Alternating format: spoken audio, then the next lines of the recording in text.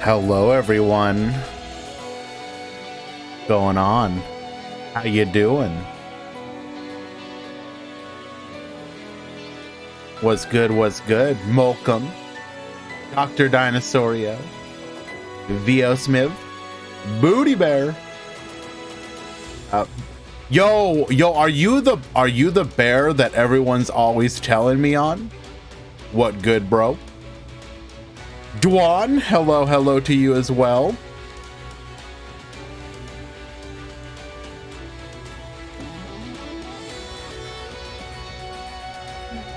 Oh my goodness. Hello everyone, welcome. We're here today for the Duel Links Meta Weekly.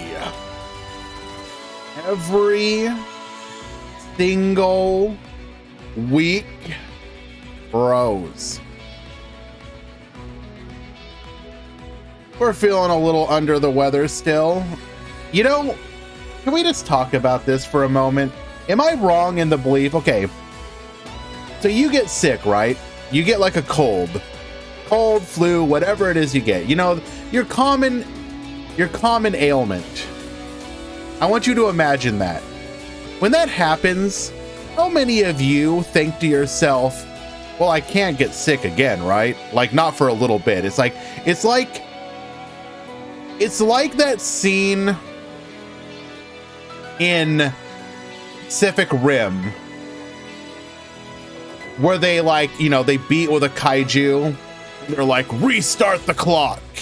It kind of feels like that, right? You have like a period of time where it's like, I thought viruses and whatnot understood that there's like there's a silent agreement between us. You can get me sick, but once I beat you, I can't get sick again for like 3 months. So if I go from a cold right into another cold, like, you're breaking like the treaty that exists between us. This can't be allowed. It has to be against the rules. Who am I talking to? I'm talking to you, the chat. Because I'm complaining about getting sick like twice in a row. I got hit with a cold, got better, then immediately got hit with another cold. Yes, it is an immune system skill issue. Yes, it is a skill issue.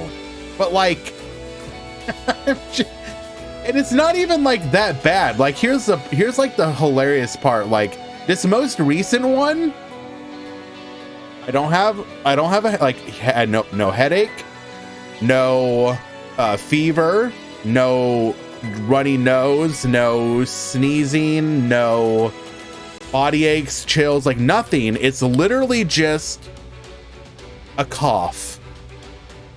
Just a cough. That's it. And I feel like I should be able to go to like the disease Hague or whatever and like complain. Hello, Brawly. Doing well. Welcome. Yami Kisara, good to see you as well.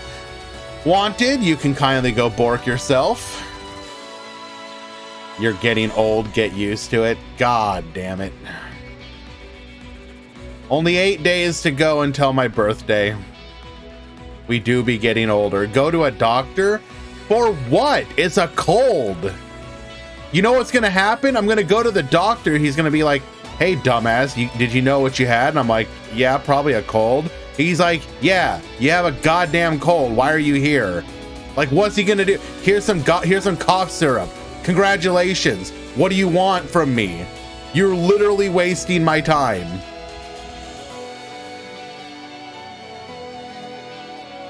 I'm so unlucky. All the deck I want for my second deck are trash, people say to me. I'm not sure what you mean by that exactly. Like, you can't decide what deck you want to go for, and people are telling you there is a bad decision. Maybe you can say that again in a different way.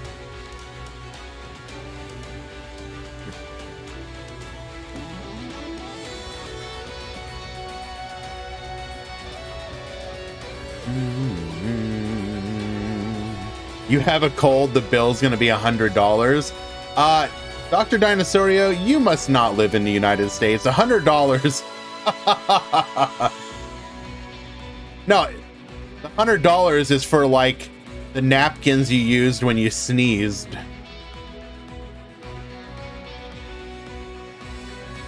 I ask a lot of people advice about decks, but all the decks I talk about is trash apparently. Well, I mean, there's only so many decks that are considered like really good right now.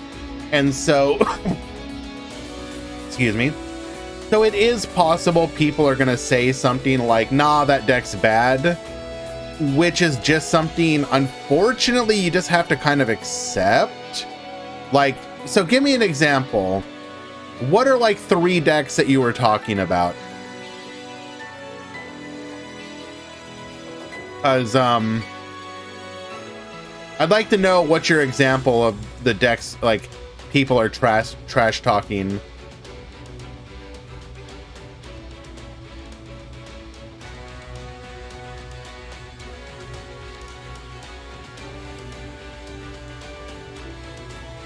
My mom had to go to the doctor twice for her cold because she went deaf in her ear and it gave temporary tinnitus. Oh my God. Not gonna lie. So I've only had tinnitus adjacent stuff a couple times, and it was usually related to like getting an inner ear infection from like swimming. Or something. And yo, that is like, if I was to be told, yeah, you're just gonna hear like a buzzing sound for the rest of your life, I don't know how I would deal with that.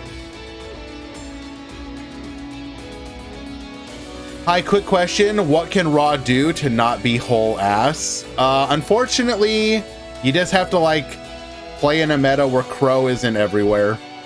It has a significant, like, the deck is fine, except that Crow is everywhere. And like, okay, but here's the thing. Can you call it tragic? Because like, let's be honest, if that deck was consistent, would anybody be having fun? No.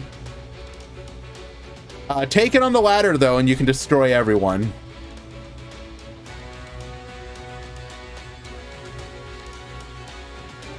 Grand Prix of single elimination tomorrow? No. The next Grand Prix will be on Wednesday.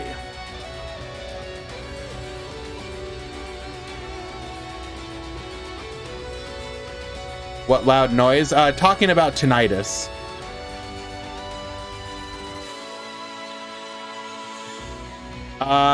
Just imagine, the best way to describe it is imagining like a ringing in your ear that's just like always there.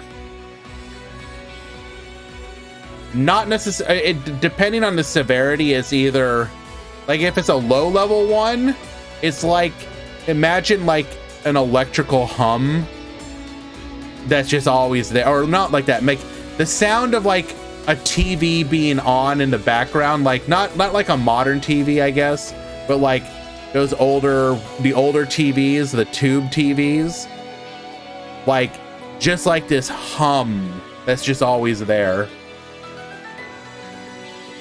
Now the issue is that it can just be distracting. You have to like not think about it, and it's hard to not think about it because it's always kind of there. So you have to get good at basically distracting yourself with whatever is going on.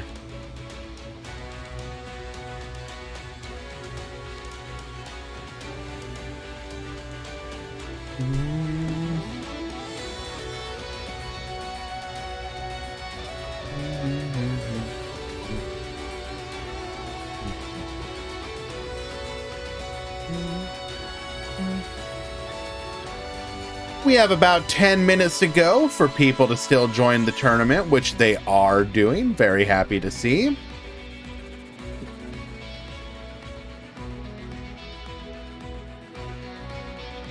I ask it. Okay, I understand. So Amazoness, Infernity, Shark, Ritual Beast, and Crystron. So yes. So for example, Brawly, all the decks that you mentioned are kind of power crept right now. Amazoness is just like an old deck, it needs some of its newer support to be good.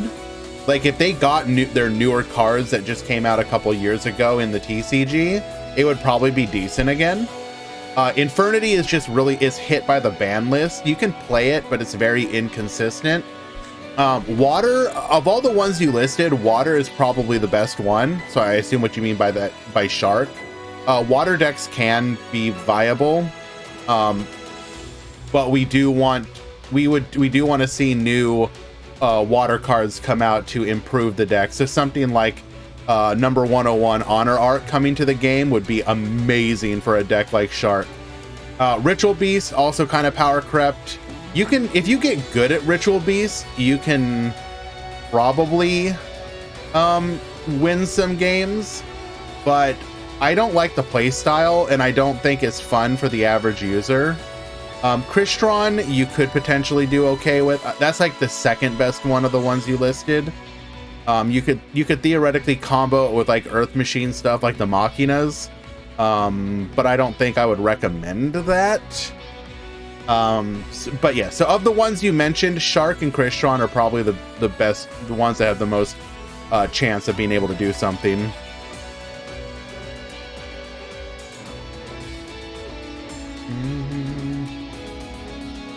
PTRG, not necessarily. Just some people are more attuned to electrical sounds than other.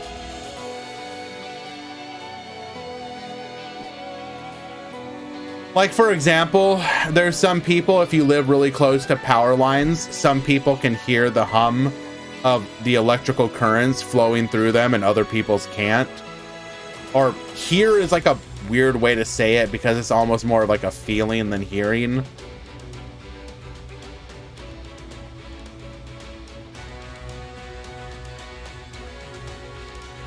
I look in Duel Links meta and I want a deck not a lot of people play so I can surprise them, but the only deck that can give me that is an old deck.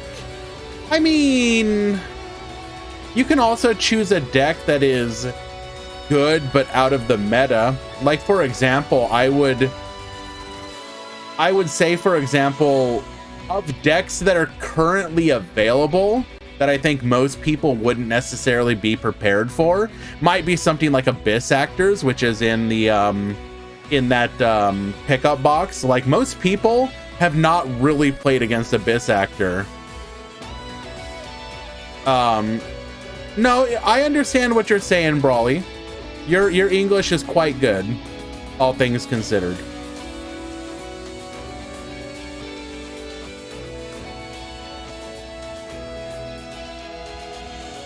The one concern about getting an off-meta deck, or what you're referring to as a bad deck, or what people are calling a bad deck, is you're gonna have more difficulty. You're going to struggle more to win than with more modern decks. I would actually say if you want to surprise people, it's less from the type of deck and rather the cards you put in the deck. For example, you don't see Mirror Force very often because people think it's bad. So you can be the person like, well, I'm just going to put Mirror Force in my deck because some people are going to go like, I'm just going to attack. The number of times that I have attacked on the ladder and somebody Mirror Forced me and I lose my entire field and I'm just left going like, hello? Mirror Force? Why? Who plays this? So that's what I would recommend. Not necessarily just a deck, but cards that you don't think people would expect. Yes, as people are saying, you do have the option of something like, why not watch match? The tournament hasn't started yet. The tournament starts in 5 minutes. Is Mirror worse than Grand getting Wrath of Neos? Oh my god, do not remind me. Who plays Wrath of Neos?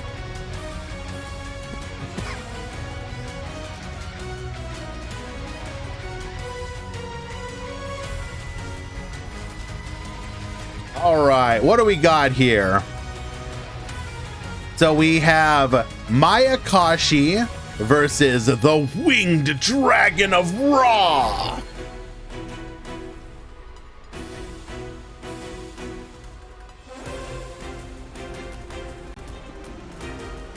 Oh my god, the Ra player is gonna... No, stop.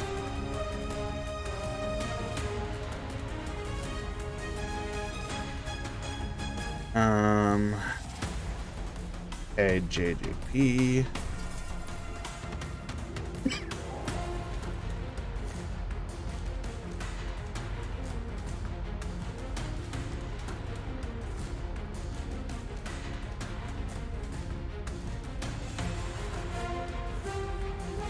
Sorry guys, 1 second.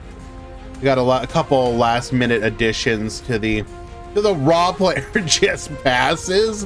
What? And he's still gonna win? Stop it.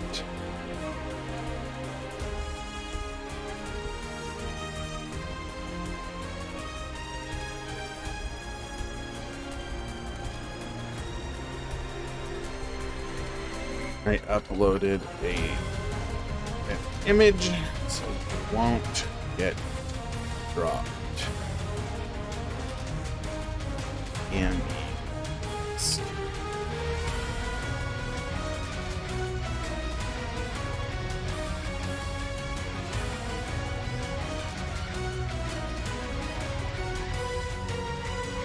okay, so we have a full board here. We kept ourselves alive with a Kiteroid. We've got literally everything. Wait, did we not set up another copy? Come on, bro, why would you not set up another Yuki Onna? Dude! Literally having another Yuki Onna in the graveyard wins us this. Okay, but we still have 4 monsters on the field. Effect Veiler, yeah, that ain't gonna do nothing.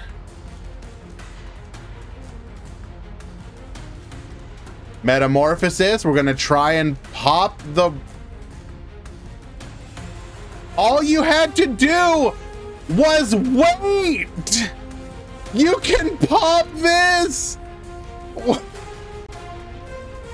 No! Zaka! What are you doing?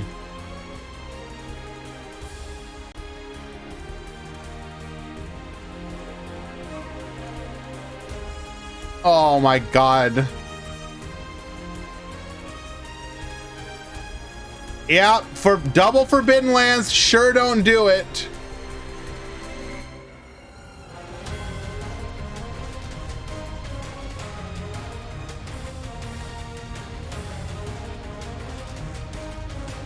Okay.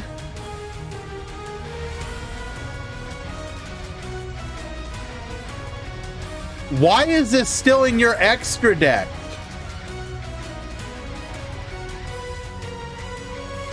I am so unbelievably confused right now. So we're gonna negate the Raw.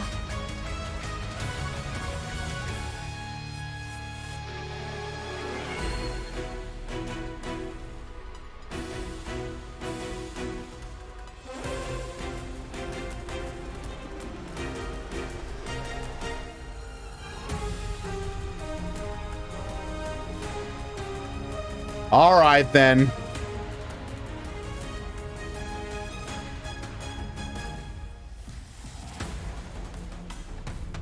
Let us go ahead and get ready for the start of the tournament. I am going to go ahead and get the edges out of the way. When we return, we will have the start of the tournament. Be right back.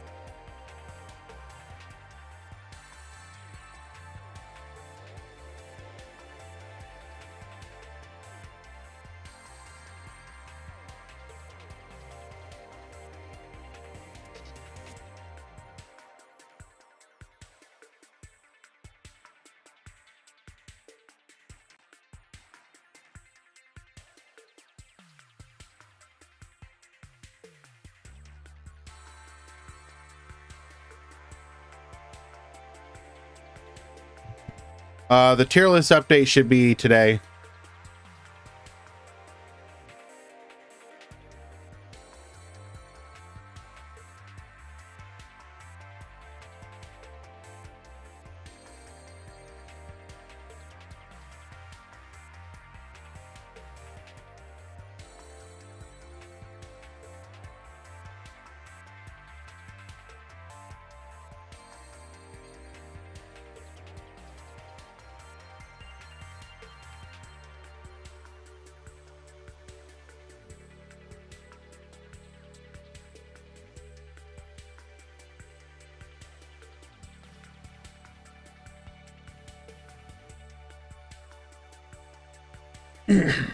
Alrighty. The tournament has begun.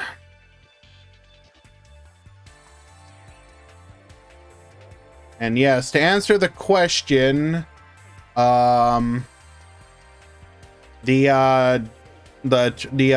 tier list update should go out today if it hasn't gone out already. I saw them discussing it in the TPC chat. How many Sioux ships? All of them. TPC ratioed by the 6K Council. True. Those of you who do not understand what the title of today's tournament stands for, it is actually in reference to that.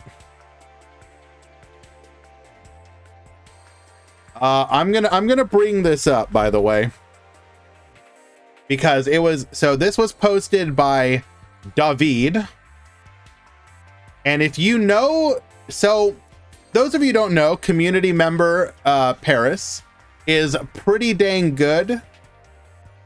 He's won multiple Duel Links Grand Prix. Let's just have a conversation real quick about this. So you have Paris asking in their Discord, I suppose, what decks poop on Tenyi?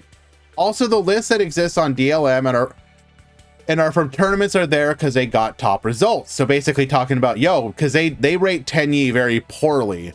Now, Paris, for those of you who don't know, is extremely good with Tenyi. Probably one of the best Tenyi players that I personally have seen.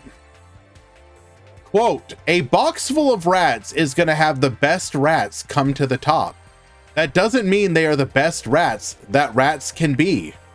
If you really don't know what decks shit on Tenyi, I recommend you play in the tournaments here, if you would like.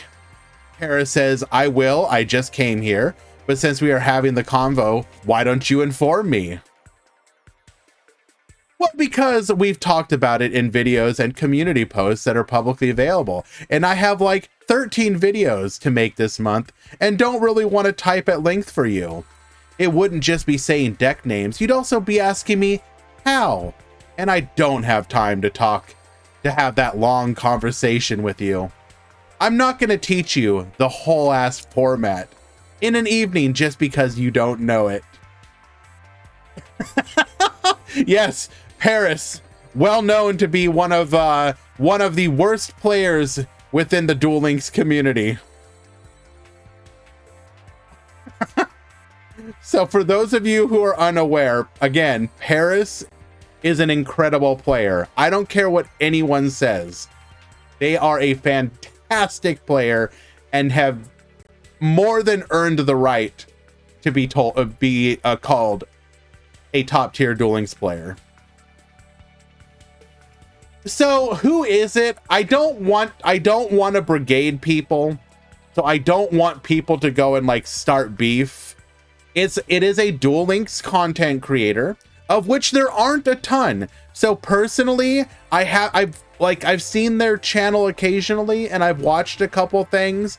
I always found the tier list to be a little bit questionable, but I don't judge it. Like, I mean, you do you, dog. You know, you like it, that's fine. I'm not gonna judge you. I mean, you really like Magic-y. I get it, man. That's cool. I ain't gonna judge you.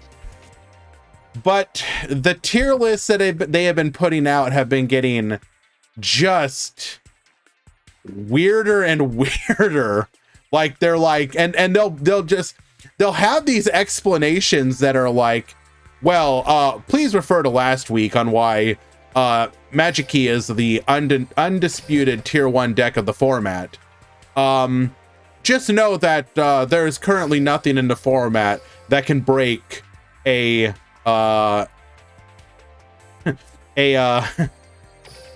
Magic Key deck that has gone first. And you're just kind of like, what are you playing against? Like, I don't want to judge. Like, I'm pretty sure. Like, are you like, what? Like, don't get me wrong. I like Magic Key. Magic Key is cool. It is a competent deck. You can take Magic Key onto the ladder and probably win more than you're gonna lose. But dog, it ain't tier 1. Like, it is not tier 1. Anyways. Hello, Soramia. Welcome, welcome.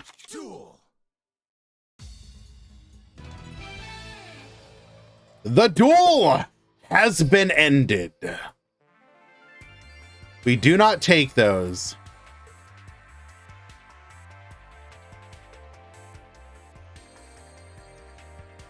It's tier 1. I'm just not gaslit enough. I will try and puff more copium.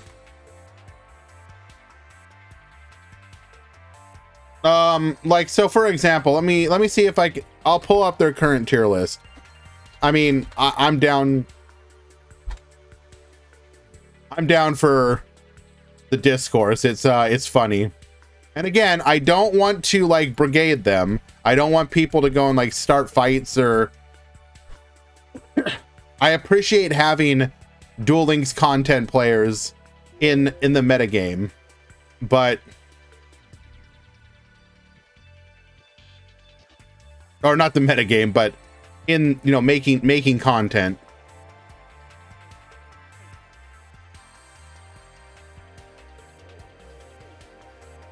So in tier 1 we have Constellar, Magic Key, and Ancient Warriors. In tier 2 we have Altergeist, Live Twin, Shadal. And in tier 3 we have Bujin, Lunalight, Cosmo. I don't know if that's Earth Machine or Infinitrack. We'll assume Earth Machine. And Speedroids.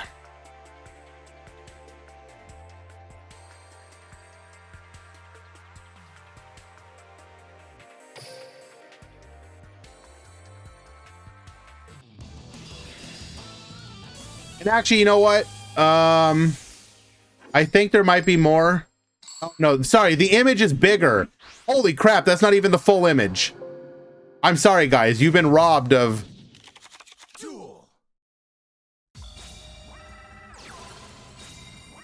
Right. We got S-Force versus tier 2 Shadals. We are going to go to battle here. Set 2. We're threatening our opponent, asking them, do you want to bounce my Shadal? We are going to go for the bounce here.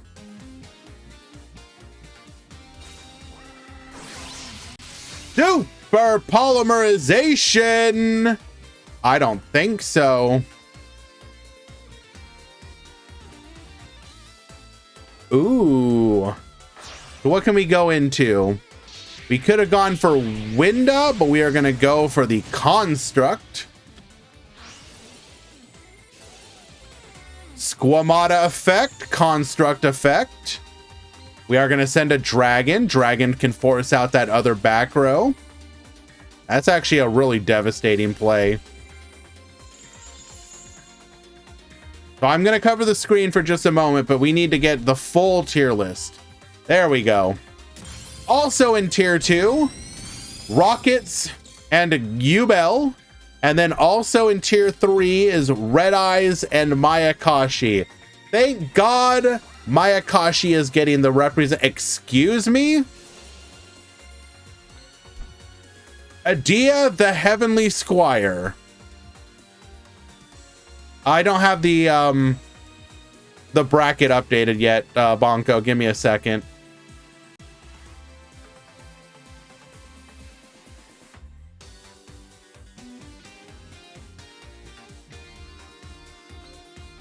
Adia is going to be able to summon out our copy of S-Force Rapachiwamaru.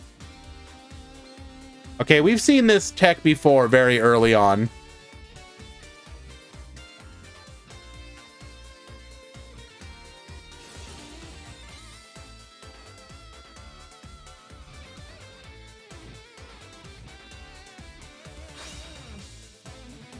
DLM tier list updated. Magic Key is now tier 1. True!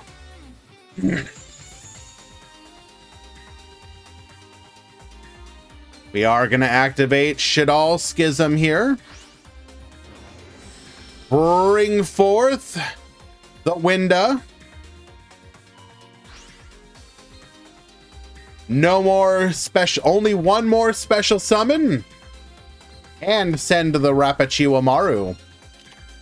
Herod has this one fully under control. We go to battle. And that'll be a quick and easy lethal. Game number 1. Well done.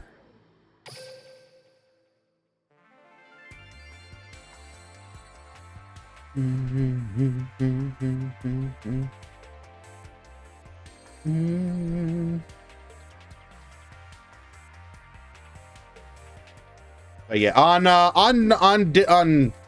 YouTube, they are Team 6K Duel Links. And again, please do not be harsh or rude to them. Like this is merely we're having a little fun. We're having a little giggle.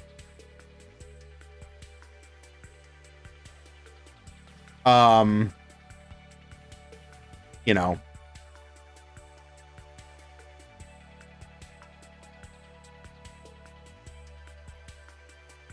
For me, it wasn't even the Magic Key. It was the Ancient Warriors. Like,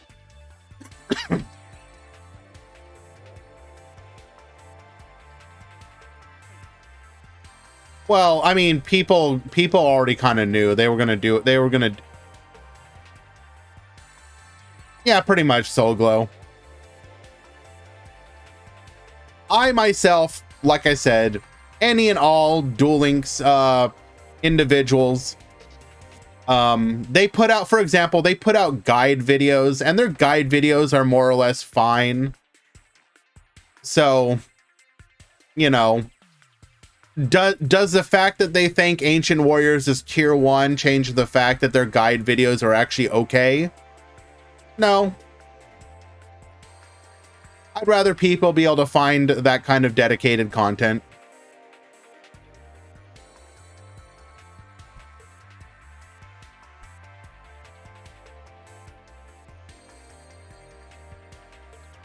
I don't know, Jabberwork. I just find that funny personally. I'm gonna be the best rat I can be.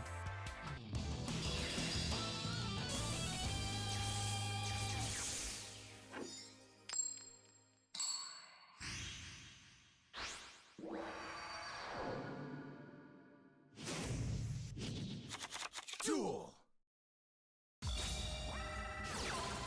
I don't know, like, I think it was referring to the decks, because the conversation was like, basically Paris was like, yo, if you go to DLM, you can see that there's a ton of submitted like Tenyi decks and are like winning tournaments. And then the argument was like, well, yeah, that doesn't change the fact that they're bad or something, essentially. Basically, the argument is like, I guess that whatever is winning the tournaments is the best thing within that tournament, but those tournaments are bad, I guess is the best way to put it. Which, I'm gonna keep it real with you though. I'm gonna keep it real with you. if I could somehow get like 172 rats to play in my tournaments, no offense, every one of you that signs up for my tournaments, I would no longer allow it. I would prefer 172 rats, because yo, I get to be like, these are mother flipping rats, bro, playing Yu-Gi-Oh. This is I'm gonna put my camera on it and I'm gonna be like, dog, it's a rat.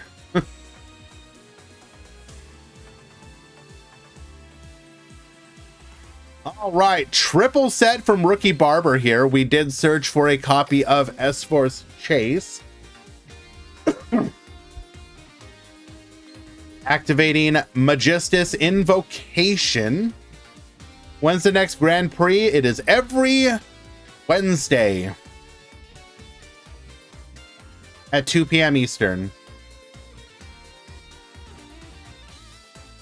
Also, guys, if you are unaware, and I am reminded of this because I was watching him do it earlier, if you want to see Loom get it completely wrong on the end of year Duel Links list, please go watch his most recent video.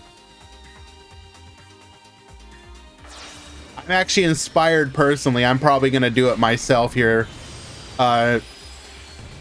sooner rather than later. I actually grabbed the tier list maker from Brad. If you want to watch the original one, go watch It's Brad as HD's version of it. I actually think Brad got it mostly correct.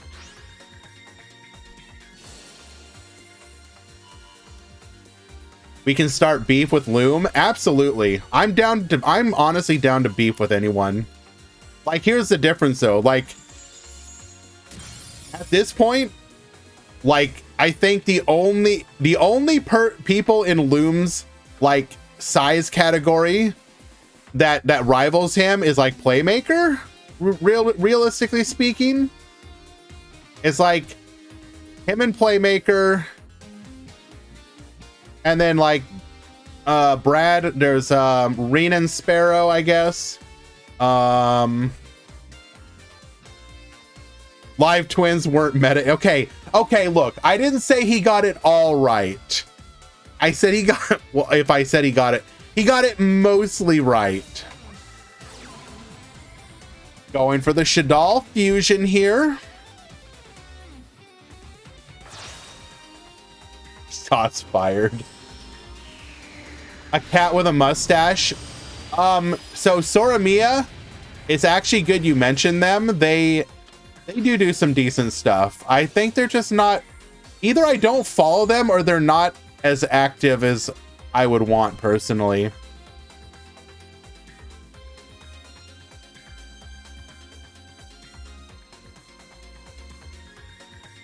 Do I know Uchiha Leandro or Renan Sparrow? I've heard of both of them, yes. And I specifically just mentioned Renan or Renan. I apologize for saying that incorrectly.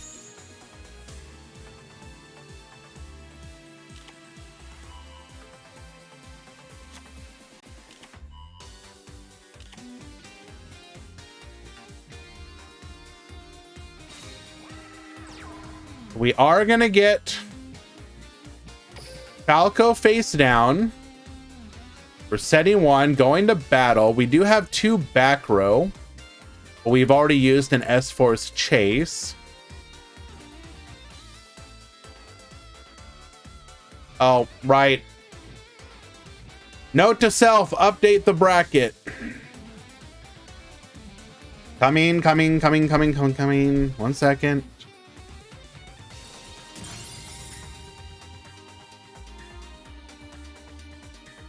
Edit com bracket. There you go.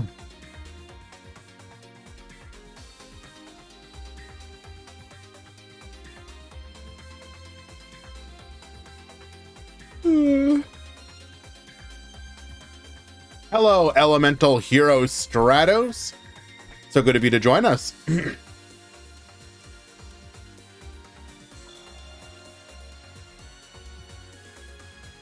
Hello hello as well, Eli.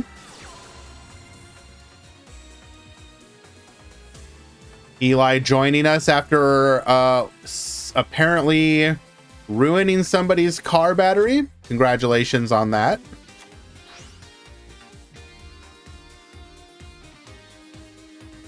We are going to search for a copy of Rapachiwamaru.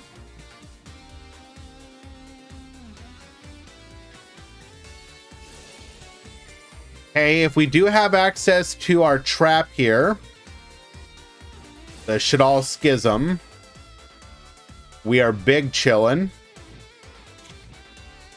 We do not have it, unfortunately, or do not elect to use it.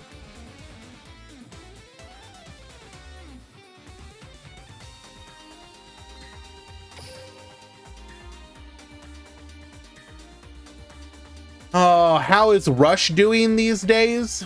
I mean, as well as as one could hope for a mode that kind of feels neglected right now.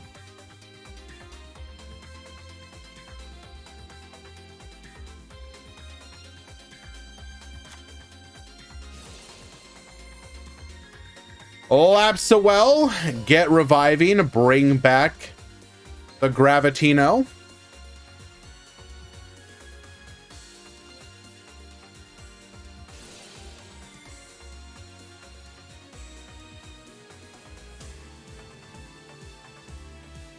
Right now, Rookie does appear to be in the commanding position. We can potentially board nuke here.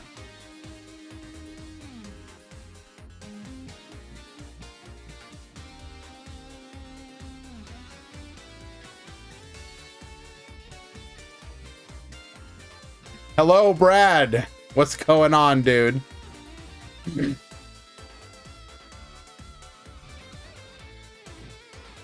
By the way, Brad, what support do you think Live Twins needs to potentially push it into being a meta-capable deck?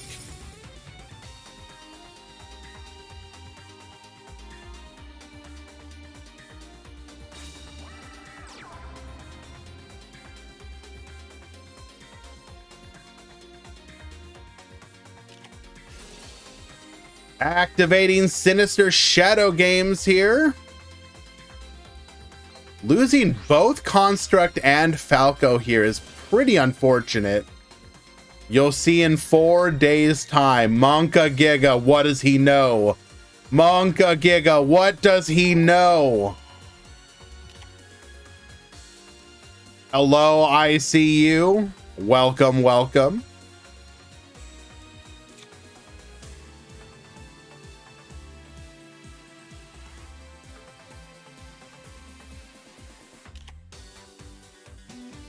Who is actually enthusiastic about getting Live Twins good again? Well, first of all, Live Twins, in my opinion, is still good.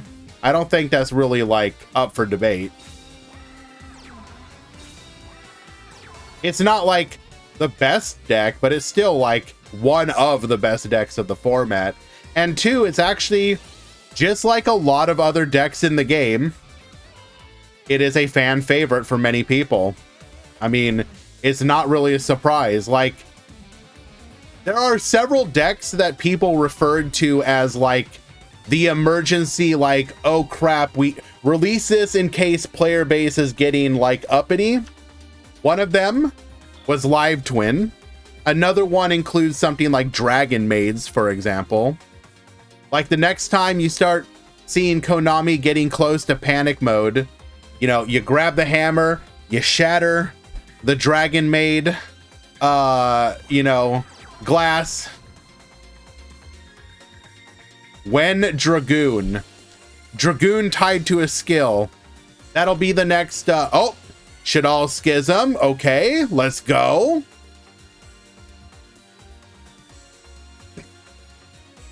Plunder Patrol is next. Do people actually like Plunder Patrol, though?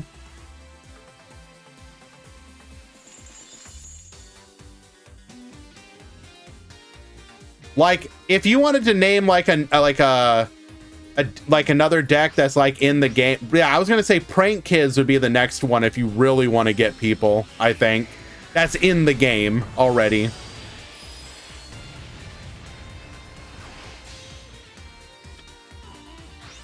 I have one guy.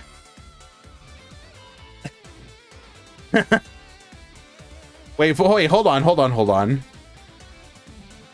Okay, double IDP here. That's kind of rough.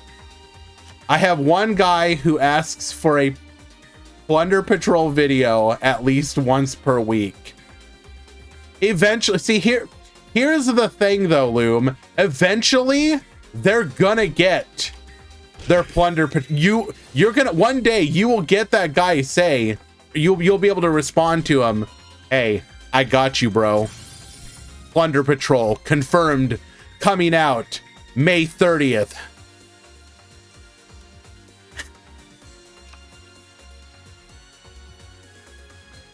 Oh.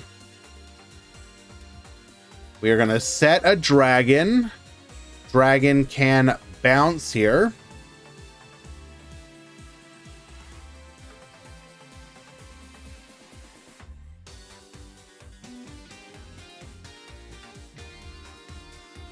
Why is my cat scaring you exactly?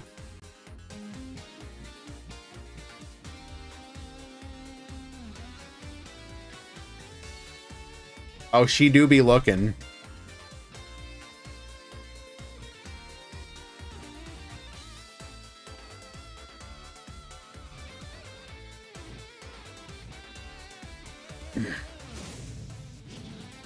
So have Amazement done anything?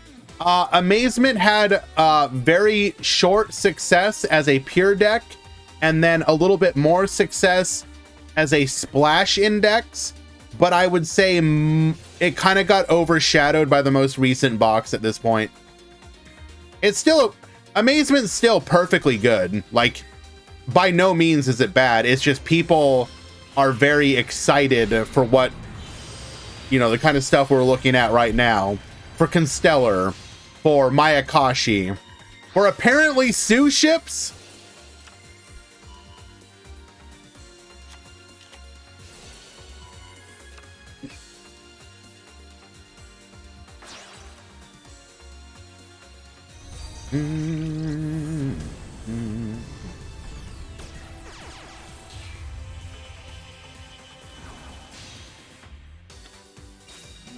So it should be noted that Carrot managed to grind his way through what feels like an unlimited amount of back row and actually manages to 2-0 going twice.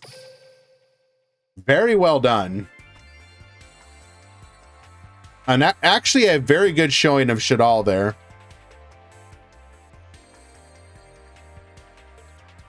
Yeah, get Madge. Yeah, Matt Eli is what I like to see.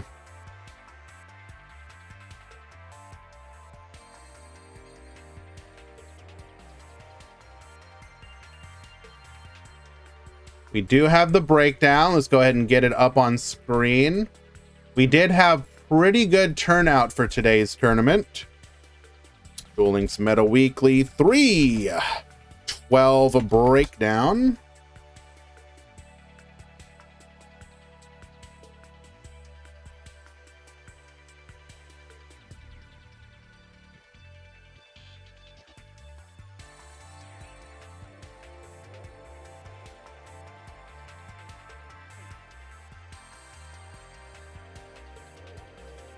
Edit com breakdown.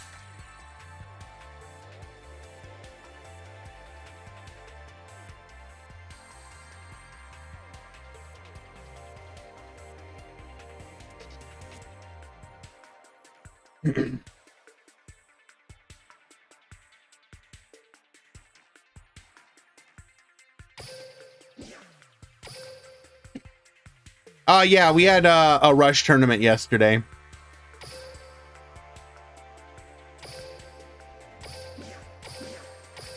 God damn it. Zaga, Yassel, I wanted to watch your match. What'd you do? Why'd you leave? Okay, let's go ahead and find another match.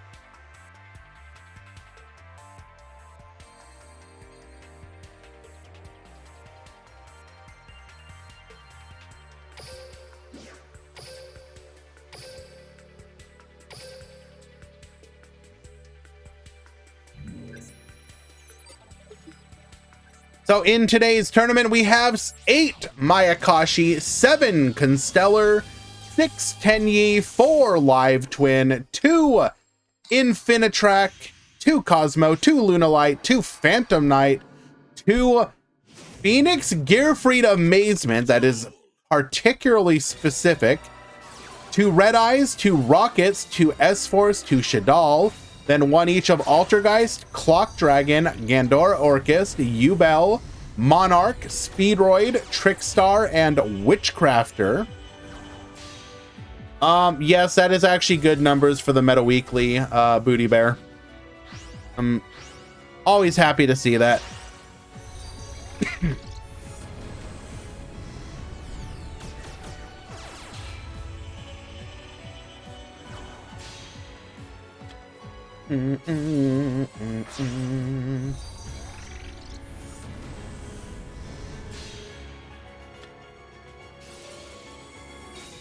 Hey, going for the Mayakashi return here.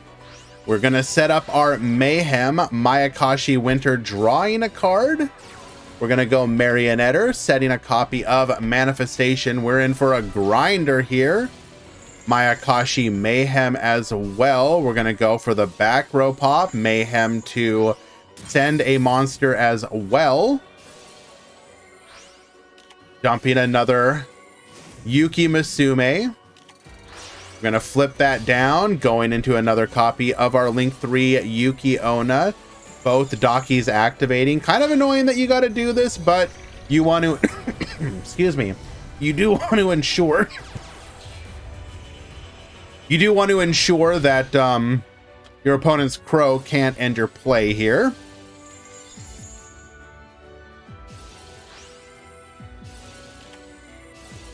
Personal spoofing in response. We're gonna send the Silcoitus Mayhem, allowing us to draw a card, grabbing a copy of Multi-Faker.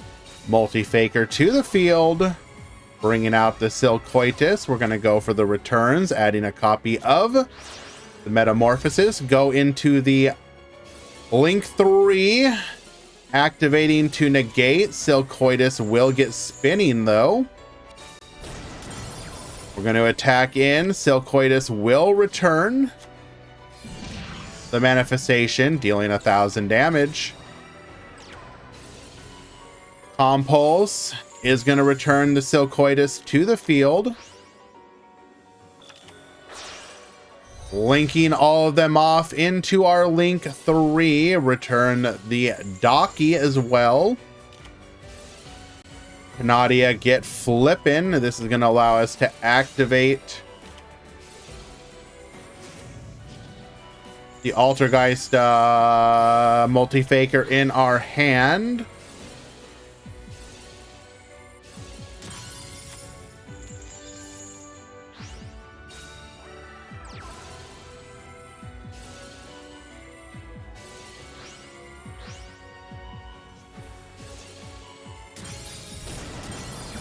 Not quite lethal, 100 off. So unbelievably close. Return the Silcoitus to hand. We're gonna go Manifestation here. Return the Multi-Faker. Multi-Faker. Unfortunately, yes, we do have to put that monster in attack position. Why are we watching this? Because we're watching Mayakashi? Sorry? What deck would you like to watch instead, please? Can I find maybe some Ubel for you?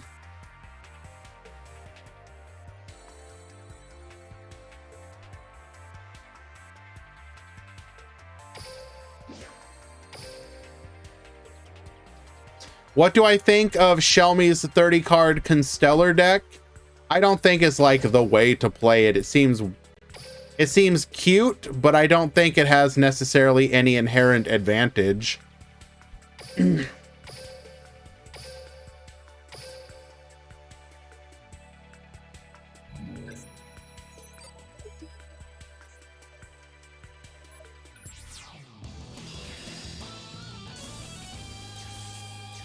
Any Constellars?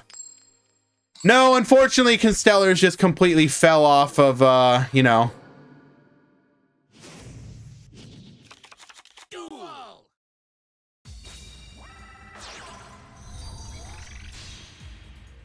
We have Kenzo versus Sean. 5 gifties for a Cosmo match. Okay, well, I want you to stop gifting. So I'm going to purposely go out of my way to not find one now. Also, unfortunately, I do believe the last Cosmo one already ended.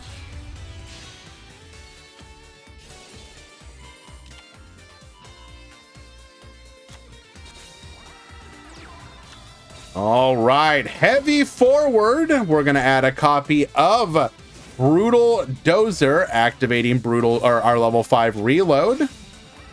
Bring forth the Machina Fortress, Harvester effect, Schism effect in response. We are going to make a copy of El Shadal Winda. You get 1. And that's only 1 more special summon for the turn.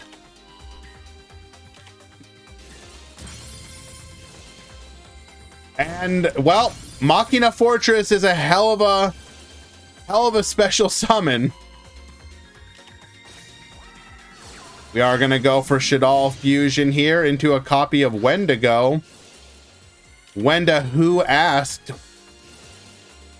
Shadal Schism once again into another copy of the Construct. Dumping the Hound, flipping the Dragon. Citadel does not take kindly to that. We're going to wipe the entire field.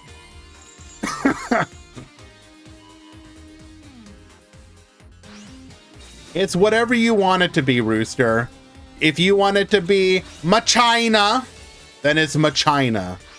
If you want it to be Machina, then it's Machina. Going for a copy of Earth Slicer. Get poppin', beat over, and return the Winda as a material. We do get a copy of Shadal Fusion, though, which is pretty insane. Hedgehog effect. Construct effect.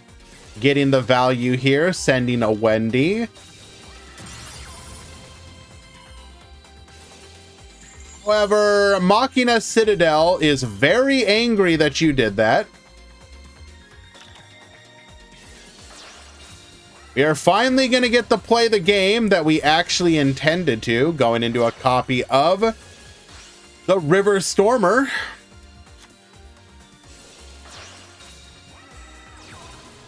Crab Crane, bring out the Outrigger extension. Oh no! Earth Slicer, bring it back, attach the Goliath. Outrigger extension, go ahead and rank that right up into a Liba. And we go for lethal. Construct attempting to destroy it via effect, but due to the Link monster, that does nothing.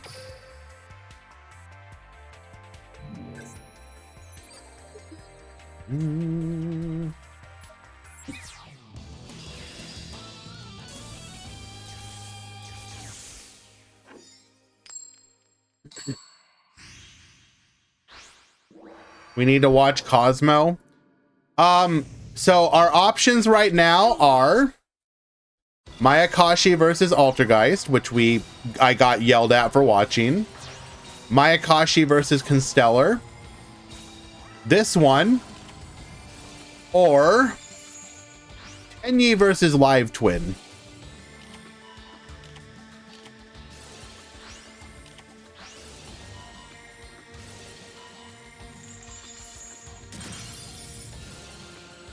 Citadel attempting to return, but we have the Crow. Magistus Invocation into a copy of Construct. What does Hell Shadal Hollow even do? Okay. Citadel back. Bruh. Okay, Sean. Did you really just try and attack Citadel into the construct? Bro. For those of you that don't know, construct defeats any special summoned monster. And it is in fact not once per turn. A lesson well learned.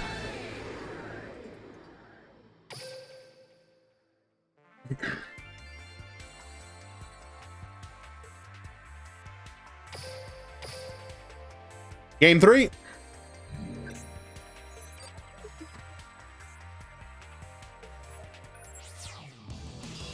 I'll say it again. These titles are getting too long. Scrolls for too long. Oh, no. At this point, I want it to get even worse.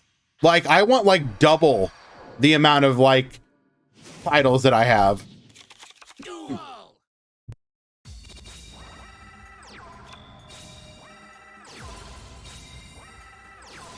Triple set the back row. No response so far. Interesting. The tier list should be today, yes. But no, realistically speaking, what they should do is eventually allow you to choose the titles that you want.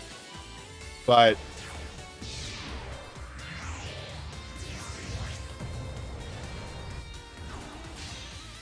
like, nah, imagine if it's like, you know, it does a character animation as they, you know, both come onto screen, right? And you're just kind of left, and then like it does a little music sound, the little like chime, like, you know, getting ready to battle. And then rather than going into the match, you just get like dead silence, no sound effects. Wow, and just straight up OTK'd.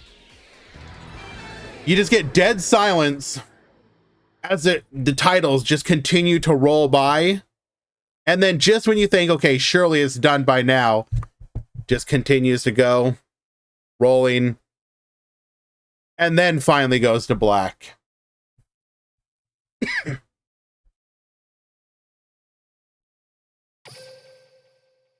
Do you prefer this version of Duel Links talking about what the deck does?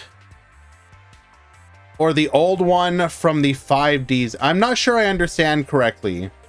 Are you asking me if I like the current versions of decks in the game? I mean, I would say yes. I know I kind of prefer where we are right now.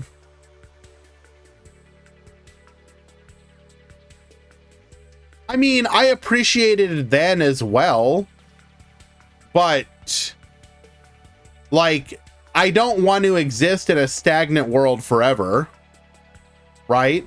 Like, I can appreciate the games for what they are at the time that they exist, if that makes any sense.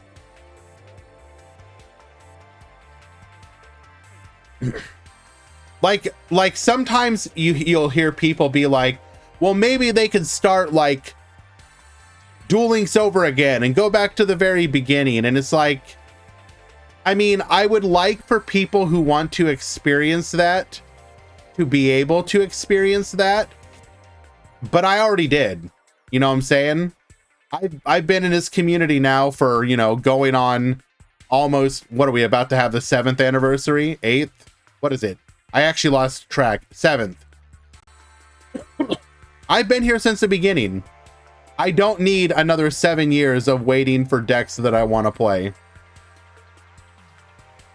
If you want the feeling of those older decks, make those decks good again by giving them stupid skills. You know what I'm saying? If Konami wants to release like Amazonas again, like the next box has Amazonas cards and one of the stupidest Amazoness skills that you have ever seen on the level of like the Blacklist or Soldier skill, fine. I'll be down for a meta where I'm complaining about Amazoness of all decks again. That's fine. Go for it.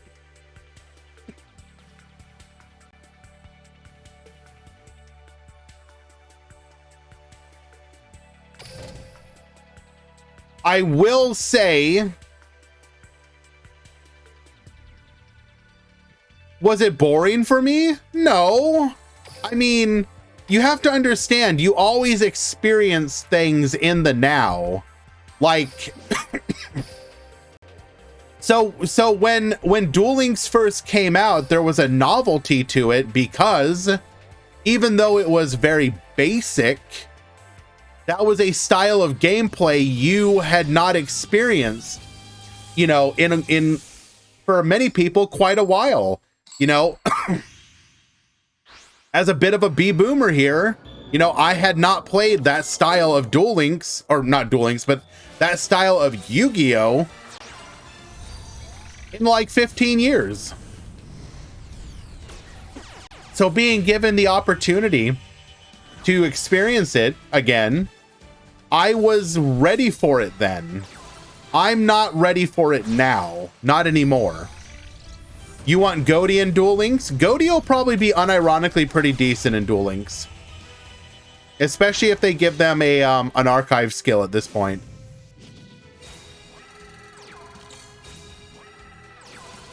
We are in the last game of the last match of round 1, by the way.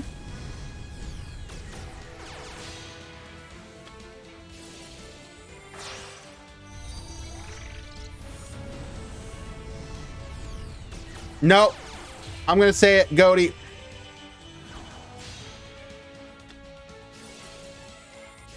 The problem is every deck has a cool custom link they could totally add, but but instead they think adding generic links is selection box worthy.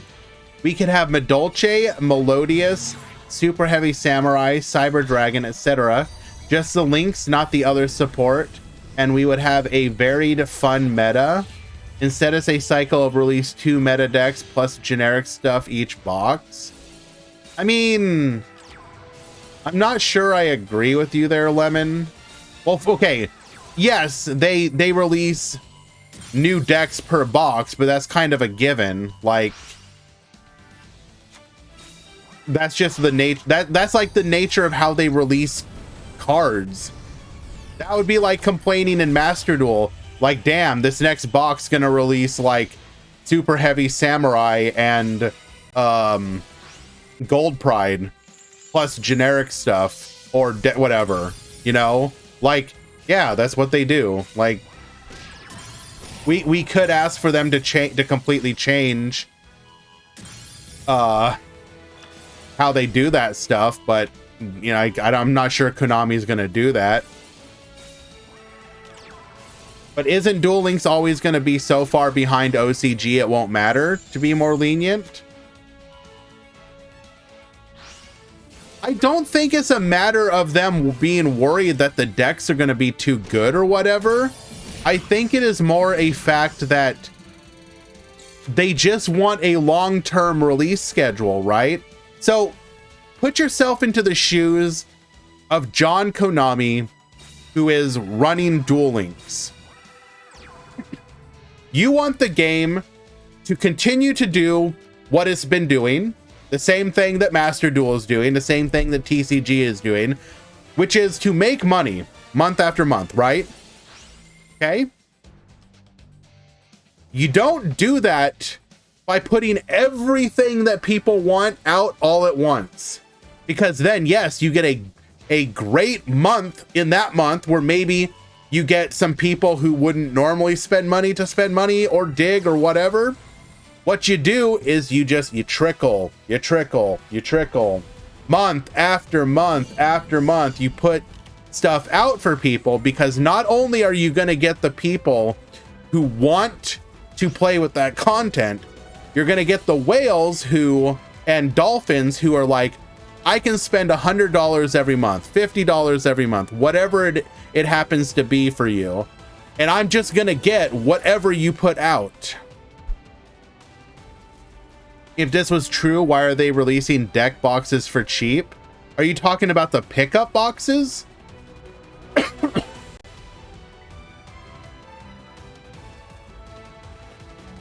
I've seen a couple videos from that, BMAT.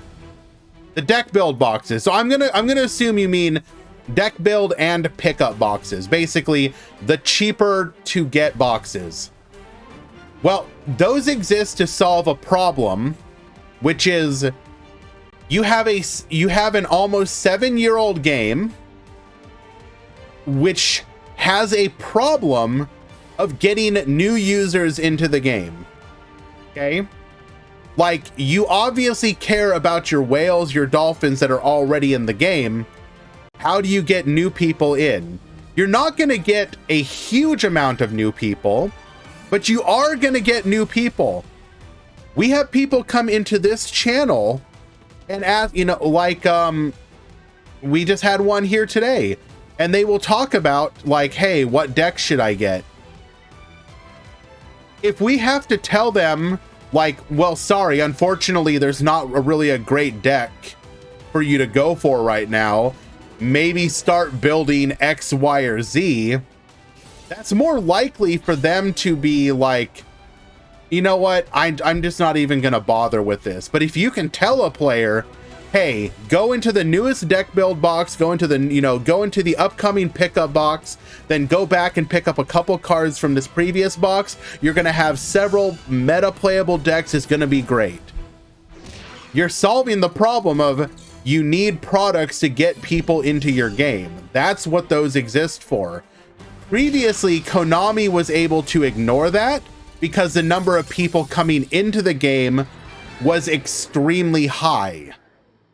Because we're an older game and that is slowing down, or has been slowing down, you need to have different ways to get people into your game to basically be that catch-up mechanic. That's why you see them doing pickup boxes, deck build boxes. That's why, like, they have been putting out more chances to get dream tickets than basically in any other year. I would need to count the numbers, but I believe we've had more dream URs this year than in like any other year, as an example. I think maybe year 2 or year 3, they would do weird stuff like, it's Joey's birthday, here's a prize. And now they're finding, this year they've been finding stuff like, I don't know, screw it, 100 characters in Duel Links, here's a dream ticket, here's a deck build box, it's only one more, okay, well, sure, fine. Then from my perception, it felt like more. I guess it was more by 1. Thank you for making my point essentially incorrect, Brad. You could have just said nothing.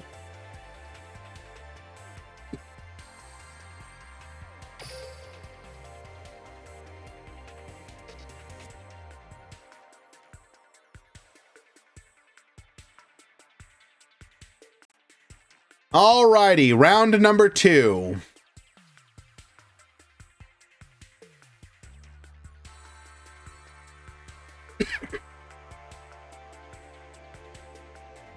Round 2 has begun.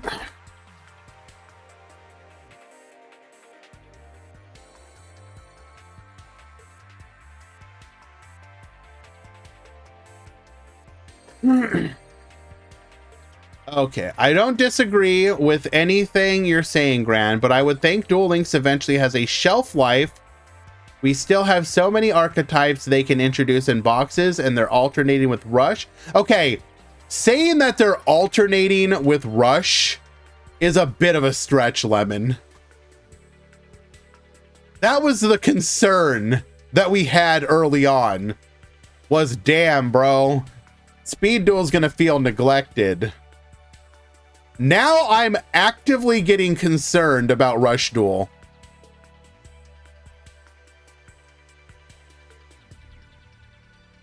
Rush is not forgotten, but they clearly have a different plan than what most of us were thinking. Whether that's a 3-month cycle or something, whatever it happens to be.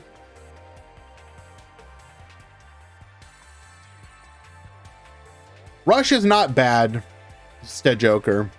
You may not like it, but as somebody who does play it as well and and hosts tournaments for it, it's just early Rush that maybe doesn't feel as good.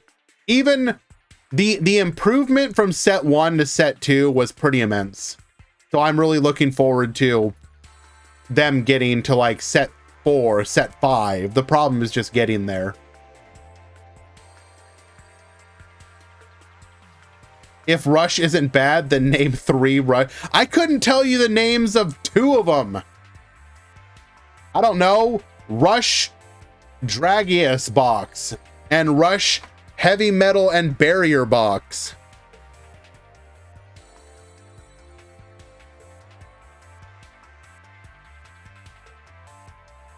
Do you think we will get more of the Allure Queen anime cards? Or so Draft Fusion, if you want to know what kind of anime cards can come to the game, just look at cards that were in the oh god, what's the name of it? Why am I drawing a blank? Brad, you're here. What are the PSP games? Tag Force, yeah. Thank you. Basically, any unreleased cards that are in the Tag Force or World Duel Carnival. Thank you. I don't know why I was drawing a blank on Tag Force. Isn't Rush supposed to have different types than TCG? Well, they have like a type for Galaxy Eyes, for example. Like Galaxy Eyes is its own type.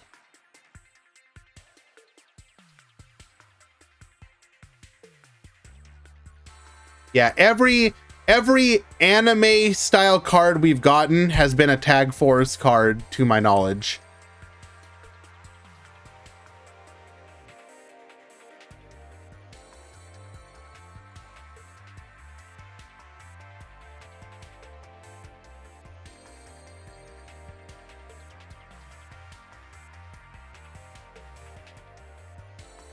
All right. Never say I'm not the type to shill.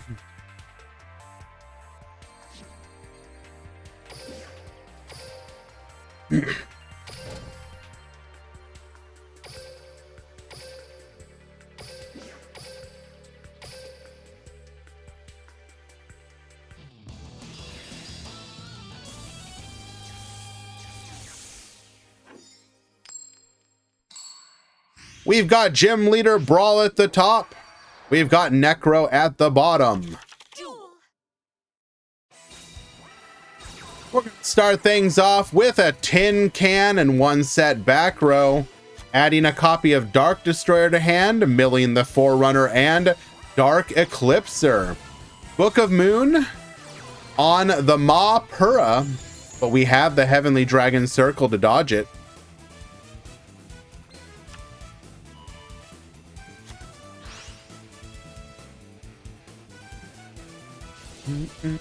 Wait, why are we talking about bad decks that won Worlds? What?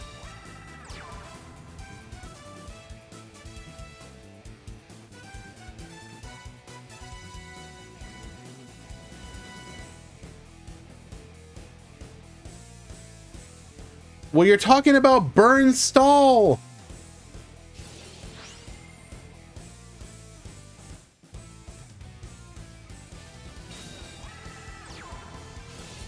What would Brad like to see in the next speed box? Rush Duel cards.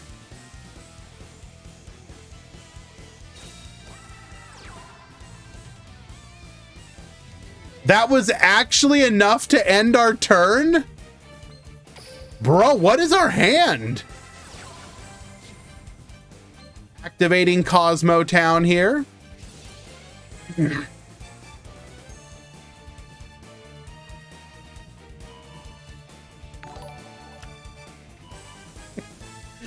5 gifted X Luxin Playmaker TB Rambo Guska Henrique PH7. I don't know why I was trying to make that more difficult for myself. Jeremy Sosa. Thank you for being the recipients of my shilling. Going for a copy of Cosmo Farm Girl here. We could be looking at... Oh, we had the Crow. Crow don't do nothing here. Farm Girl. Paying 500. Searching for a copy of The Dark. Damn it. The Dark Destroyer. Bring it to the field. 3K lethal.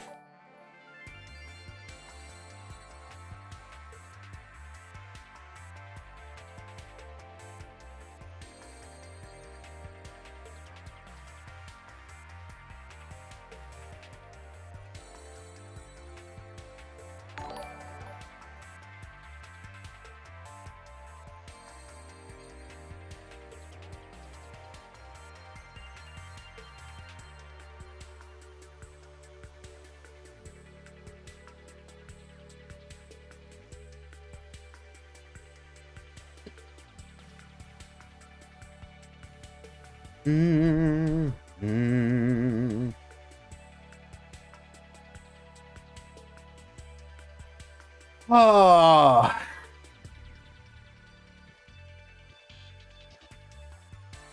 I'm curious though. Was there any Tag Force exclusive cards that were actually ever good? I don't mean they don't have to have been good now. Were there any that were just like good for their time? Okay, Kiteroid obviously counts. Yes, Kiteroid. Obviously that counts. I forgot that that was Tag Force.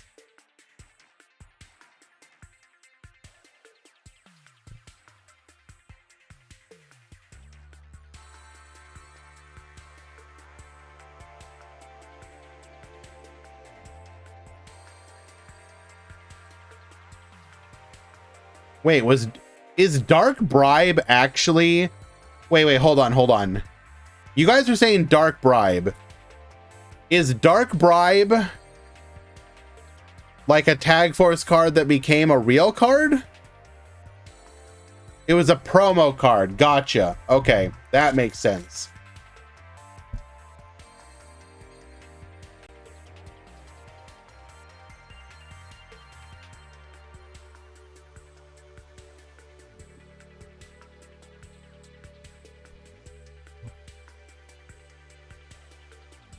Not gonna lie, I did give in and buy a couple of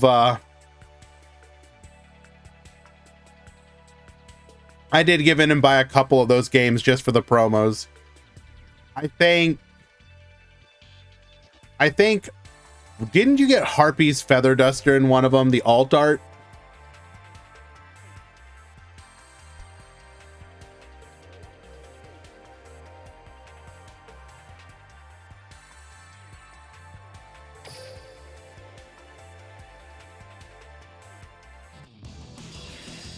I'm pretty sure I remember going after that one. I just can't remember which game it was.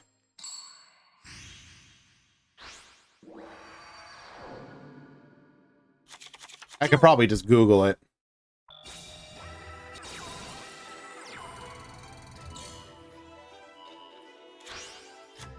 Alrighty. Gym Leader Brawl going first. We are activating Mind Drain here. Get side decked, idiot.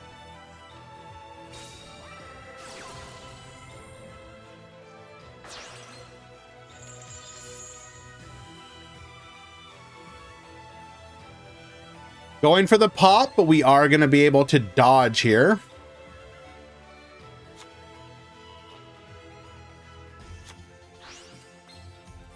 Some of the moderators in the Discord, I say some, but a couple of us have been talking about potentially bringing the Meta Weekly to no side, at least for the time being. Haven't decided yet.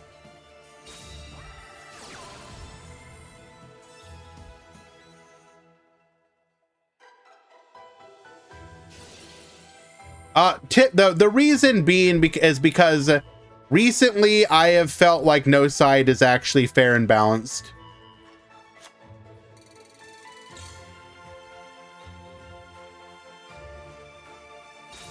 It actually we actually were, so I don't, okay, unfortunately it looks like we're about to have the edges. I'm gonna save this conversation, but I do want to touch on the concept of siding, and specifically it's how it ties into wide versus narrow metagames, which is a discussion that happened on Twitter over the last day or so. We'll talk about it in a few minutes.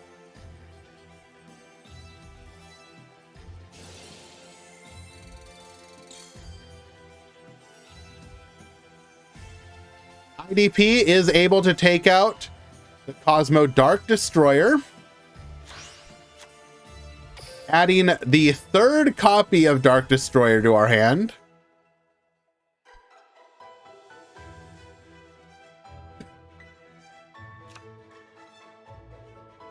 I'm not sure that's 100% true, JG.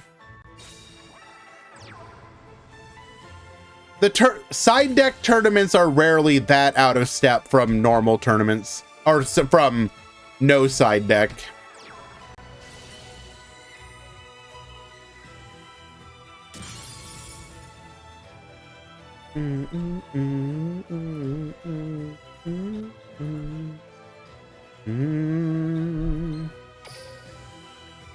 We could have another IDP though.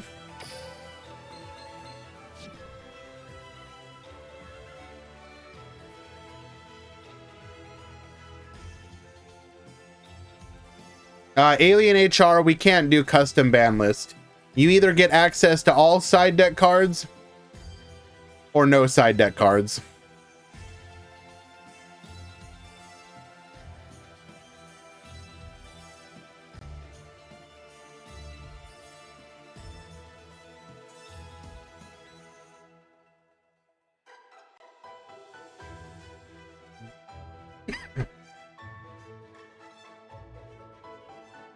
No problem, Solglow.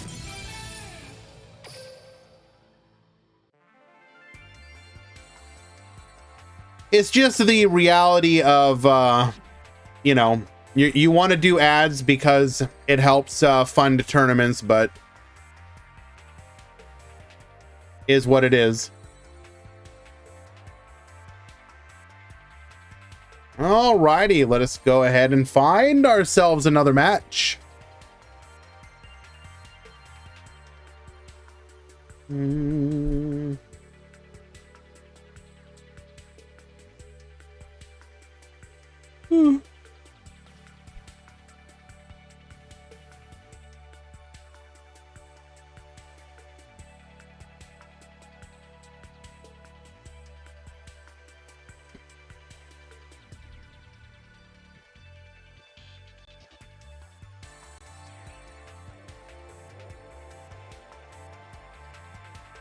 Okay, that's a funny matchup.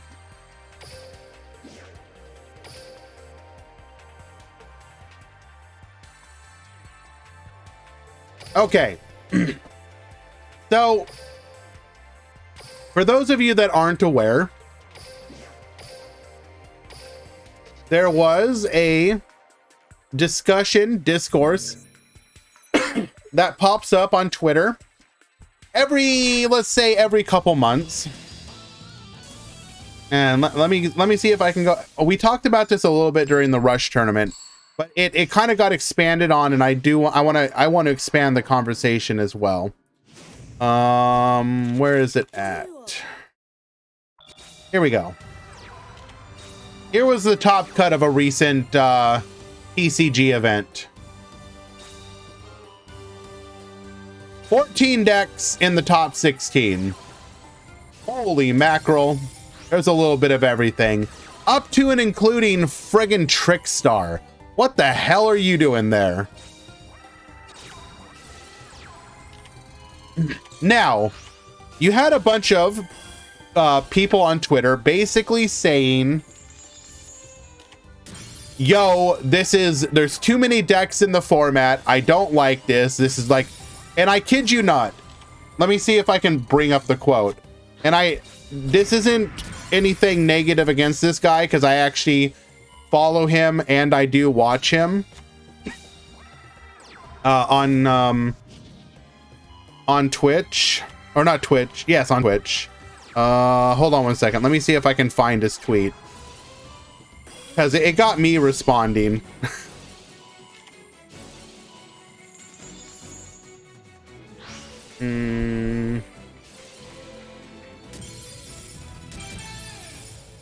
Wordy takes game number 1.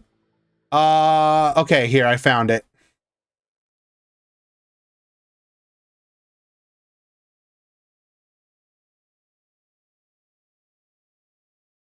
Too many decks. Truly such a bad format at the minute. Somebody responds, nah, good format. Yeah, sure, I love having 100 decks in the format to prep for at a competitive deck level. I sure hope my 15 side slots are enough. Now, this conversation continued, but that is kind of the gist of it. And that's kind of the main thing you need to know is these are the kind of conversations that were happening, right? Basically, the idea being too many decks, can't side for them all. Now, I personally got involved in the conversation, and my argument was like, you don't need to side against like Trickstar. You don't need to side against, you know, Pirelli. You don't need to side against, you know, Branded. You side against what decks do. Is it a back row deck? Is it a Monster Mash deck? Is it a Tower deck? Like, you can approach multiple decks with the same kind of teching, right? I can put something like Sphere Mode in my deck, and that's going to deal with a bunch of different decks in theory, right? Because I can hit the Monster Mash decks. Or maybe I play like Lava Golem because I don't want to do Sphere Mode. You know? Oh, my opponent put up like a Noir and they just happened to put up another one as well. Well, now I can deal with it because I've got the Kaiju-like effects to take care of it. But those Kaiju monsters can also be played against other decks. Is it optimal? Is it 100% optimal? No. But acting like you're oh, my side, I can't handle this. Like, I don't have anything in my side. You do. It's just not a silver bullet, you know? Like, you don't have, you know, what's a good example? You don't have your dimensional barrier or something. Hello, by the way, Nurgard. Like, realistically speaking, if your side deck included Arpy's Feather Duster, Lightning Storms, evenly matched, some Kaijus, like, I don't know, Dark Ruler No More, or some other negation effect, like a blanket negation effect. Like, if that was your side deck, are you really in that bad of a spot? Like, I don't know. It's not even about the cost of the staples. We're talking about, like, you want, oh, well, whoopsie, I didn't realize we were already done. Well,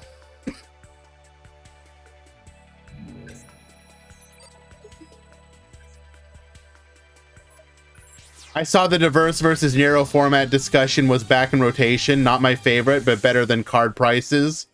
I mean, that will be, I actually don't know if that one might come back up, Nur, just because all these people are not excited. Okay, so that you obviously saw that, like, you know, oh look, Rescue Ace is being reprinted, and it's like, oh great, that's great for the people who want to play Rescue Ace.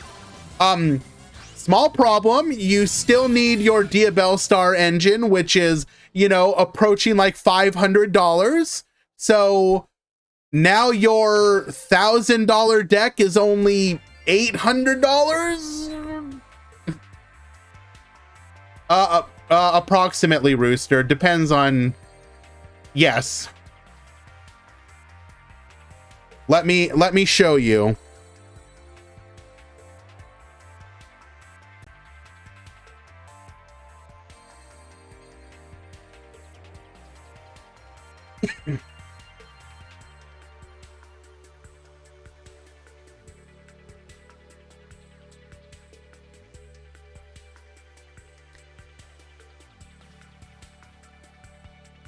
Oh, well, you need your copies of Wanted Seeker of Sinful Spoils.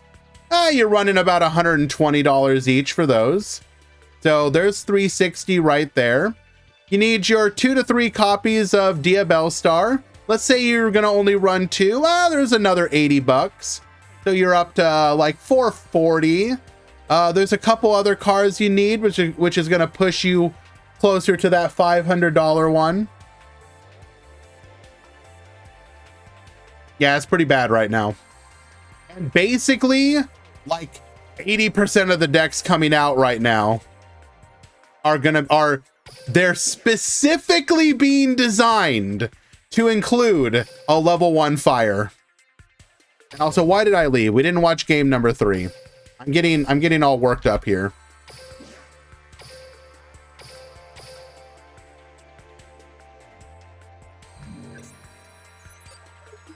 Dirt cheap, not gonna lie. Oh yeah.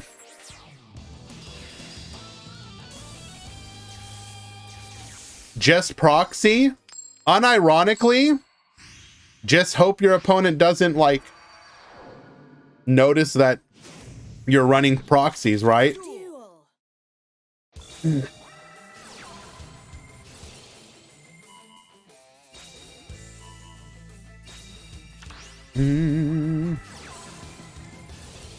I don't know. It's just kind of, personally for me, it's just kind of frustrating because the format actually looks pretty cool. The problem is that we are the format. So for all the people that were complaining about the format being wide, it is going to start narrowing, right? Because of the stuff that we're going to be getting, it is going to narrow. It's not going to shrink to like a tiny meta, but it is going to be narrowing. And a lot of the decks that are going to be good are ones that want to run the Duel Star engine.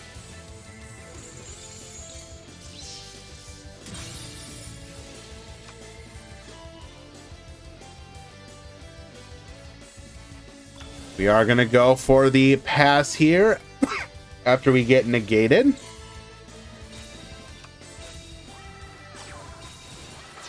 Linkuriboh, we're going to go for the Cyclocoaster. Adding it to hand. Cyclocoaster again. Dark Eclipser will negate. 22, 3K lethal.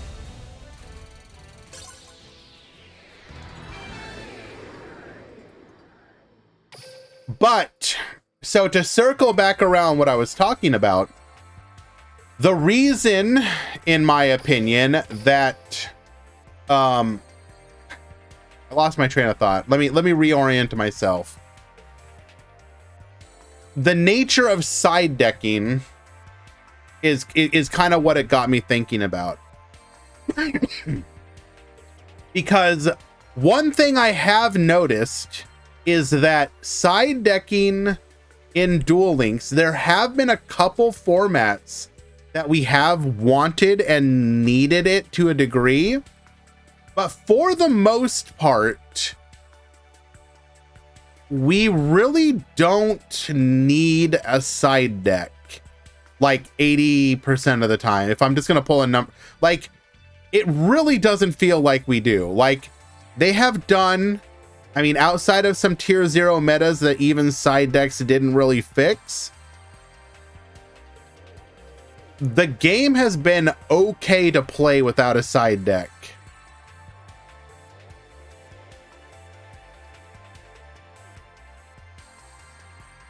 And it made me just kind of think, is that because has anyone done two? Yeah, two deck format has been done a bunch of times, JG. And it kind of got me thinking, is the lack of a need of side deck because of the curation of the card pool, or is it like an inevitability because of power creep? So for example, can Konami in theory continue to release cards into Duel Links and not need to ever, like, would we as players be able to be like, we don't need side deck again? Or is it an inevitability, like some people might say, for example, in the OCG and TCG, that you kind of just need it at a certain point? That the side deck is inevitable.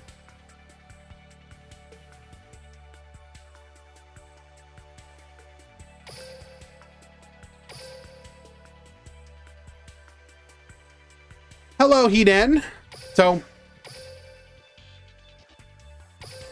I don't know. I actually don't know the answer to that. I don't know if it's an inevitability.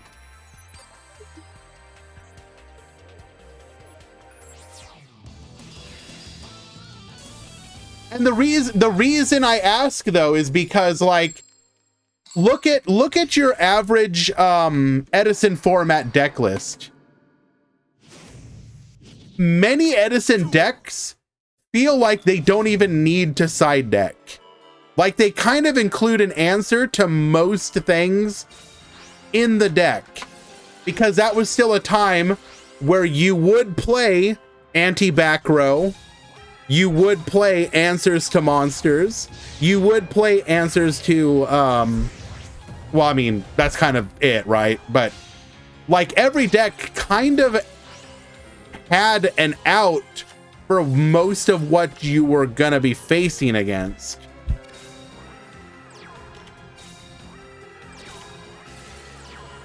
And sure, Royal Oppression is obviously a card. Super Polymerization. Going for our copy of El Shaddai Winda here. Canadia will solve that problem, however.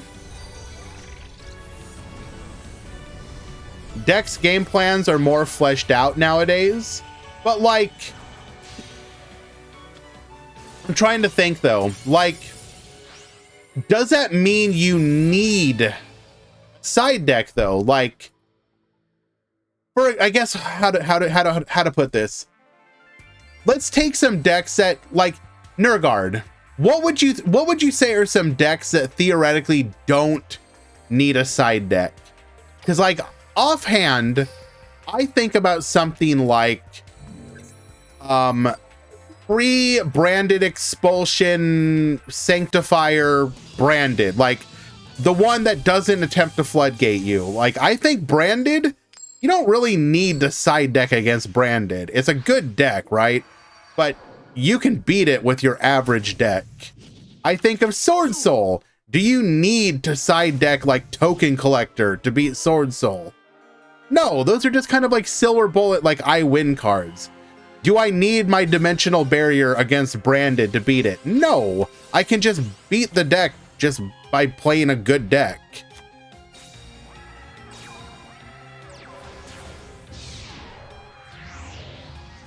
Like, I think when I think of a deck that sometimes feels like it needs an out, is I think of stuff like Pirelli. I think Pirelli, for example, is a horrible deck. Not because it's like broken and runs the meta. I think tower monsters should be few and far between.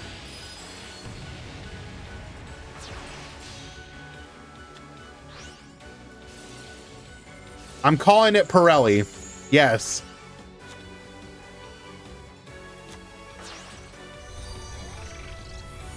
Like, the idea that you need like a kaiju, for example. Like, I hate that. You should never need a kaiju.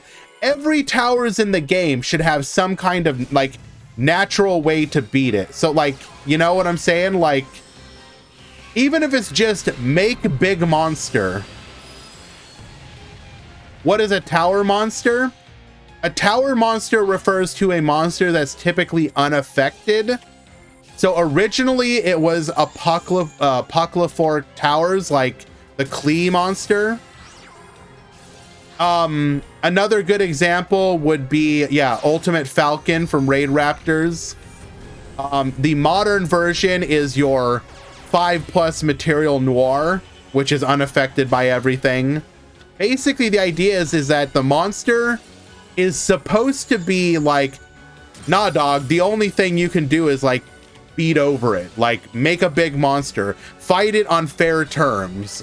You can't, you know, put it to defense or face down or banish it or what. You have to like fight it.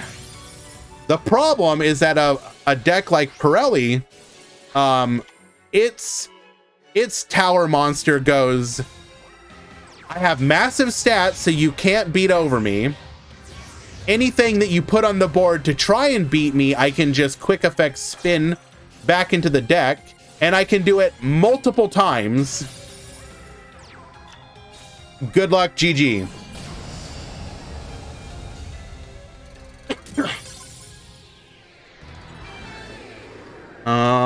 Missed a couple comments.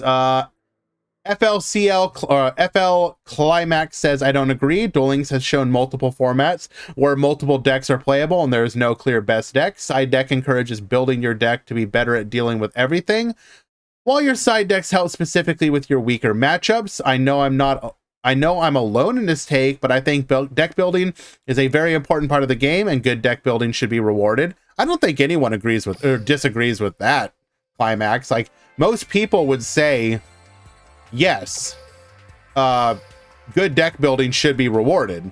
Like, anyone who says otherwise is like just objectively wrong. Like, what the hell?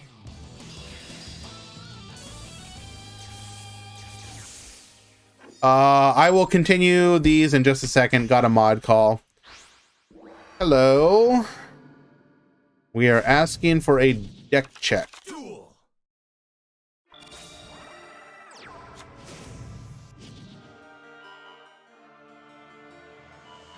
That is legal.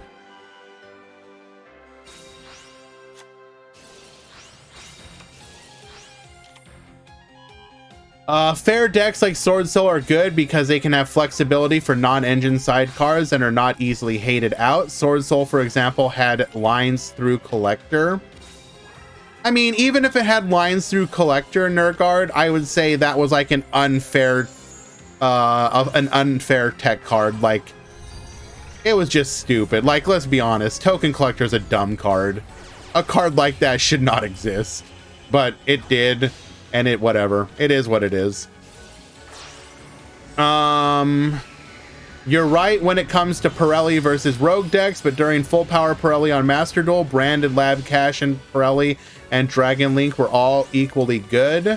I mean, I don't necessarily disagree. I'm not trying to say that Pirelli was some kind of like unfair deck in the context of what you're playing against.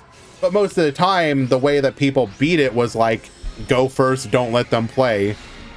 Like, if you were playing on ladder and went second, like, I'm gonna say, like, say I'm playing Labyrinth and I go second versus Pirelli and they make themselves like a, I don't know, 8-9 material friggin' Noir, I'm probably scooping that game. I'm probably not gonna win.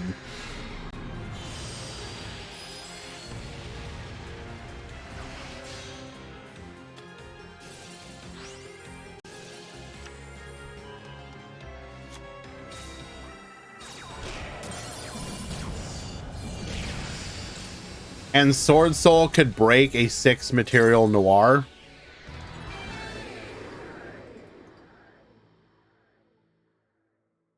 I'm just biased against Pirelli. I mean, I guess I think Pirelli is a dumb deck. So yes, technically, I guess.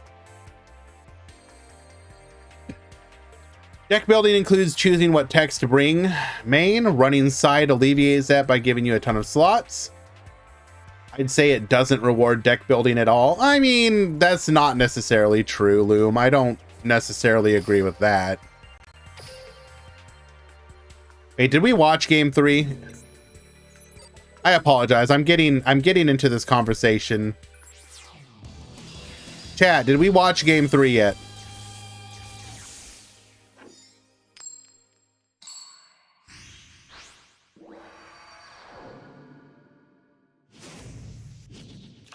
Duel.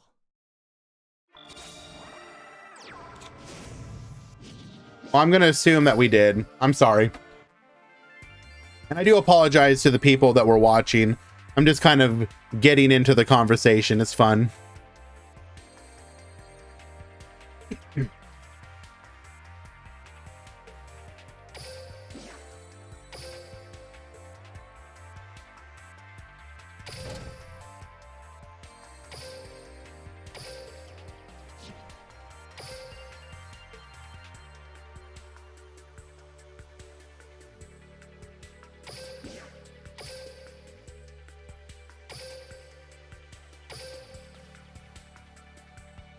Okay. Yes, cat is asleep. Other cat, not so asleep.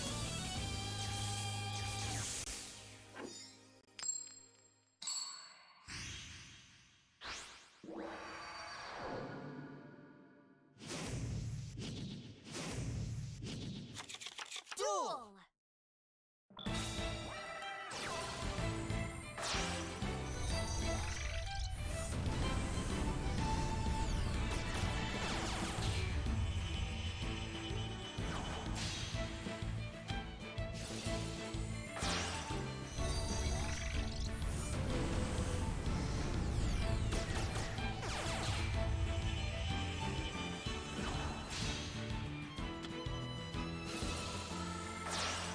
Alrighty, we got Need X at the top and Shu Tsukiyama at the bottom. This is gonna be Mayakashi. Excuse me. Apologize. Mayakashi versus Gearfried Amazement.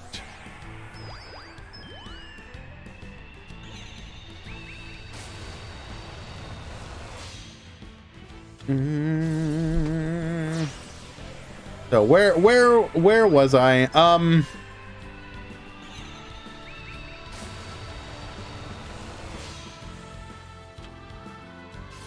What does Gearfried do? Monster negate. And it can also like Uber up monsters to make more negates. We are gonna go for the pop here.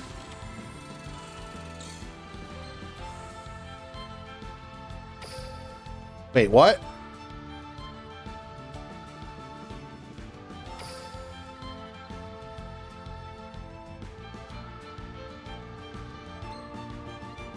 So it was able to destroy the Squeak Knight even though it was equipped because it's still a monster.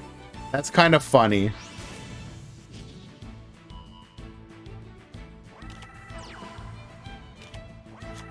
Uh-oh. I have awoken Tinkerbell, and she is Madge.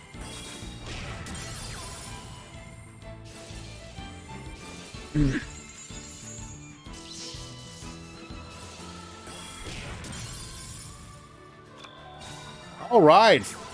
We have cleared the board. Going for a negate on the Hajun here. Yuki-onna effect, or Yuki Masume, get hit by a Canadia.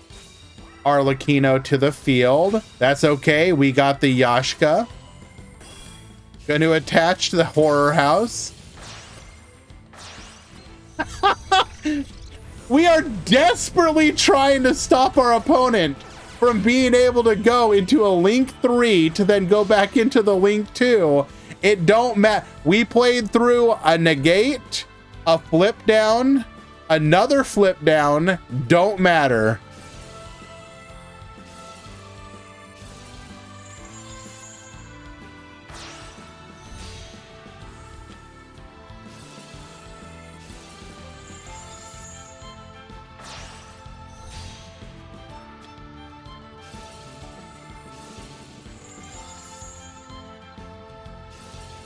right, go for the Yukiona here. Get poppin'. We are going to be able to clear the board. Passing the turn, Nine-Tailed Fox. Time Ticket's going to go ahead and attach to the Horror House. Horror House. And the Canadia. And an Arlecchino. Oh no. Oh no, we forgot! It has piercing.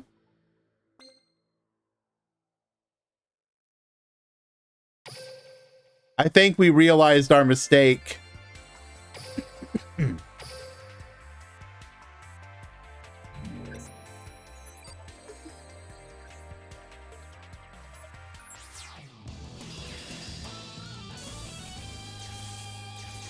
on, baby.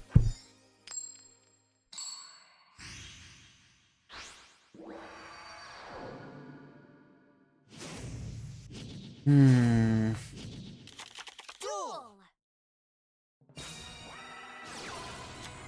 The need for side and TCG only created because of too many decks with flood boards, and large decks are hard to get consistent with side included. That's why Duel Links' version of the game solves these issues.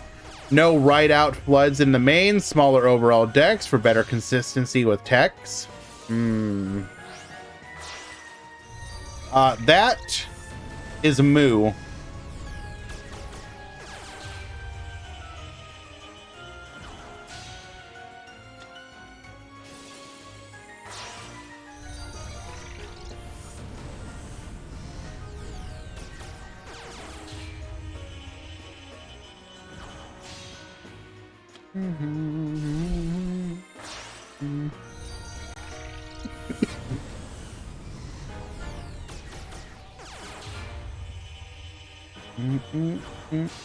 Okay. Side deck always existed? Technically, I believe so.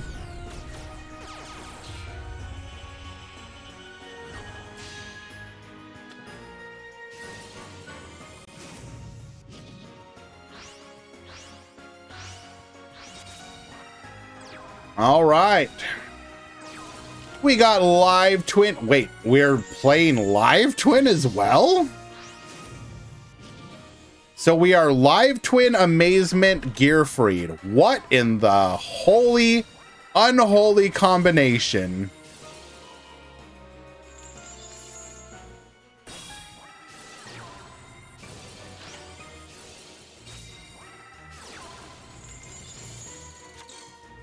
Going for the mayhem here. Unfortunately, all we can do is set a trap.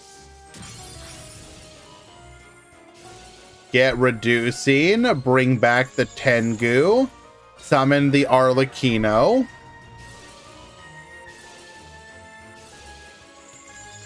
Mayhem here is going to draw us a card. Attaching to Cyclocoaster. Grabbing another Arlecchino. We are going to go for the suck up. No Tengu for you. Bring back the Skeletal Mayakashi. Activating Mayhem once again. We send the Live Twin here. Gonna go for the Hajun. Arlecchino effect. Gonna attach a Whorehouse. Going for the return. This is gonna be Mayakashi Winter. Get reducing. Wait, why? Why draw? We really wanted to bring back the Nine-Tailed Fox. I'm pretty sure having access to the winter was really good there.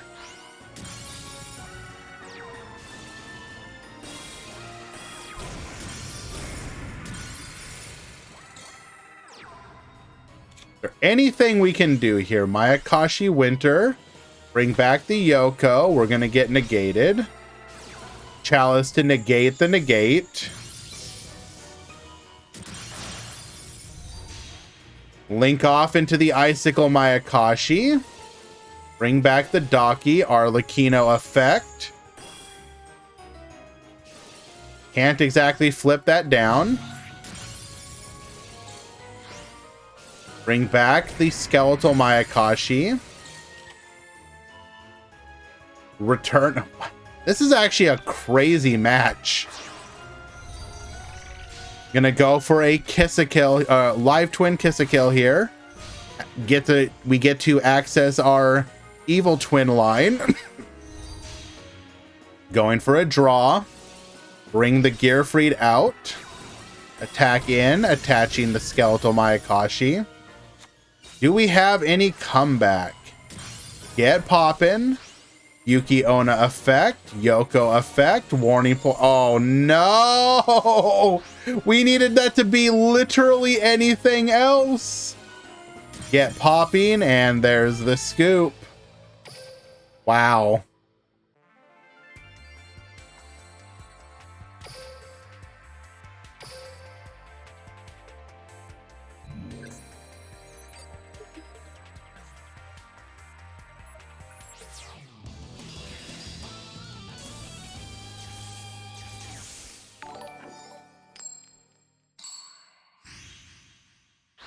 Mazakala, thank you so much for the follow. Appreciate you. Duel.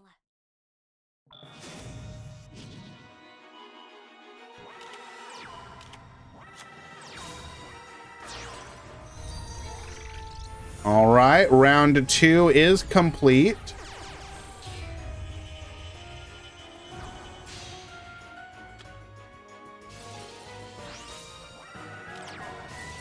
Round 3 has begun.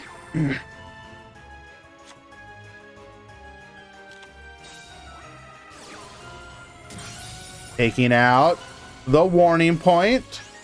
Gearfried with the negate on the Hajun. Well, that was less than climactic for a finale. Unlucky.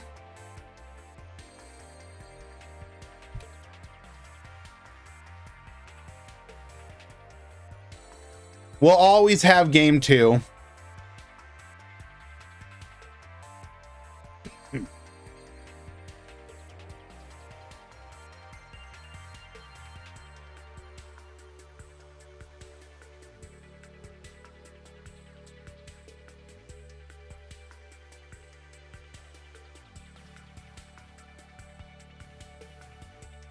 Well, I think it was less the negate. It was more negating that in that way. Ah, I see the tier list update has finally gone through.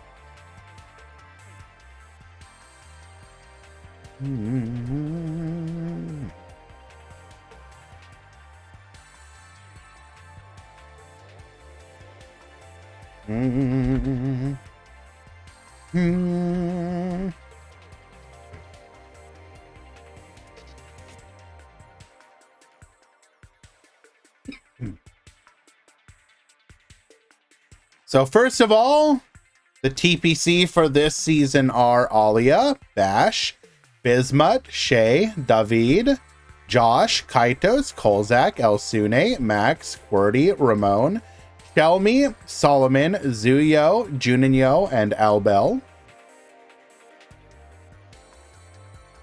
In the update, the first one from this season's TPC, we have Kenyi, Tier 1. We have Constellar, Tier 2, alongside Live Twin. Tier 3, we have Altergeist, Rocket, S-Force, Salamangreat, Ubel. With high potential being Mayakashi and Earth Machine. Off the list being Trickstar and Gandora, with mentions on Cosmo and Red Eyes. Let's take a read on some of these comments.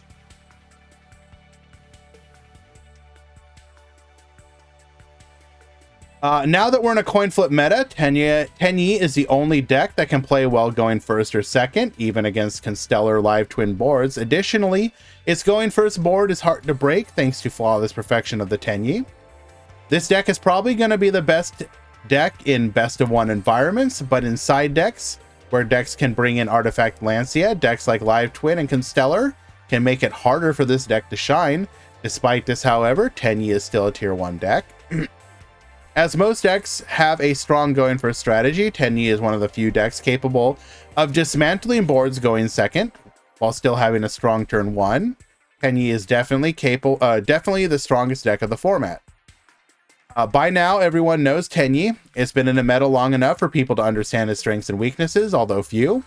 It's the deck that by far performs best going second out of all the meta decks right now, which makes the deck stand out as its turn 1 is also good enough to do well as the other meta decks that perform drastically worse going second. Most other decks tend to depend on a more generic text to survive going second, while Tenyi's archetypical characteristics does great on its own. With this in mind, it's pretty easy to justify its tier 1 position for the moment.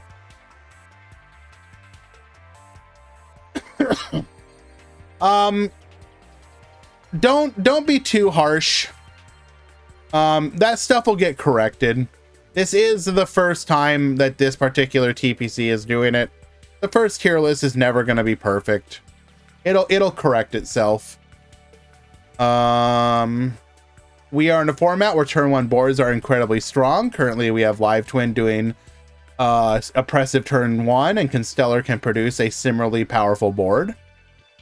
This allows players to totally shut down graveyard decks like Tenyi or Mayakashi with Abyss Dweller and Pleiades. Constellar outs any monster in the format, unlike Live Twins struggling against large bodies and untargetable monsters, but their turn 2 is incredibly weak. So this is what you should be really looking for, is the comments. You're looking for the inside of these players. So, I agree with pretty much everything that was said there. Constellar is probably the new deck to beat. It's even more consistent than Live Twins, thanks to Constellar Union and more one-card combos than them too.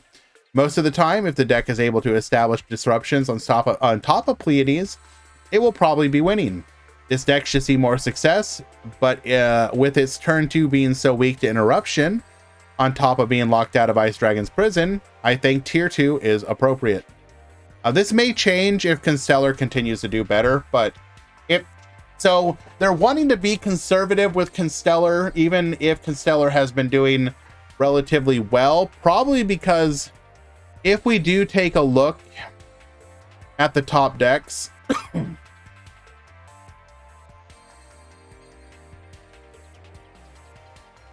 second. Hello? Website?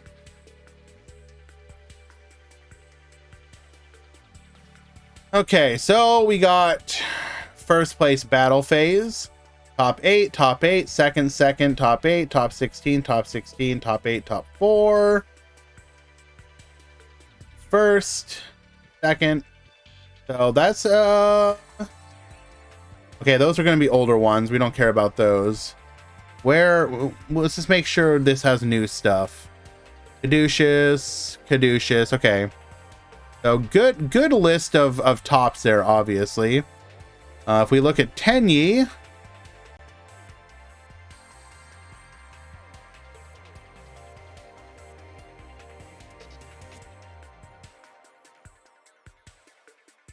okay, that's going to be older. We don't want to go back that far. So from here onwards, I could see an argument for Constellar tier 1 as well.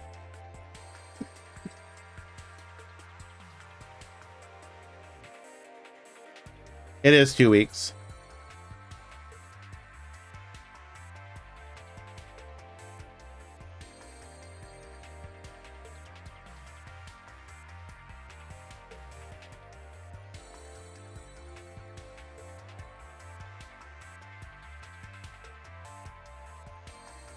So, yeah, I would not be surprised if Constellar gets bumped up to tier 1 if it continues to perform. Mayakashi, if it continues to perform, I would not be surprised if it slots tier 2. Yubel continues to perform.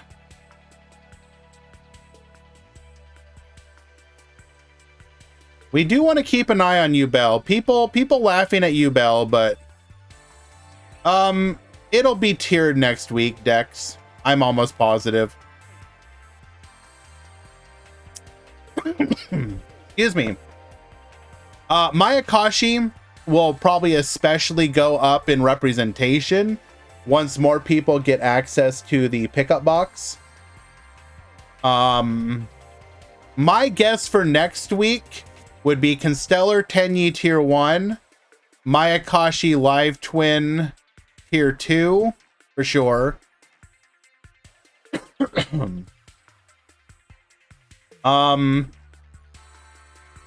don't know though. Like, I kind of feel like Live Twin and S-Force are kind of in the same category.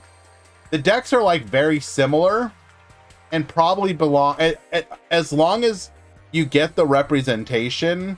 Like, if the S-Force numbers dip, I can see it, but I don't know. These decks feel very like same overall strength to me. I do want to see, I think Machina, like, I think if more people start playing Machina, it could find a spot as well.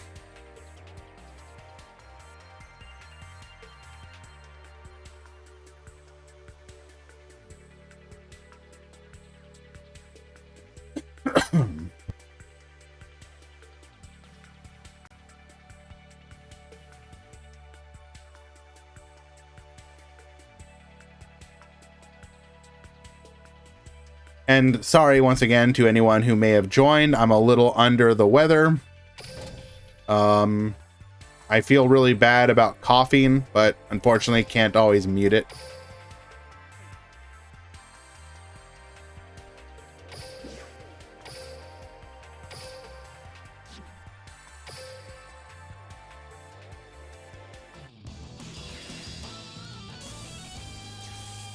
Four rounds, yeah.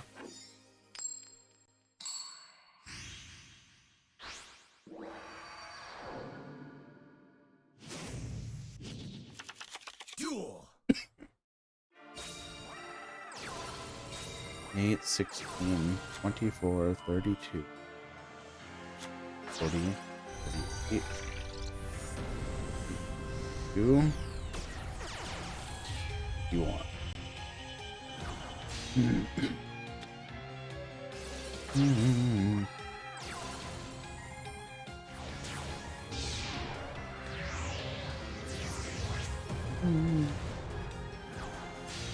All right. We have Infinitrack here going through their combo line. I didn't show you Magic-y? Damn, unlucky.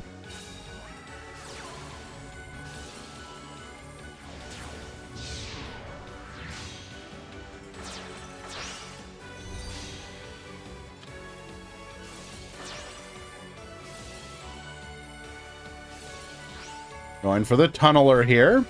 We are going to be able to rank this up into our Liba, Indestructible, Untargetable.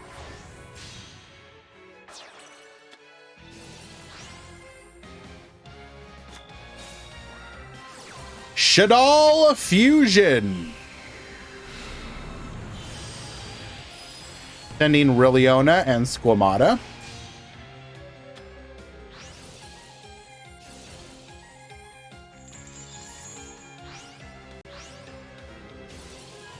Dumping the dragon so we can pop the Outrigger extension.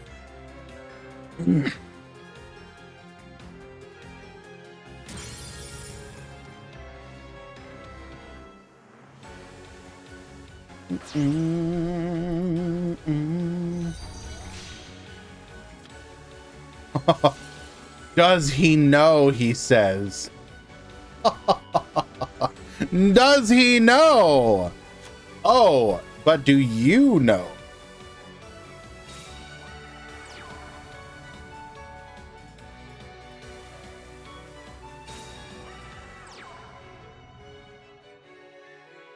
It should be noted that Carrot is 2-0 undefeated.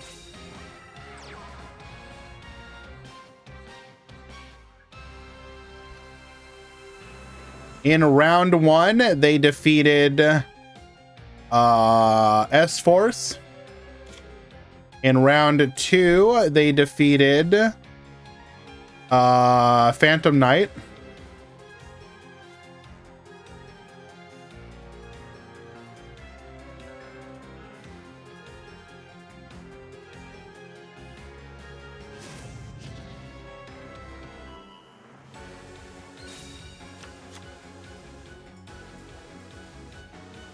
Funny how Shadalls are the biggest flop of the box. Be careful, though. It won't take much for them to potentially be good again. Or to be better than they are.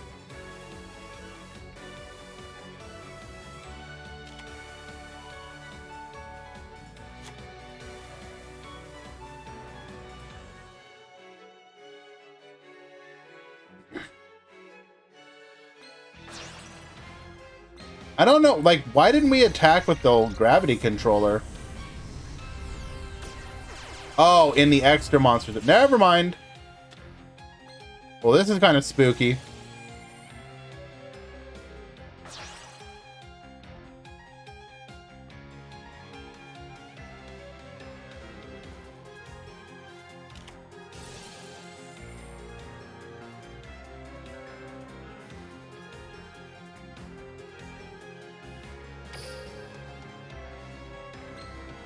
Going for the schism here.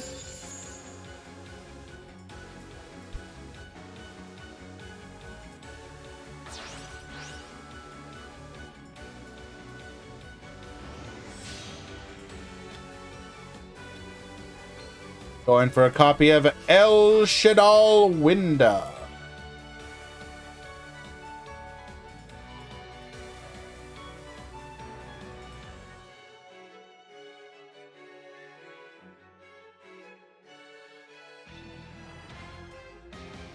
Can't send anything here, though. No Earth for you.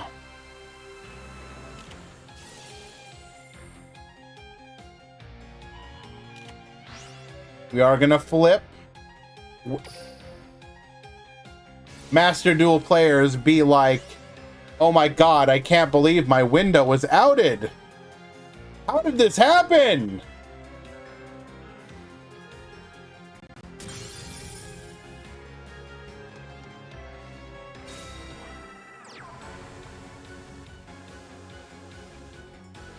Hold on.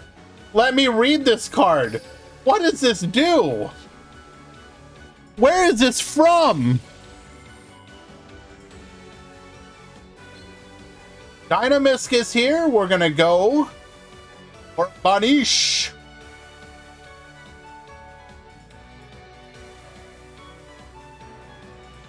I will. This is me. I'm just poking a little fun. I don't mean anything by that.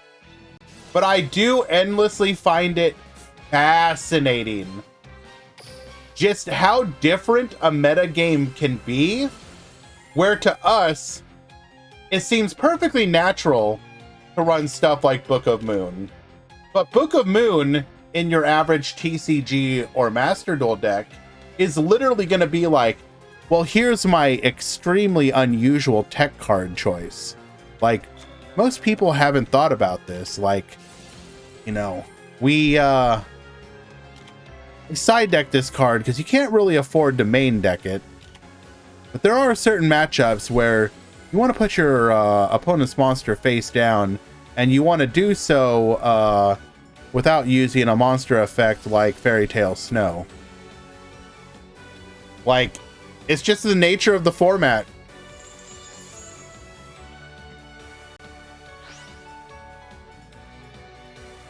Is Book of Eclipse limit 3 worthy? Is booking my opponent's entire field limit 3 worthy? Gee, let's think about that one.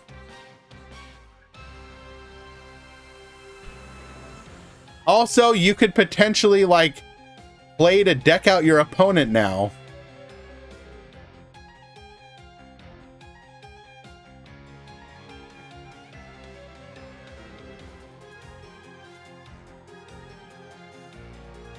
How come no one runs Heat Wave? Because there's not a lot of decks that can take advantage of it very easily in the metagame right now.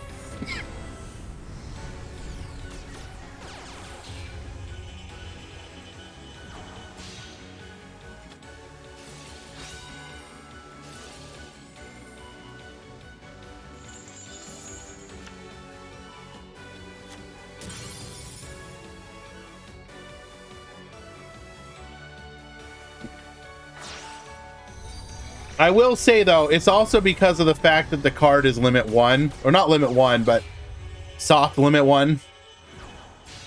If you had access to 3 copies, I think a lot more decks would run it.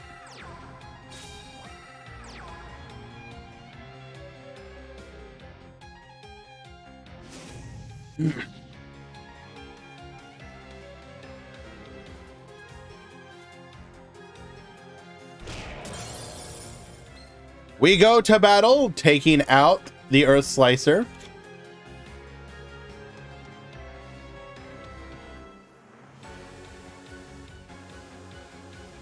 Like, if we had access to 3 copies of Heat Wave, like, straight up, Dark Magician would be a really good deck. Like, the Magician's Magic version.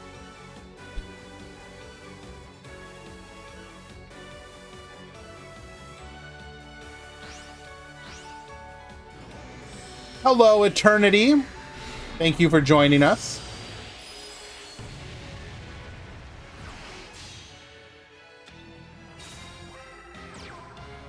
Another Winda to the field.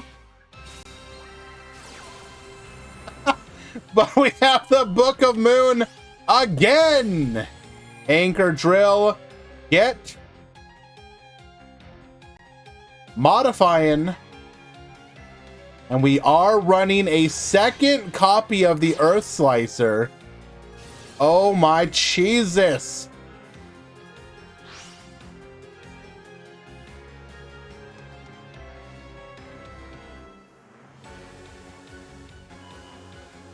Pop 1. Pop 2. Taking out the Winda. And the Wendy.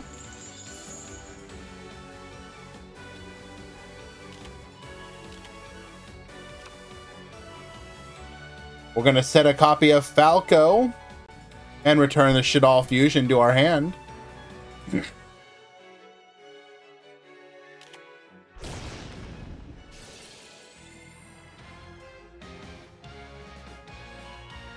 Falco effect, reset the dragon.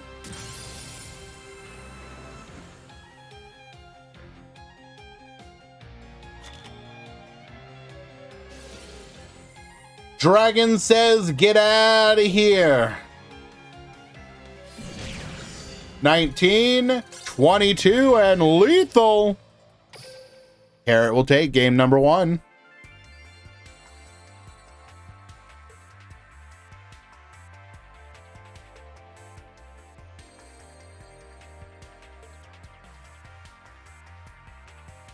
We will come back to this one potentially, but I want to hop over and watch Constellar versus Machina.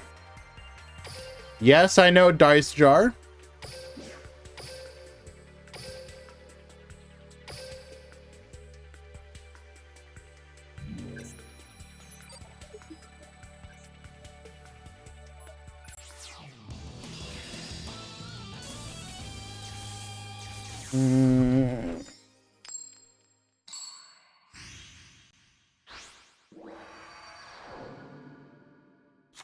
Duel!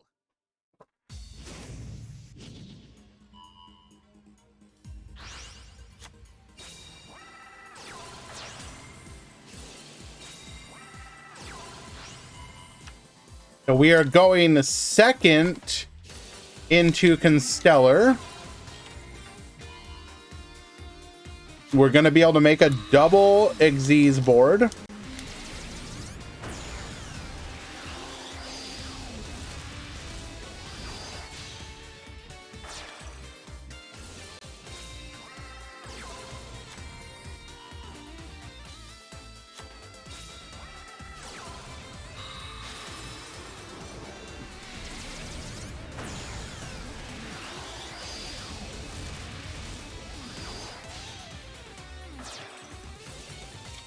Get our draw. We did that incorrectly, by the way. Oh, hello. Wait, why did we do it that way? So we elected to give up our Omega just to correct the mistake of not star charting earlier. That doesn't feel right. Like, why? I don't know. I guess we want to have the bounce on the next turn, I guess. But I think I'd rather, against most decks, keep the Omega.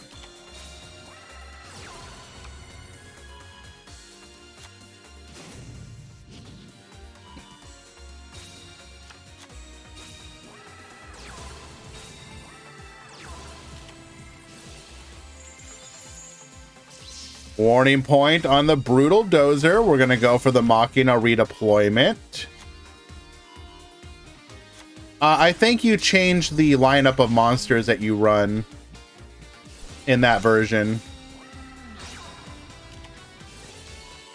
Crackdown, get yoinkin', return the Machina Citadel, Pleiades effect. We're going to wipe the entire board. Good luck, gamer. Air Raider bringing out another copy of the Fortress. Sheraton into a Rasselhag. Caduceus. Citadel says, get out of here. Crackdown gets yoinkin'. We're going to attack in. Fortress get popping. Return our Citadel and lethal.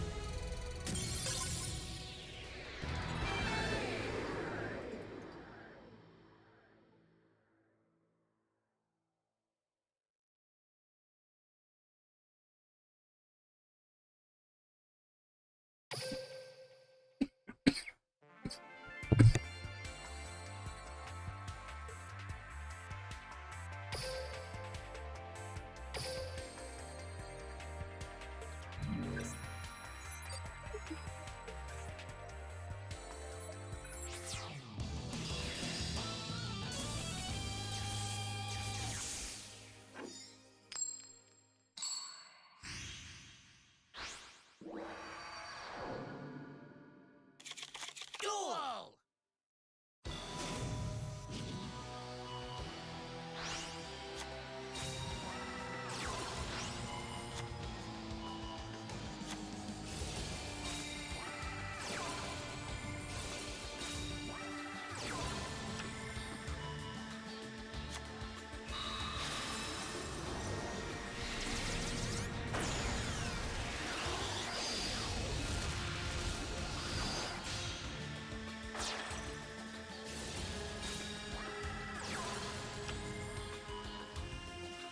We do make a Dweller here this time.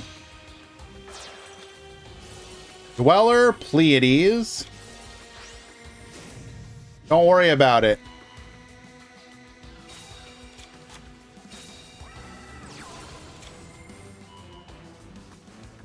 We're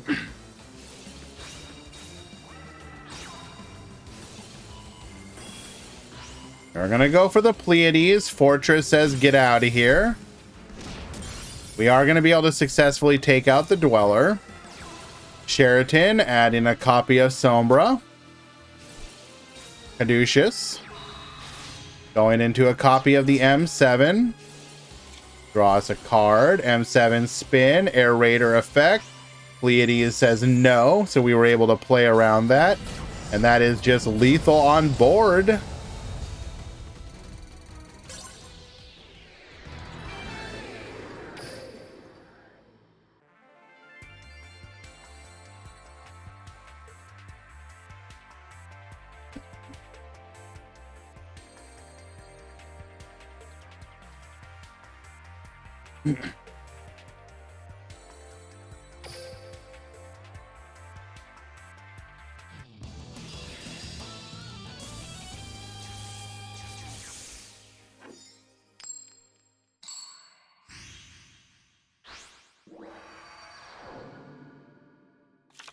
Duel.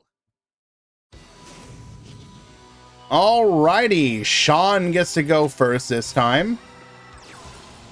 We're gonna go Anchor Drill into the Brutal Dozer, into our River Stormer. Good luck, gamer.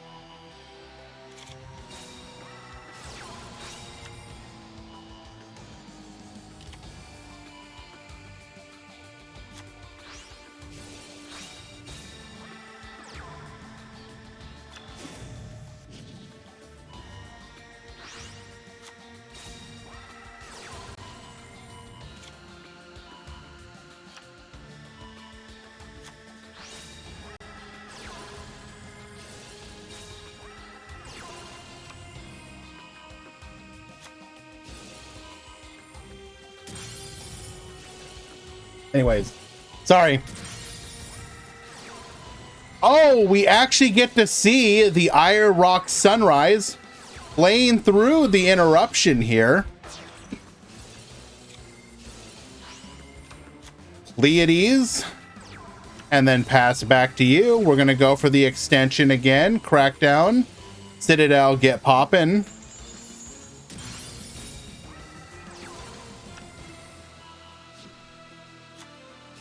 What can we do to deal with the crackdown? Well, there's our solution. Earth Slicer, get poppin'. And we managed to build a board that forces our opponent to play suboptimally. And even when they are able to make a play, we have the counter on the following turn. Well done, Sean. Defeating the battle phase champion.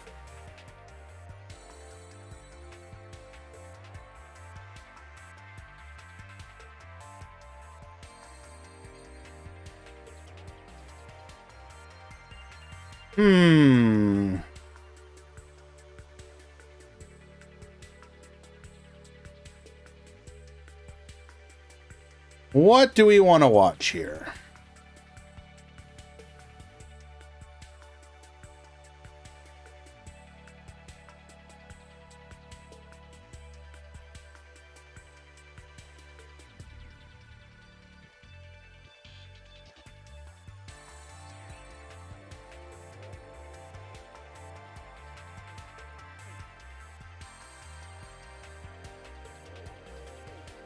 We have Mayakashi versus Gandora.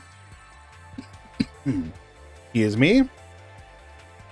We have Mayakashi versus Tenyi. We have Witchcrafter versus Tenyi. We have Mayakashi versus Tenyi. And we have Shidal versus Mayakashi.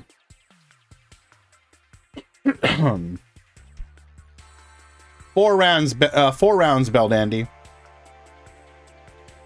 Which one would we like to watch, chat?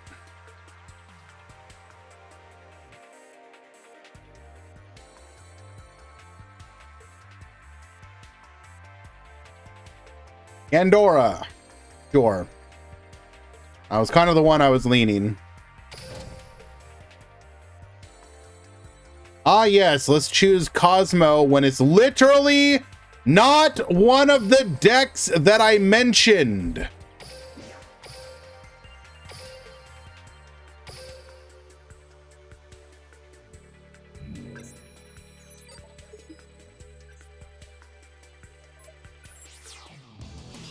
BMAT Reading Comprehension Challenge level impossible.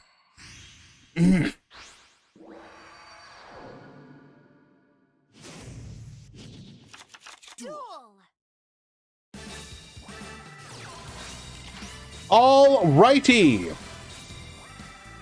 Gandora, do be going first here. We're gonna go for a Gear Gigant X, searching for a copy of our Orchest Harp Horror. We are gonna have a full combo to go for our Orchest line here. Into the Galatea. Orchest Nightmare, dumping the Wand. Wand return. The Orchest Nightmare, going for our Dingirsu here. Reattaching. Going for the Galatea once again. Symbol Skeleton. Bring back the Galatea. Get ourselves our copy of the Orchestrated Babel. Gold Sark, dumping a Wand before going into our long Girsu. And pass back to you. So what do we have here? We have a Quick Effect Spin. We have Quick Effect Bring Back Dingirsu. We have Quick Effect Bring Out another monster. And that is it currently.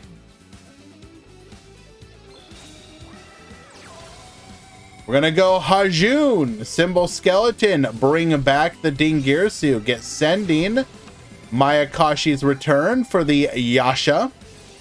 We are gonna Yasha here. We're gonna go for the long Girsu. Apparently someone did not read the Yuki Musume.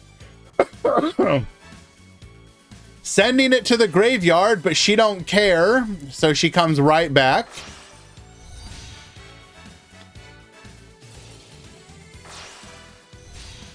All right, you got nothing.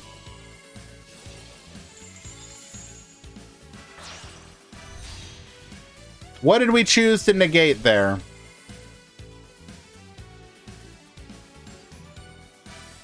We targeted the long Girsu. Okay. I was curious what we were going to go for. There was also a play to target the Babel, but...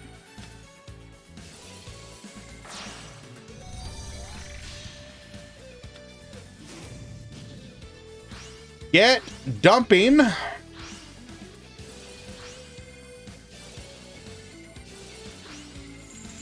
We do have the Tengu here. We will attack in, bring back the Tsuchigumo. Bring back the Gashadakoru. And pass back to you. We're going to return the Babel here. Bring back the Tengu, get poppin'. And then we will scoop it up. Game 2.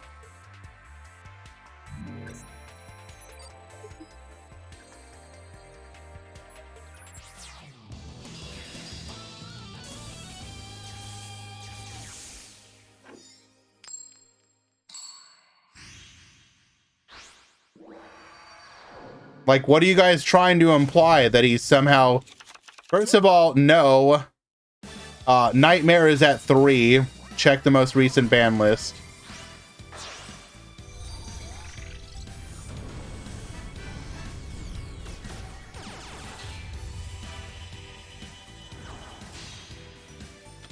Whoa, cat on cat violence.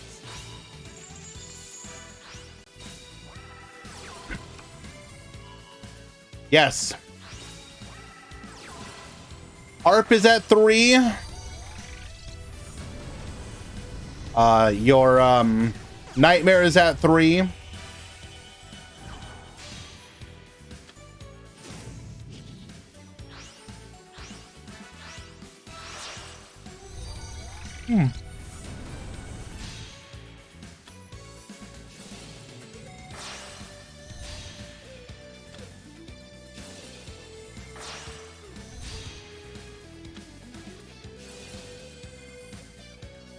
All right, pass back to you. We're gonna go gold gadget into yellow gadget, adding a copy of the green gadget. We're gonna go for the Abyss Dweller effect. We're gonna chain in response. Bring back the Gashadakoru.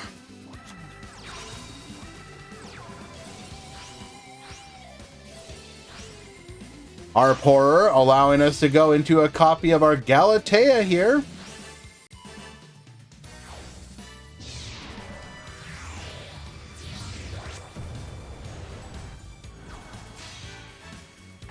Are you supposed to spend all your links turn 1?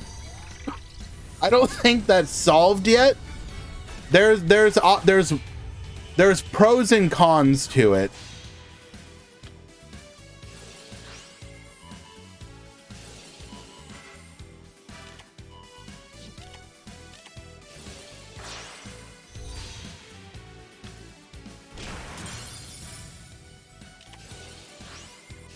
Weller effect. We're going to chain in response.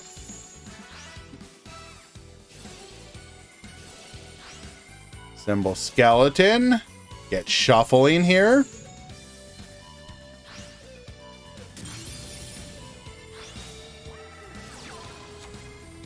Adding a copy of Metamorphosis. And we will pass the turn. Rank up into the Dingirsu. Ingirsu gets sending. Returning the Yuki Onna, because then the Yuki Onna sends, or it gets sent back to the graveyard, which we can then use again to go into the Yoko. We will protect, but now we have a lone Yoko versus 2 Dings, an Abyss Dweller, but all of their materials are spent. Yuki Masume, Mayakashi Winter here. Finding a Hajun. Going into another copy of Yuki Onna. We're going to attack in, causing our Gasha Dekoru to come back.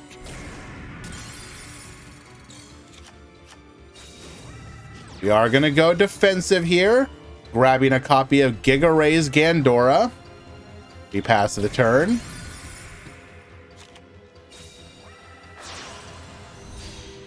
Linking all of them off into a copy of the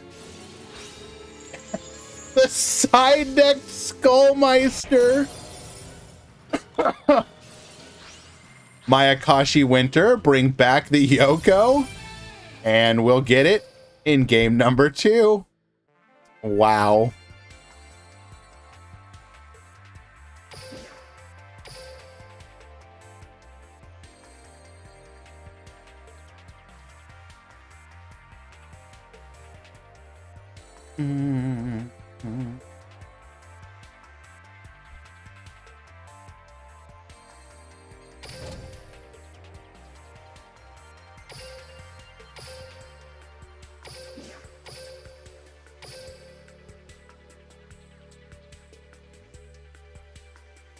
You see, we're just not reporting for some reason. Cool, cool.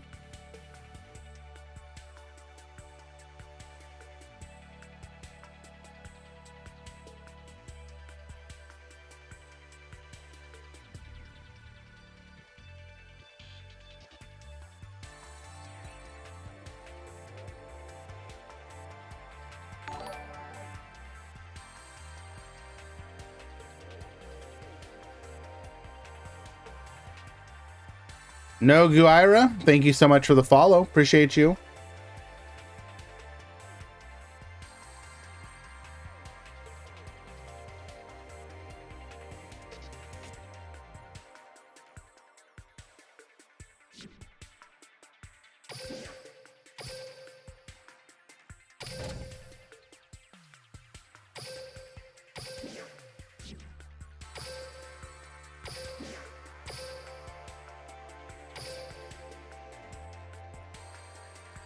Why is everybody not reporting? You know what?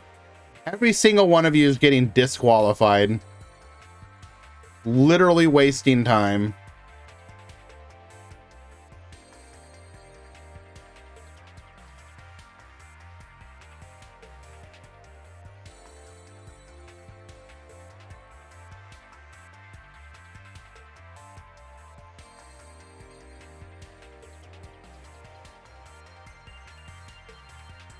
Their match was over like 30 minutes ago. Cool.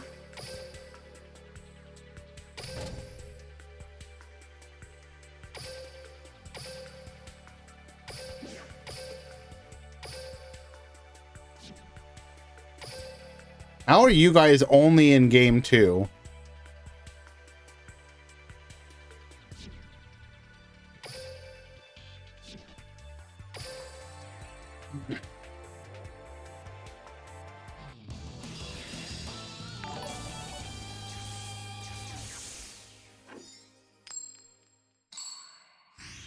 Jubilu? Sorry if I butchered that. Thank you so much for the follow. Duel.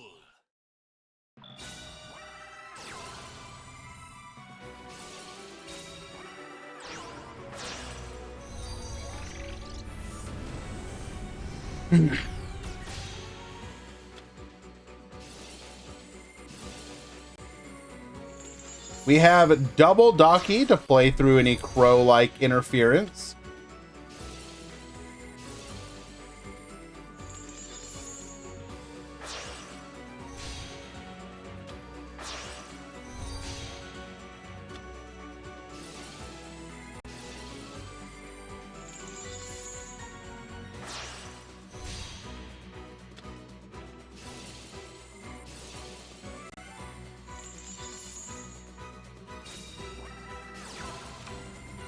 And grab a copy of Mayakashi Winter here.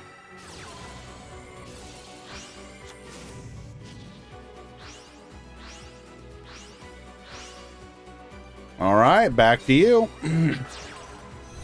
Going for the Shadal Dragon, linking off into the Artemis. We will then go for the Shadal Construct. Construct gets sending. Wendy gets sending. Grabbing a copy of Squamata. We'll then go for the Gravity Controller. Add the Shadal Fusion back to hand. Shadal Fusion here. Dumping AD Changer and Falco. Falco effect, Shadal effect. Set the Falco.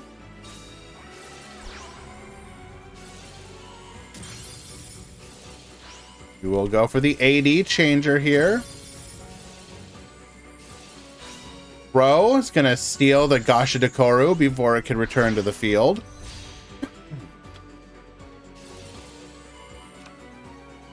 Adding the Schism back, and we go to you. Tengu effect. This is going to be our only special summon of the turn. Into a copy of the Winda.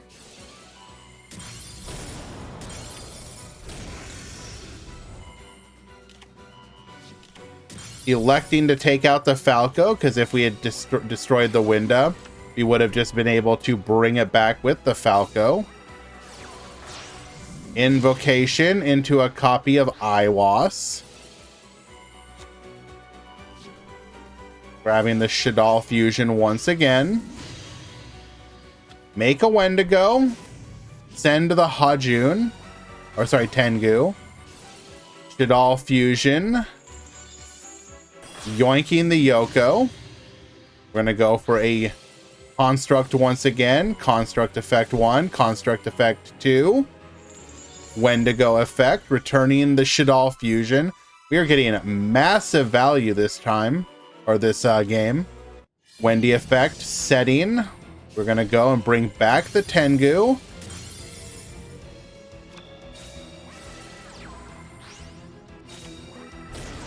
Attack into the dragon.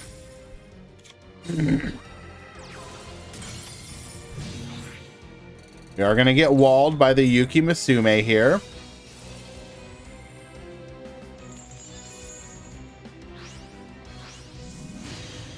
Making Window once again. This will be our only special summon.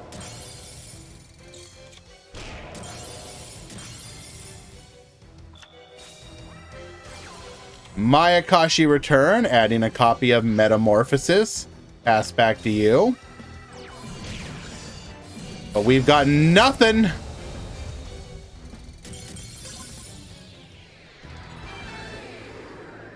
All right, game number 2, which does mean we are very likely going to time in this one.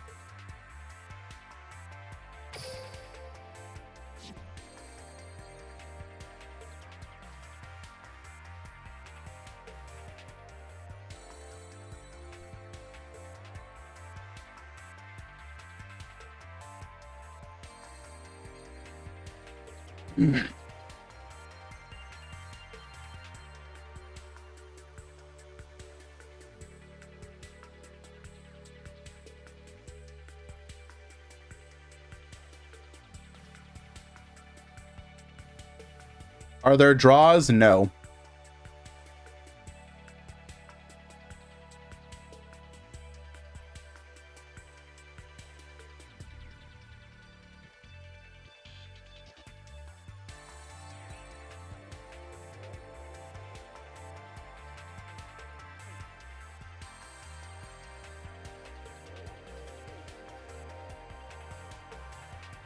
Begin.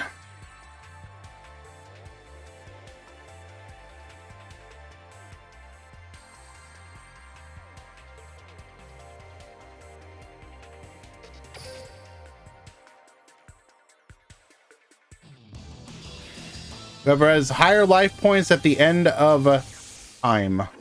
The end of the turn. That time is called.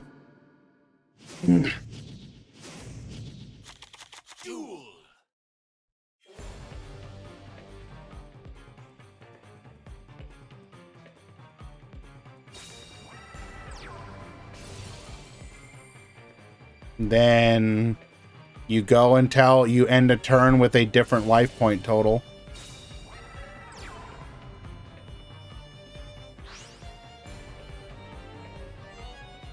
In that situation, Wandering, I would just give you the loss. I'm not even joking.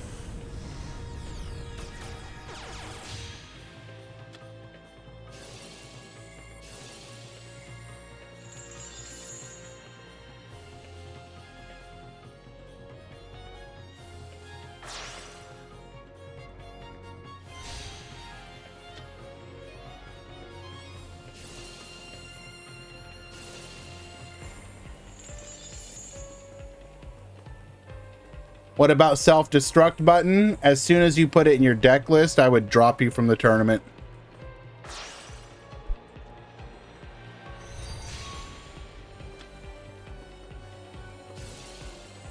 That's right. I said it. What?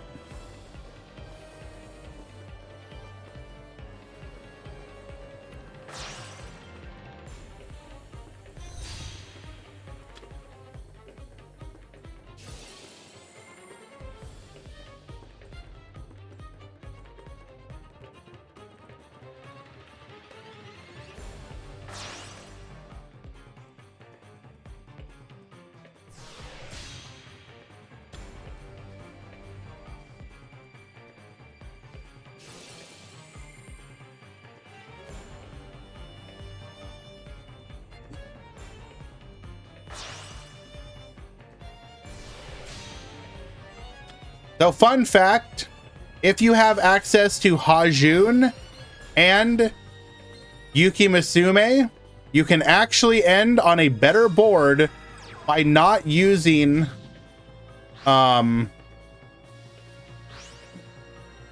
using your skill.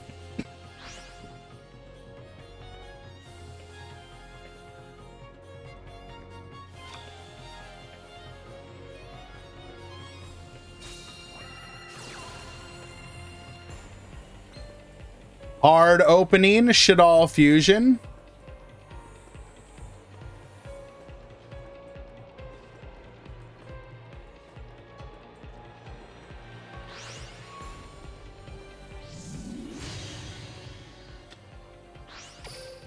Dumping a copy of AD Changer. Such a goo. I love that that card's a tech again. Wendy and AD Changer.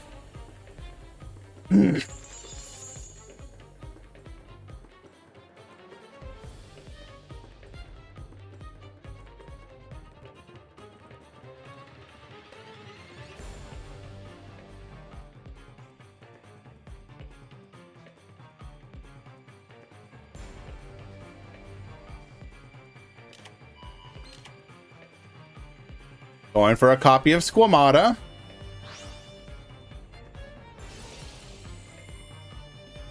Dragon. Gonna be able to force out that back row. It is Compulse. Get out of here.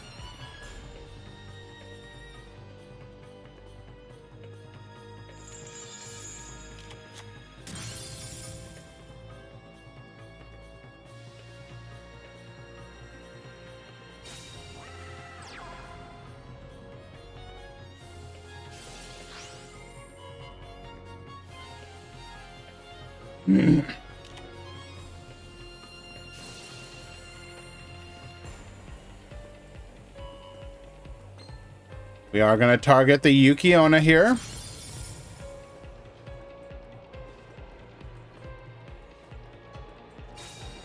Electing to not go for its effect.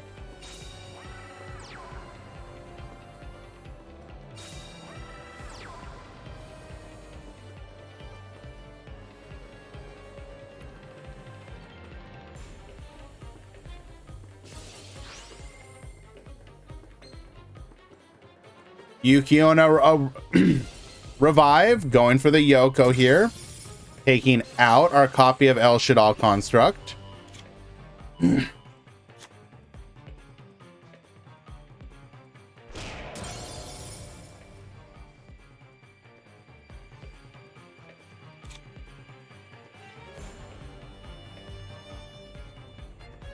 We are in time.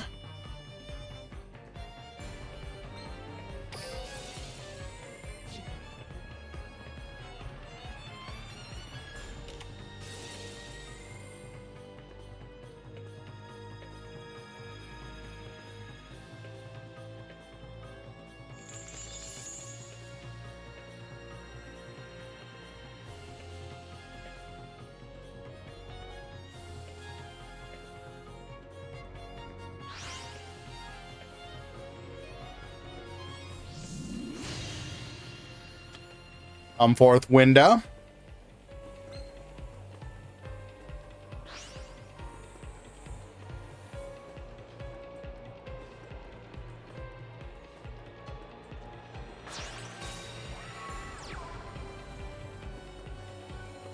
All right, we literally just need one of these attacks to connect for damage.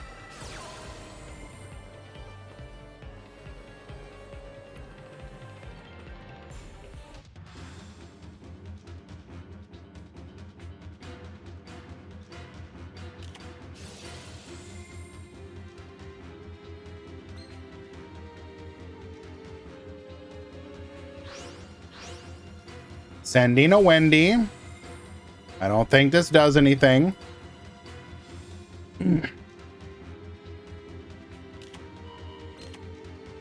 We might have double shadow games. Okay.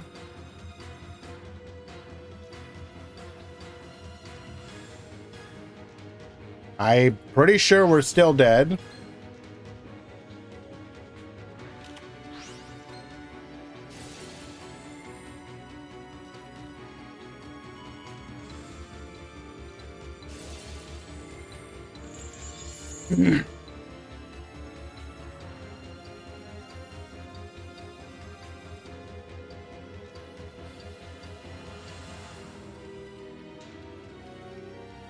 Activating effects. How is he dead?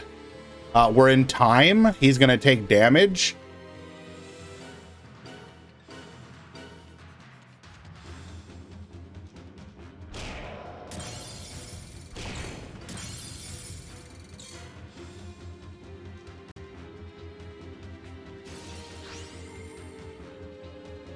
Oh, we're gonna go for the clean. Actually, this isn't even clean lethal. Never mind. No. All right. That would like make games last forever. Shay wins in time. Please surrender.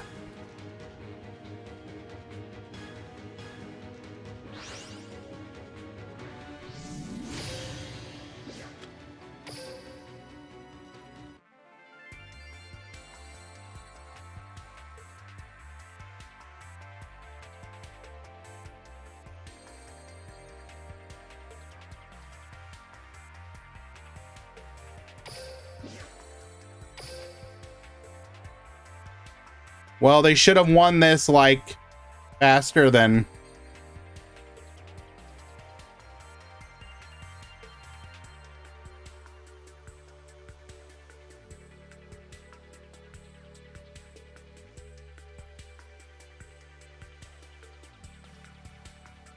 Round 4 has begun. Final round.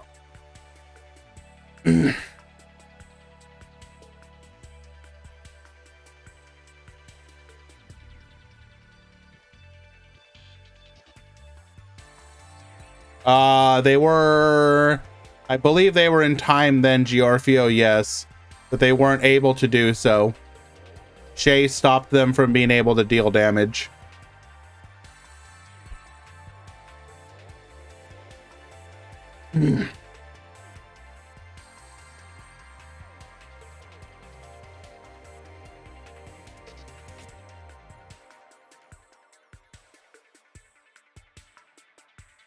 Surrender. Your match ended in...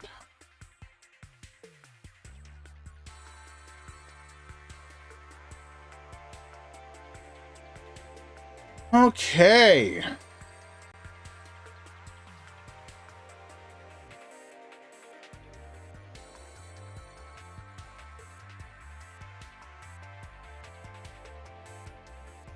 Shout out to the homies for making each round go almost to time.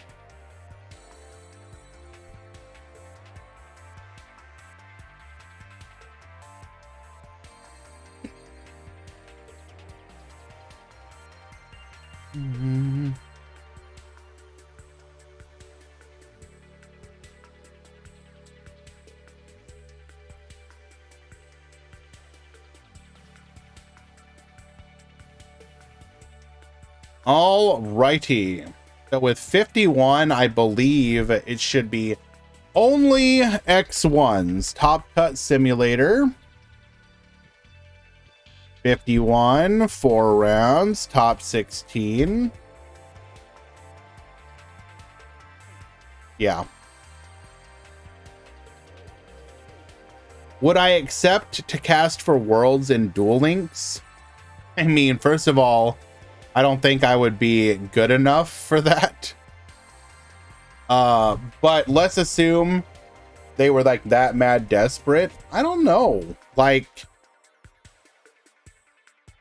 it's one thing to put yourself out there for a couple hundred people. It's way different for it to be like a couple thousand.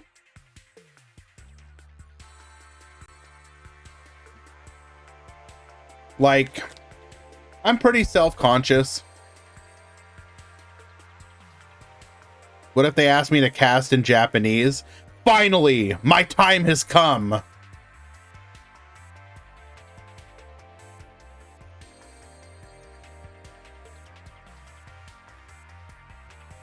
I knew my 1.5 semester of Japanese back in college before I dropped out was worth it.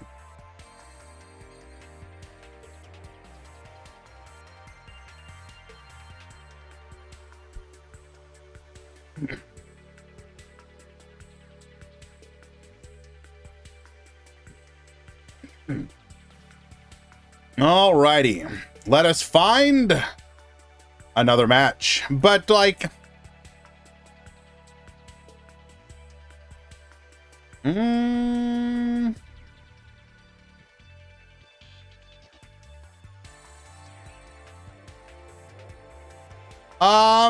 mean, I would say it's probably Shadal, but that's not really its fault. That's just kind of his play style.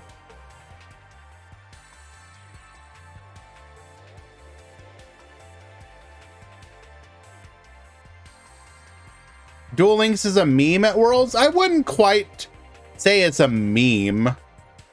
Like, Yu-Gi-Oh! In general tends to be a bit of a meme. Like, are we forgetting the most recent attempt by, like, okay, with the caveat that I do agree with Josh's take on this, which is that it's good that they're trying. But do you guys not remember the most recent this month in Master Duel that the EU took or tried to do?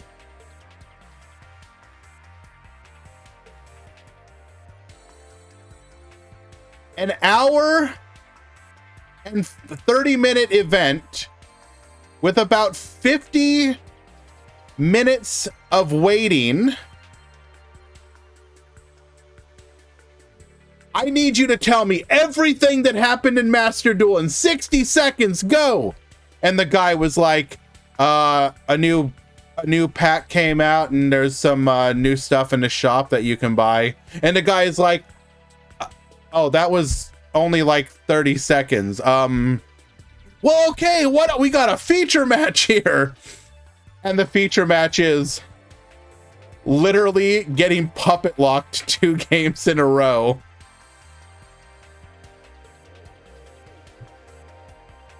Me, and again, this is not me trying to shame, like, this is just,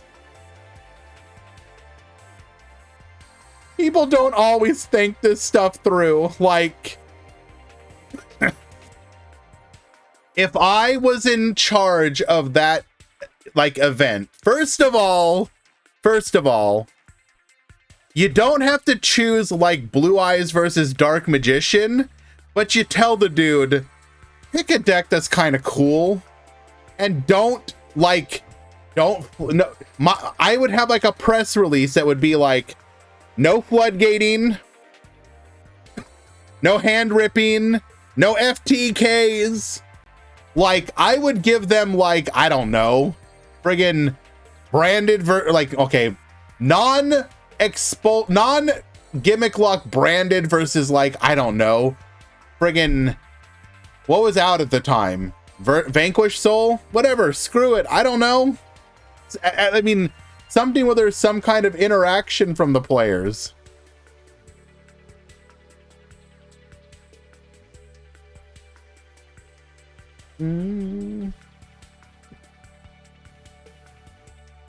Let us start with another match.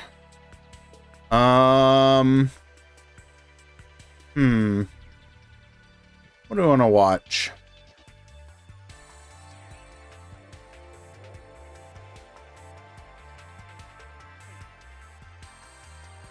And also, like, hello, Shiny. So, like, if you're gonna do something like, you're gonna try and say, like, oh, we got all this stuff in the game, like, you should be aware, like, okay, this is not to dog on the game. But the one thing that Master Duel does not have is an overwhelming amount of content. You get your festival, you get your pack, maybe 2. And then very rarely you get like these random like little extreme duels. What you should do for that style of event is highlight what's coming in the next month. People have very clearly shown they love leaks. They want to know what's coming. Tell us what's coming. Give us a teaser, a taste. And to circle that back around to what we were talking about, all Yu-Gi-Oh decks are, or all Yu-Gi-Oh content tends to be cringe. If it's gonna be cringe, lean into it and just have fun with it, I guess.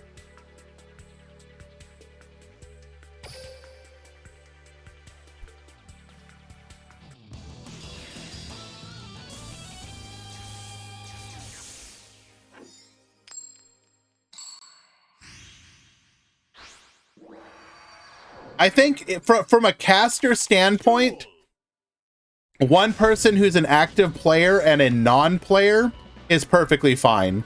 It's good to have somebody ask questions to give the person who's knowledgeable a chance to sort of bounce off them, right? That's not necessarily bad. The only problem is when both casters don't necessarily come across as you know, particularly authentic.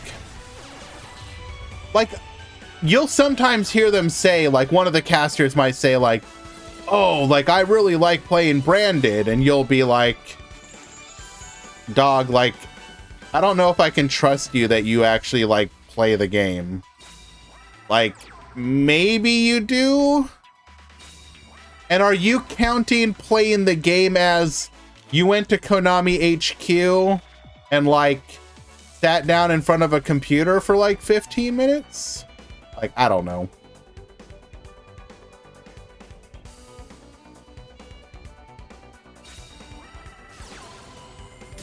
We're gonna start things off with an MST, taking out a copy of Crackdown. One other back row to deal with. Pollux, granting us an additional normal summon.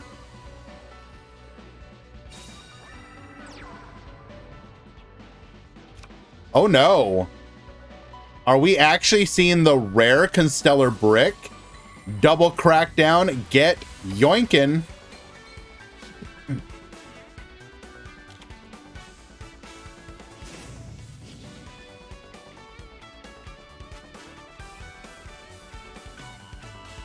We had the Crow to stop the clock play. We had the MST for one of the double back row, but people have forgotten that this deck was able to play pretty gorilla.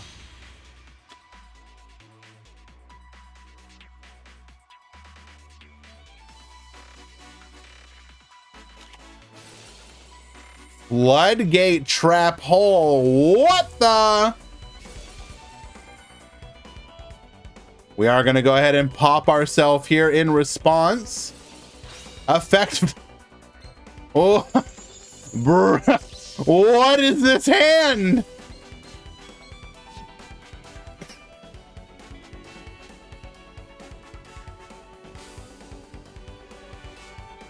All right. What do we need here? Oh, we need to see a Zubin into a Caduceus.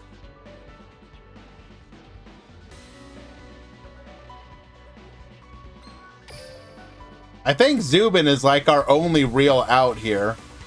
Or we held on to a monster and we're hoping to draw a second.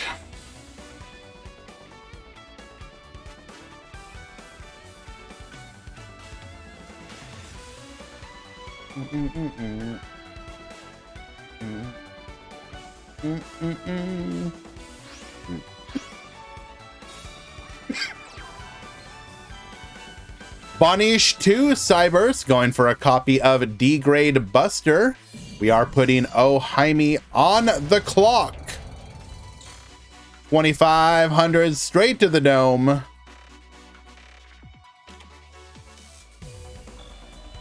Why was it written single elimination tournament? Where was it written? The channel name is literally Duel Links Meta Weekly 312 Swiss.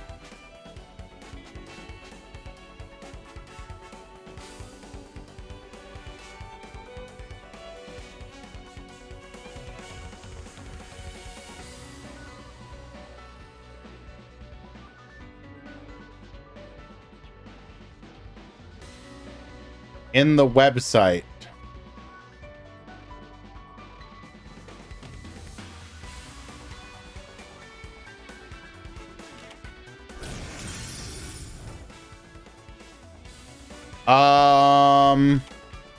Because apparently that didn't get updated.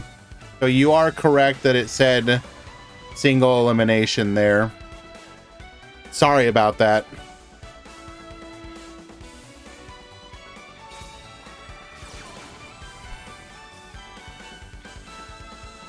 I mean, to be fair, like, if you saw the... Okay. To be fair... Why would you not ask a mod? The channel said Swiss!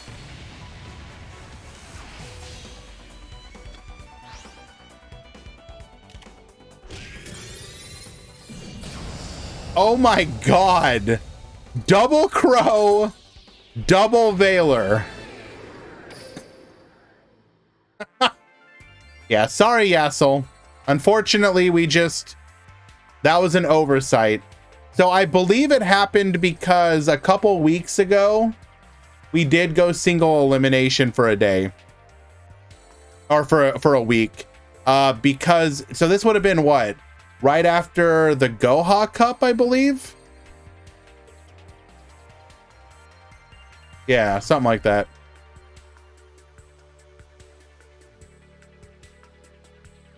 So it's probably been there since then. Always trust the channel, though. Or if you're in doubt, please ask a moderator. We typically aim for Swiss. That's the natural default state.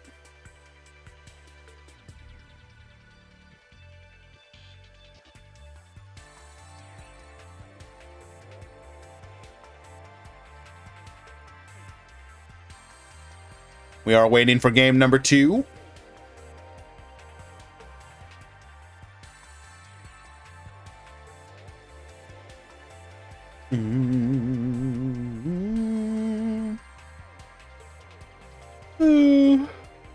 Time to fire a mod. Easy technically isn't a DLM mod anymore. He is a mod for my Discord, but not for DLM. And as this, oh, damn it. This is said, why did nobody tell me this? This is not a Grand Prix. This is in fact the Meta Weekly. My bad.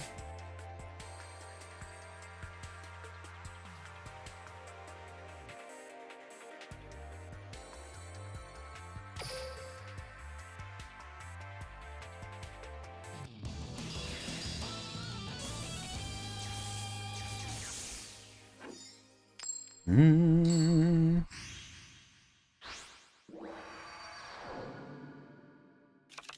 Duel.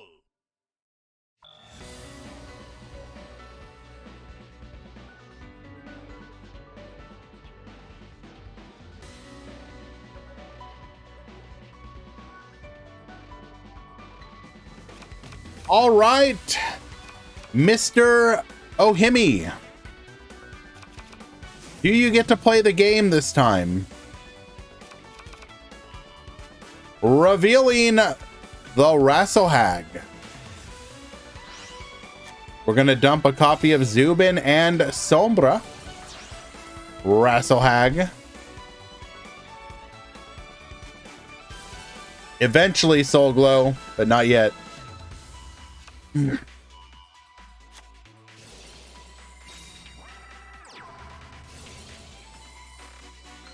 Zubin, get searching, grabbing ourselves a copy of the Caduceus. Caduceus to the field, using this effect to grab ourselves a copy of the Constellar Star Chart. We will activate the Star Chart.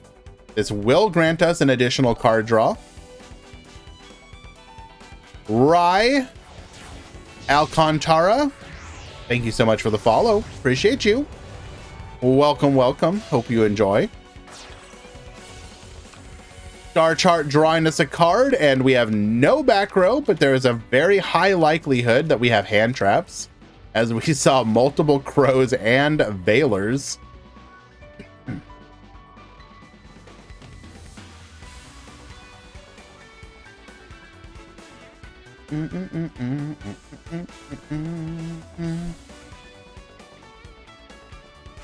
No couching?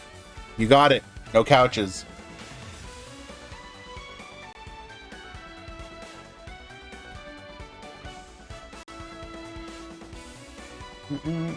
Damn. 200 couches taking strays out here.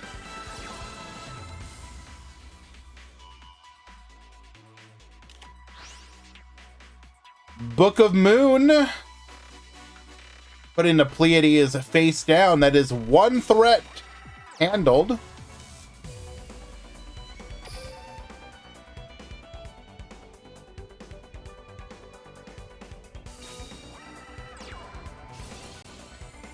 We are gonna go Link Slayer into Yep Clock. Bring forth the clock token.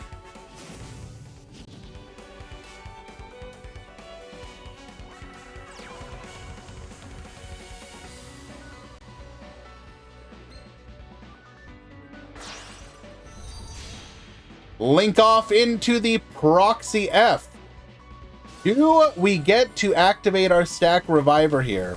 Or rather, do we get to bring back the Wyvern? No! The crow has returned.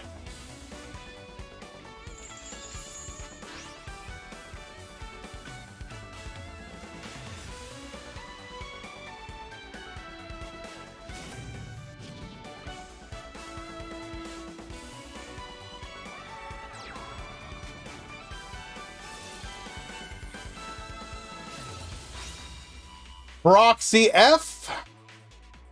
Negate. You will not fusion.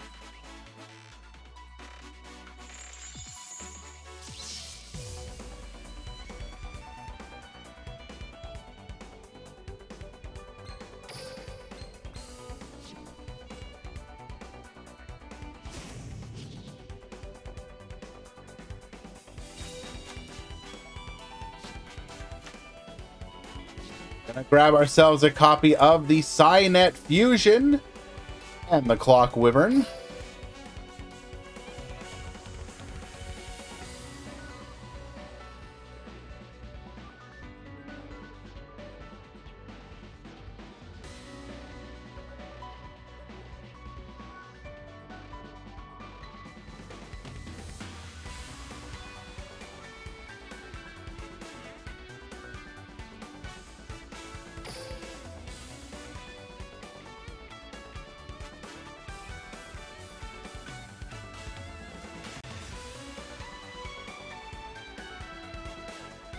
Moo.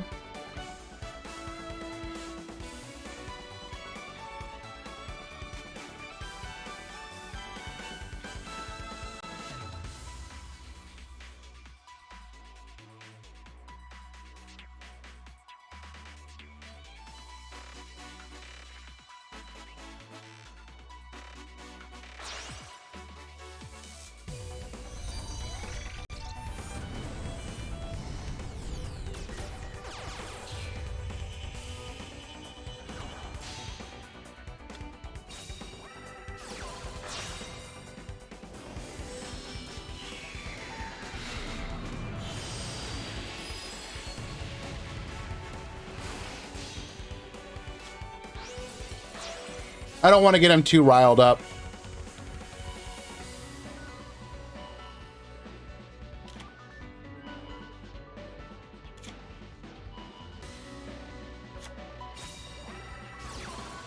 Going for the Cynet fusion once again.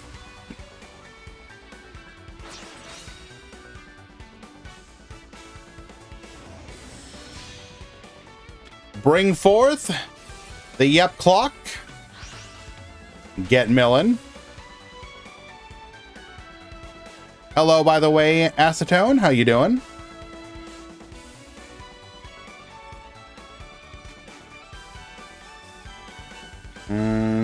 What are we going to do from here?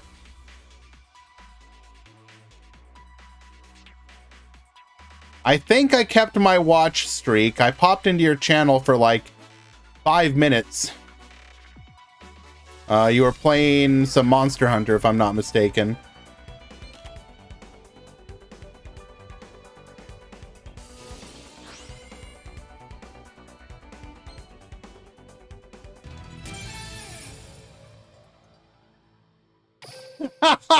We forgot Caduceus's secret effect! I mean, it didn't matter, to be fair.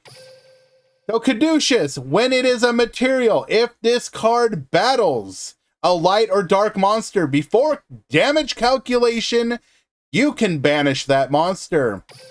You may have noticed that little dark symbol there. To be fair, though, like we were kind of damned if you do, damned if you don't.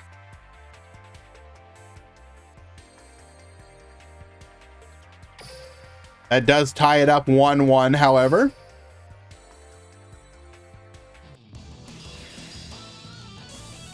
Wow, CM Schofield, I see how it is.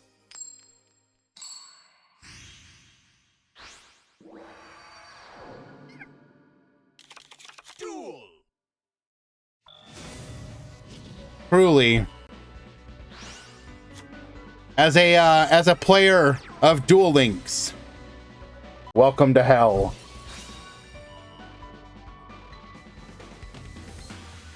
Effect Valor.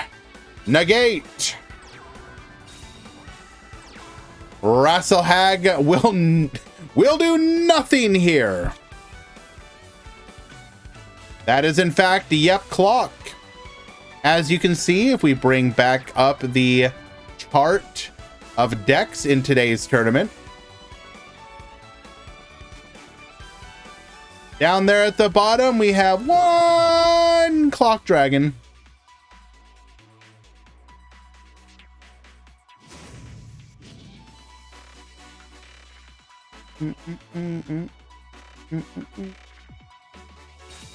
We are going to rely on our back row here to survive. Although Link Slayer can force it out, potentially, if we have the material for it. Khan is in the Discord. Also, it does look like Adge time. Sorry about that.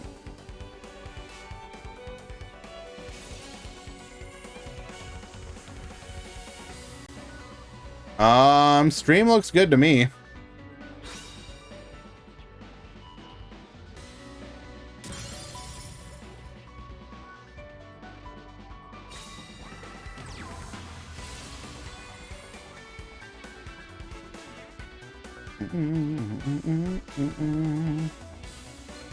One back row and 1 potential hand trap.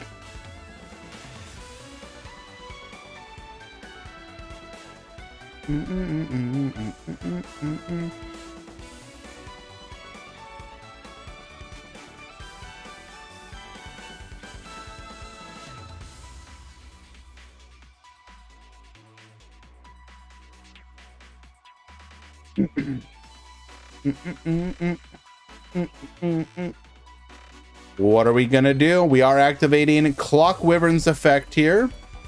Are we deciding if this is a good negate?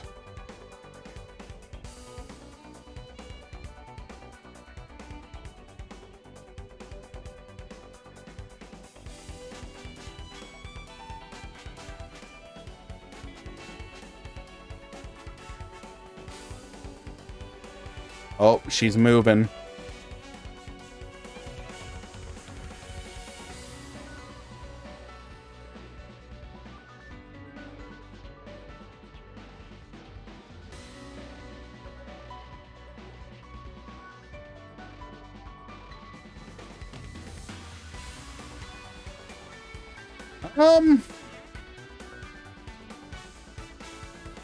Did we get like an internet hiccup maybe? Okay, no, we finally let it go through. Very weird.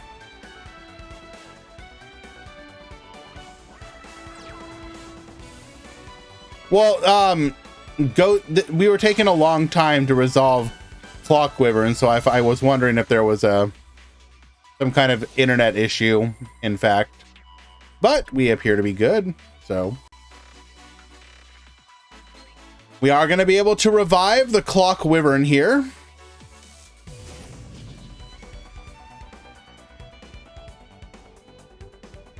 Yeah, no, I understand that like my bit rate has been steady. I don't see any issues, but you never know. Oh, my Jesus, an anonymous gifter. You didn't have to do that. But that is very kind of you. Yan, Viper, Needex, Doramia, and Itami, all names that I know, getting hit by the generosity of whomever that was. Appreciate you. Y'all have been awesome this month. Just know that it will make the tournaments even better over the next month or so. I do plan to do slightly larger prize pools because of the support for our other events. We recently did a $50 rush duel, which we normally do 30. We did a $75 Grand Prix, and I'll probably do another 75 for the next couple weeks.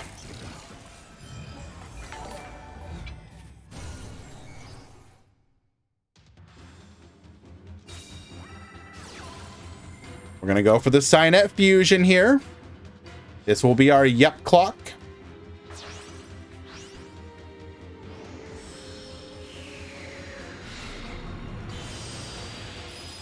Did I see the new tier list? Yes, I did. Also, hello, Paris. I don't know how long you've been here, but we talked about your interaction with 6K at the beginning of the stream. Really hoping that you can learn how to play Tenyi over the next couple days or week. You know, I think you have potential, by the way.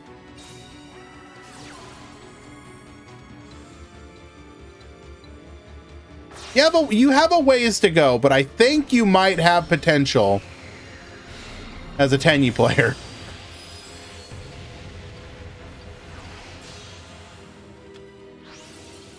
Yep, Clock. All of that. Excuse me. All of that. That endless, like, back and forth, summon, unsummon, resummon. Excuse me. Just to Yep Clock. That do be how it, that is how it is.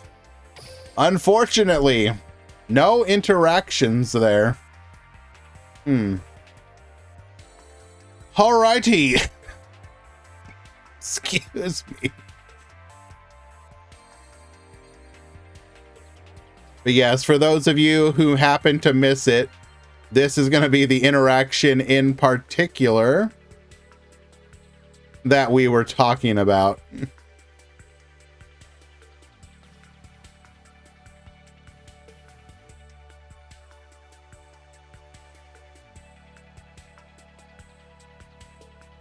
A box full of rats is gonna have the best rats come to the top.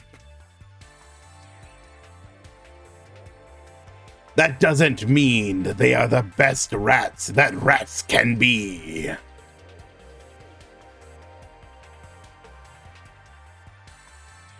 I did not see that, Sniffus. Please hook me up. I need to see that. Oh my Jesus, I need to see that.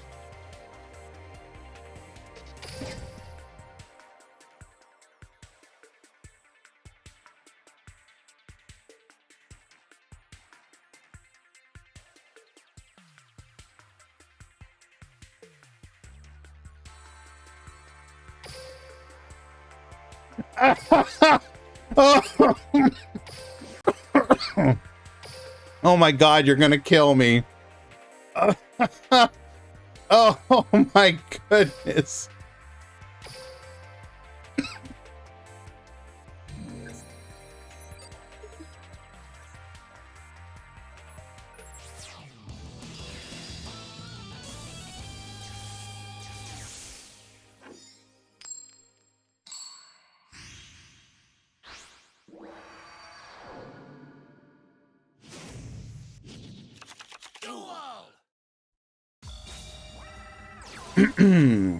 This is kind of hilarious, not gonna lie. Bro is not the sharpest tool in the shed.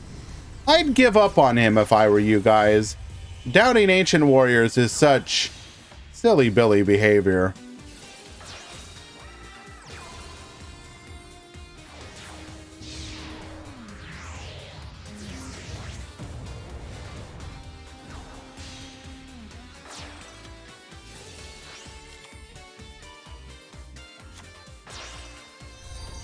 Ah, yes.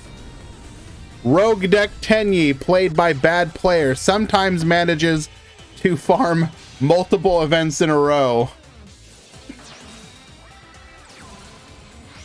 Oh. I do, to be fair, I do appreciate the use of Silly Billy. That is a pretty good one.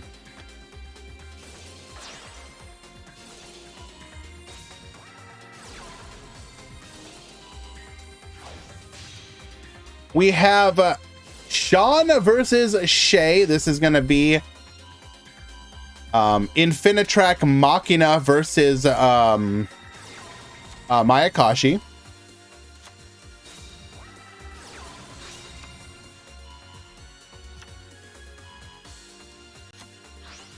See, here's the thing, though. The hilarious thing.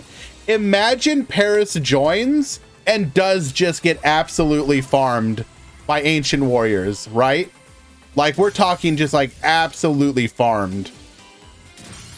Like, what do you do in that situation? You just have to go like, I guess they were right. I'm apparently missing something.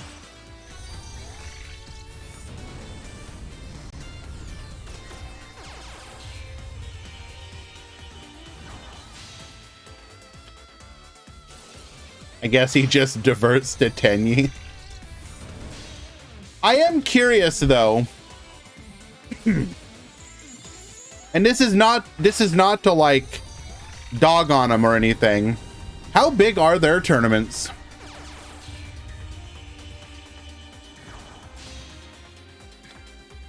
Have we seen like a breakdown or something?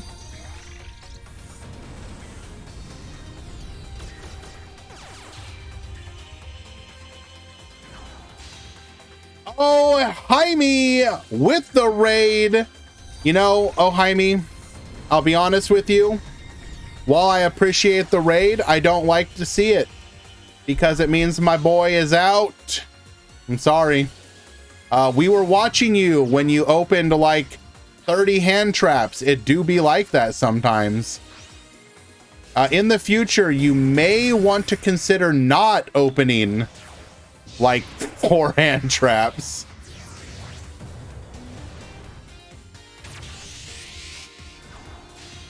Number 11, Big Eye. We're going to go for the Mayakashi Mayhem. Get Poppin' Mayhem effect as well.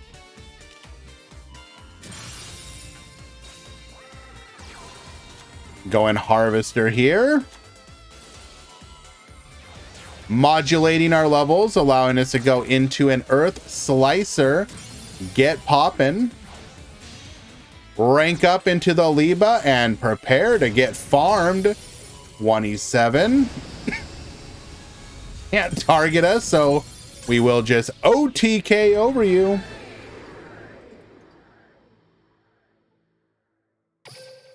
Do I still have it around here?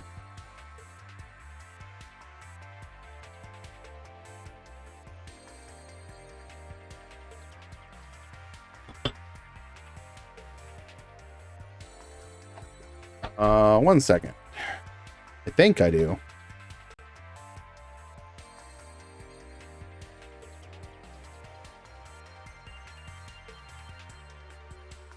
Where did I put you? Found one part of it.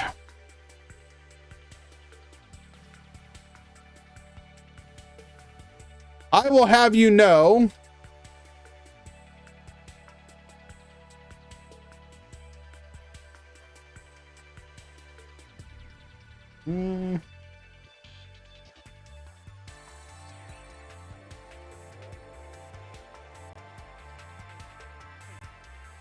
the DLM coin exclusive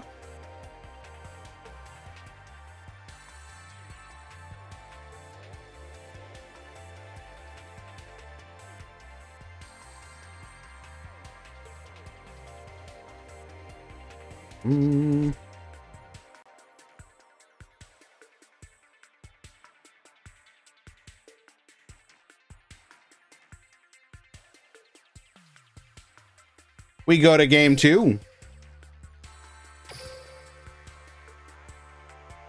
I also have the other one, the like blue coin. I don't know where I put it though. It's somewhere around here.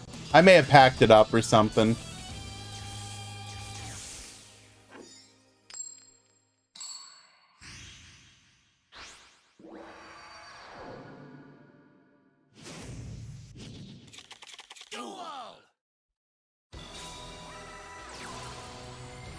Alrighty, Shay going first this time. We're gonna Yuki Masume, making sure that we can play through. Wait. Oh, never mind. Only one Daki. Yukiona into Yukiona into Yukiona into Yukiona.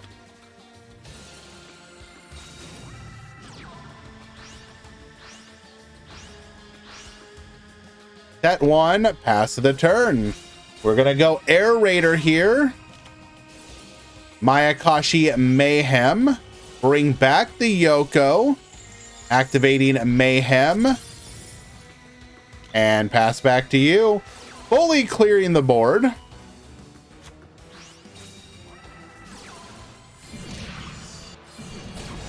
We go attack 1, 2, 3. That is lethal. Quick and easy. Sean never able to truly get on the board. We go to game 3.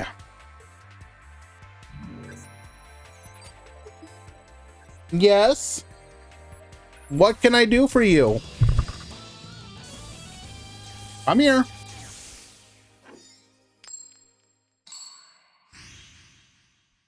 She has come. Duel.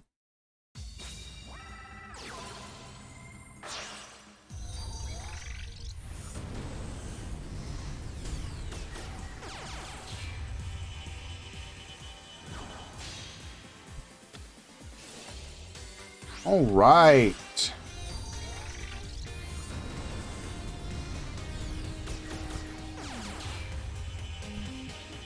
So very interesting, though. We do see two variations. We see Sean winning going first in game 1. We see Che winning first in game 2. Now we have Sean going second game 3.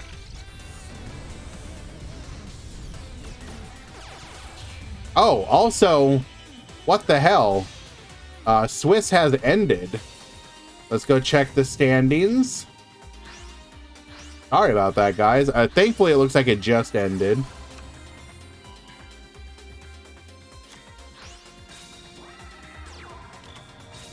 All X and 1s did safely top. We are going to click the button.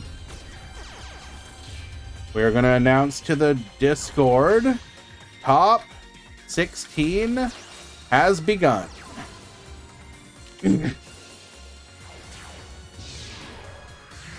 Wasn't the coin a scam? Not intentionally so, and not even accidentally. That was at the height of crypto's popularity.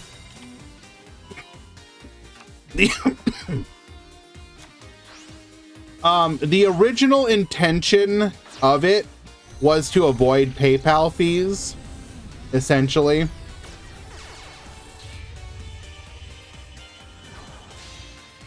But like with all things, it was like naivete, I guess is the best way to put it. Mayhem effect, get sending. We're gonna go for a draw 2. As I said, for example, is it still a thing? Not really, no. I don't believe so. It's like Rally, the website who did it, are more or less defunct at this point.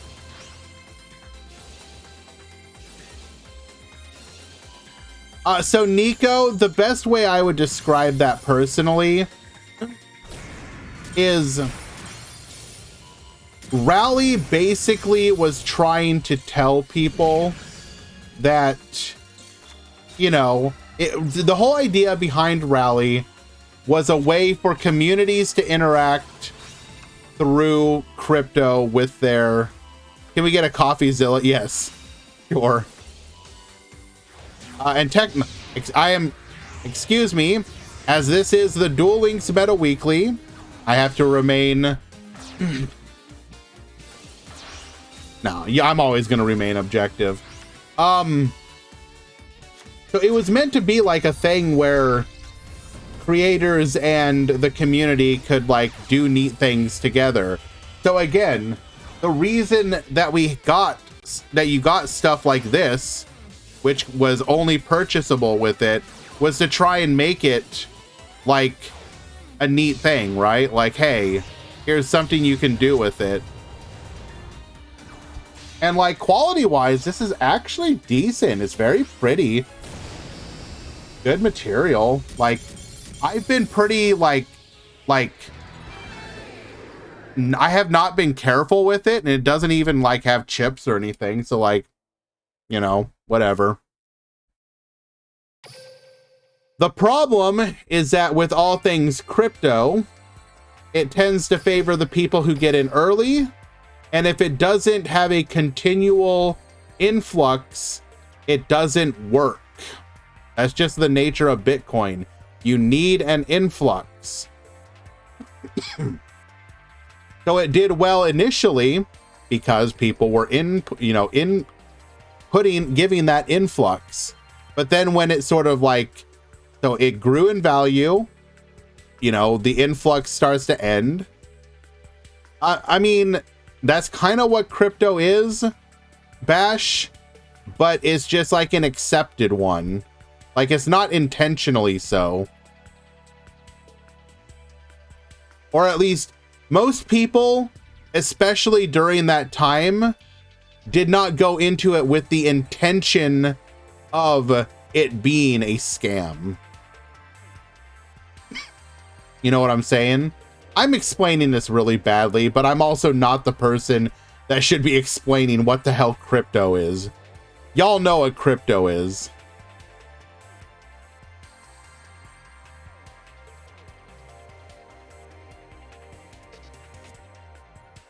Like, again, the true original intention, and I know this for a fact because he both said it and I was privy to it from the back end, was as a way to try and bypass PayPal fees. Because remember, the Duel Links Meta Weekly used to be a ticket-based tournament, right? And every time people would buy a ticket, you had PayPal fees. And when you paid out money to people, there were PayPal fees over and over and over. So there was an intention to try and find a way to do tickets and prizes, if people wanted it, that avoided the PayPal fees, because those things add up.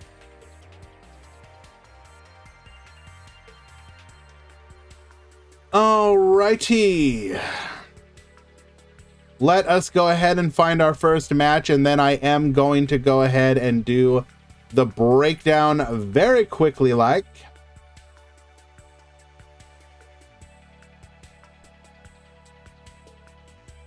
It is top 16.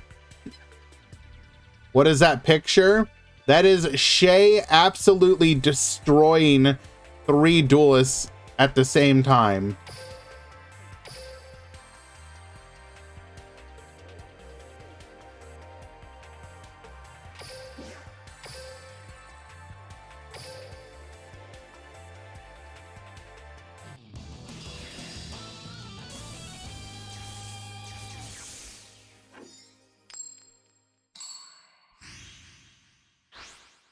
Alrighty, guys, I will be right back. I'm gonna do the count. Stick around. Duel.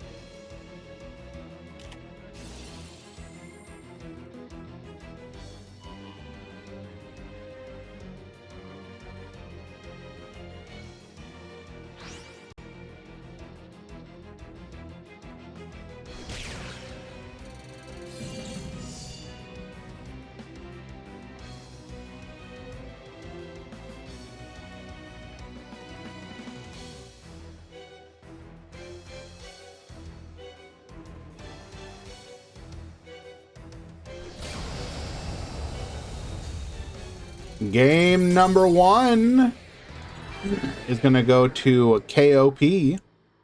Well done. All right. Not going to lie. What the hell with this breakdown? Oh my Jesus. I think we need to have an emergency TPC council meeting.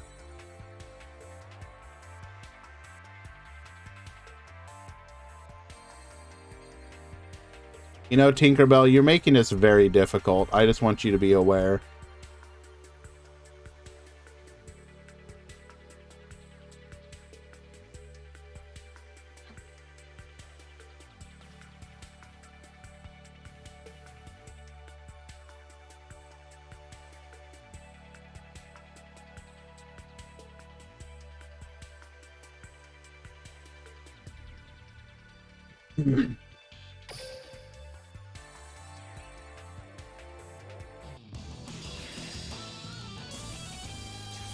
I really don't appreciate you right now, Tinkerbell. I love you to death, but I really do need my arm. Duel.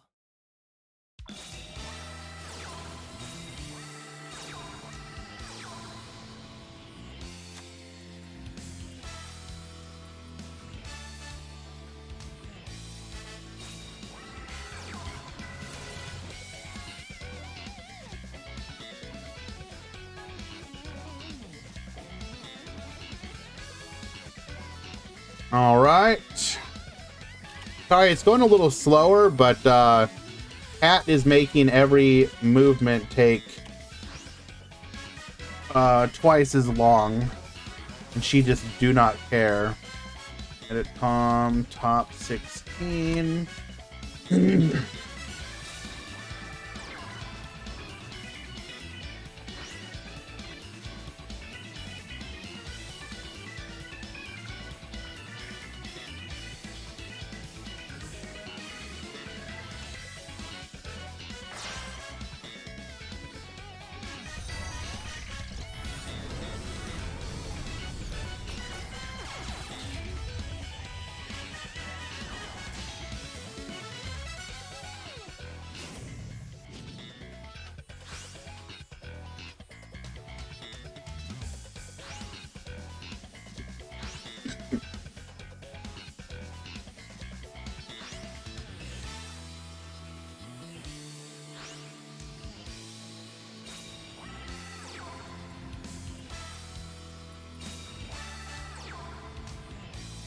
TPC!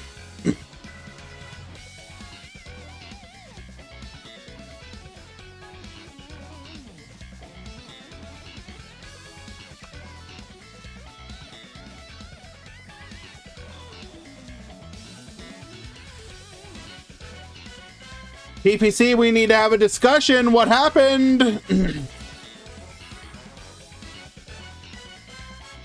6 Mayakashi, 1 Clock Dragon, 1 Constellar, 1 Earth Machine, 1 Gandora Orchist, 1 Gearfried Amazement, 1 Infinitrack, 1 Cosmo, 1 Lunalite, 1 Monarch, and 1 Shadal.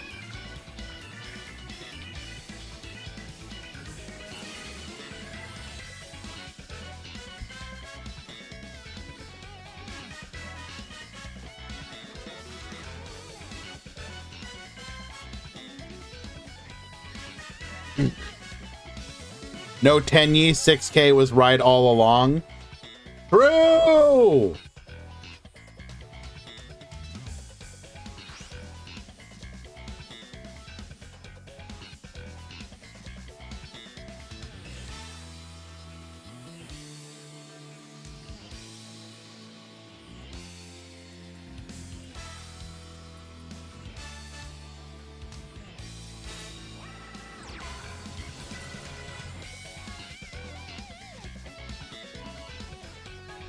Nah, it's real easy to explain. You have some of the best players in the community all on Mayakashi, and they all just happen to do extremely well. Like, that's it.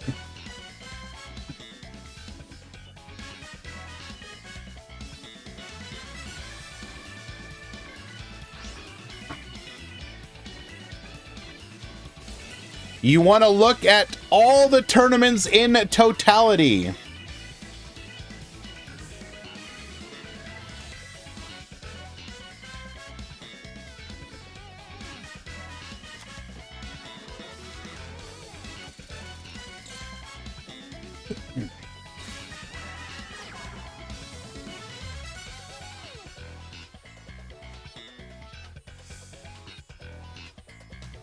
One second.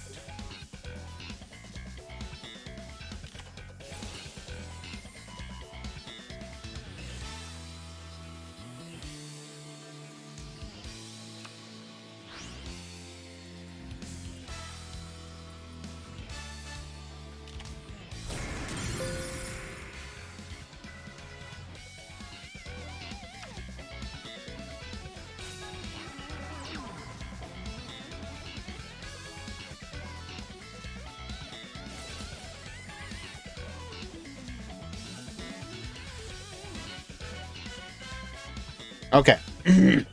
Sorry about that. I am back.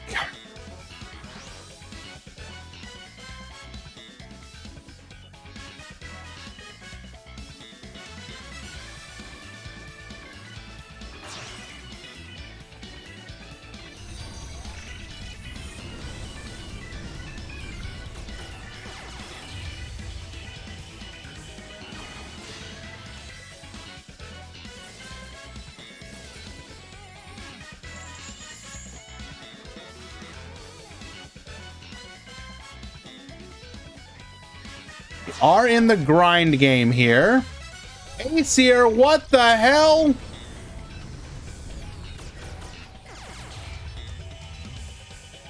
Where did you come from, dude?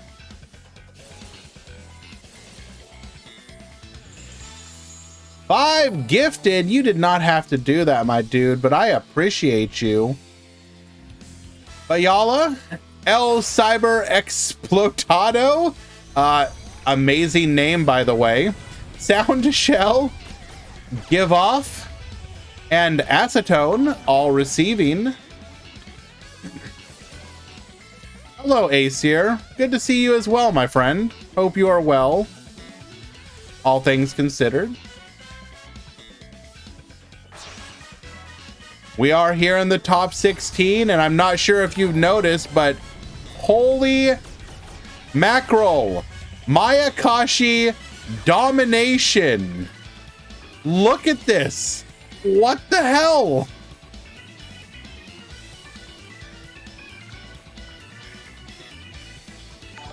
Six Mayakashi when the actual entry total was 8. 8 converting to 6 in our tournament today. Holy Jesus.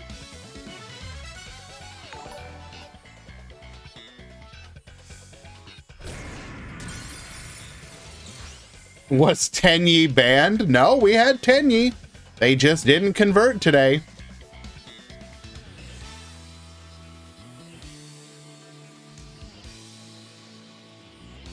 Now, unfortunately, for KOP, we are in the grind game here, which Cosmo can do exceptionally well. We're going to be able to float from the Destroyer into the Slip Rider, from the Slip Rider into the Tin Can. Tin Can, gonna be able to pay 500 during the end phase, grab us one of 3.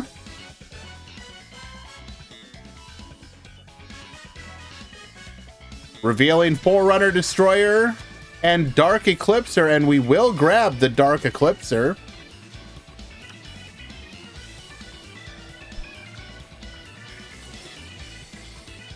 Cosmo Town here.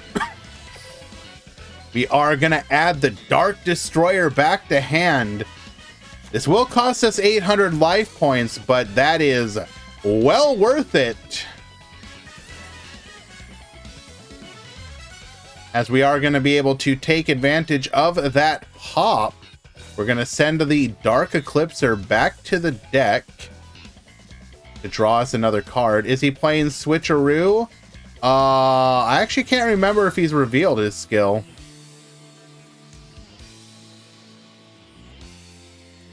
You would assume switcheroo, though.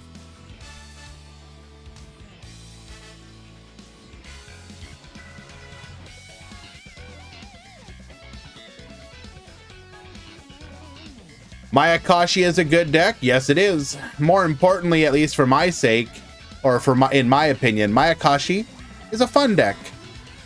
I enjoy it. Tin Can is going to go ahead and bring out the Dark Destroyer. Dark Destroyer is going to pop itself here.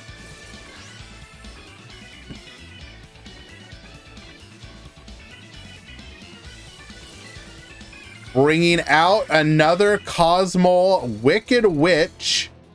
Oh, we're going for the cheese play. Pay 1,000 life points. Number 39, Utopia.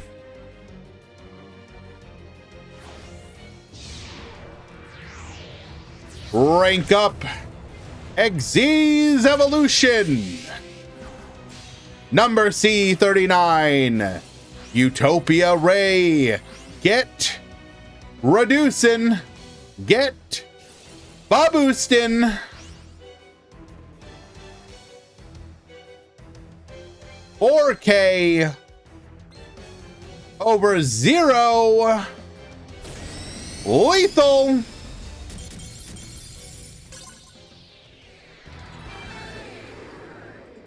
Brawl will take game number 2. Well done.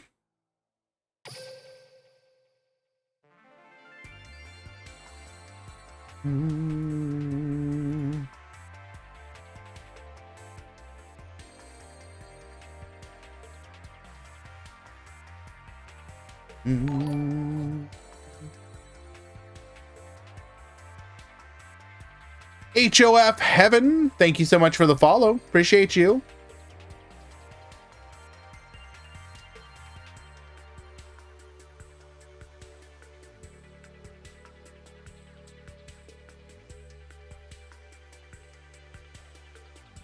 We will be going to game number 3.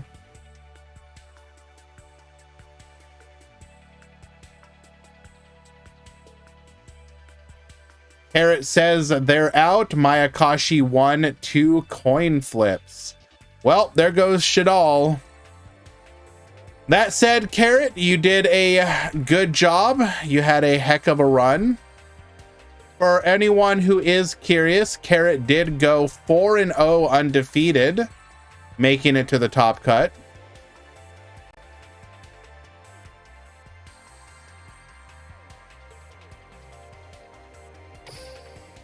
We talked about what they played in the early rounds, but in their final round,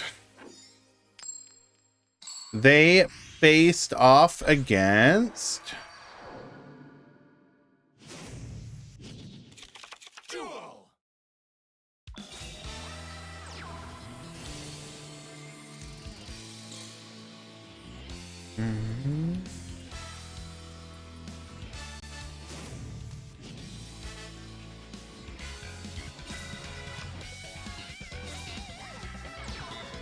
Speedroid.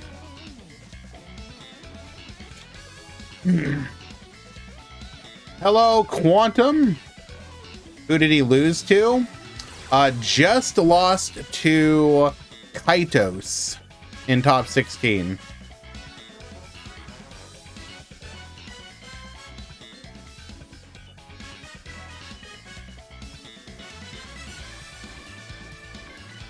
Carrot. The Shadal player. Can Mayakashi out monsters that can't be targeted or destroyed? Well, they can out monsters that can't be targeted. Because both the trap, so Mayakashi Mayhem can out anything, and Yoko is non-targeting.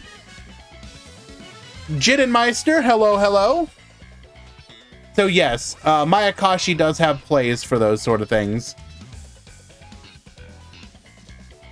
Mayakashi's monster and back row are both non-targeting.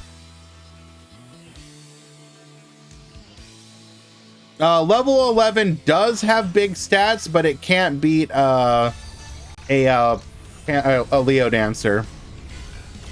Also, yes, Mayakashi Winter also helps. A lot of people don't respect that. Like, they do have the ability to just like drop all your monsters by like 1,000 attacks, so the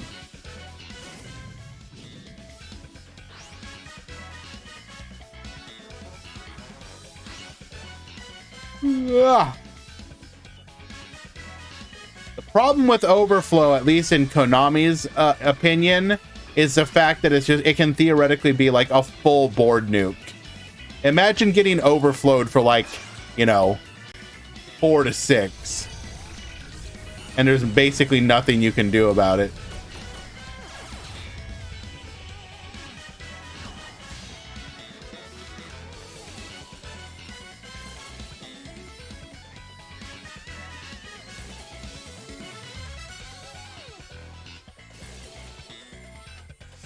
We are going to go for the negate here. So we will dodge.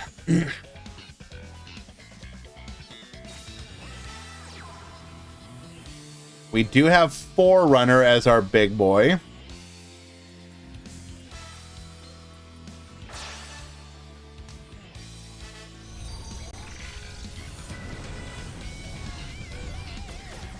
Okay, you look at Overflow, now you look at Dark Hole. Damn, bro, I didn't realize that Dark Hole can hit the back row. That card's crazy. Why can't you select the synchros at once? Konami decided it that way. It would be nice if they did. I agree.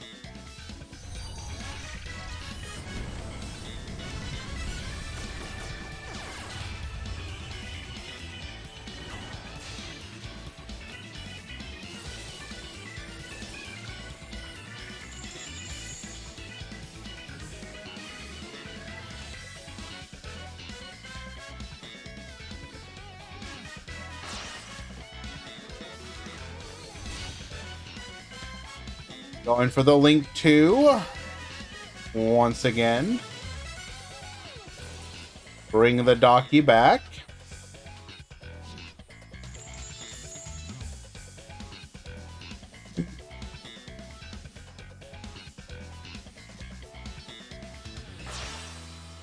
Ugh.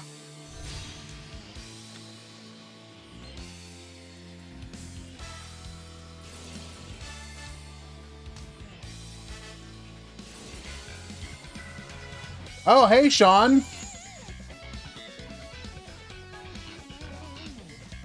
No, that means my boy's out.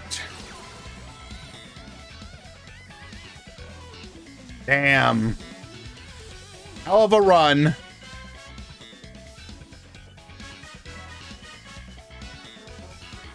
Another 4-0 undefeated. Sean making it through the Swiss rounds with Machina Infinitrack.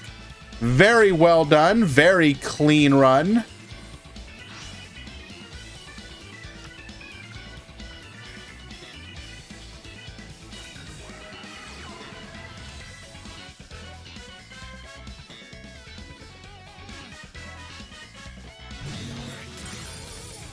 We are going to crash here. Bring forth the Gashidakoru. Making ourselves unaffected.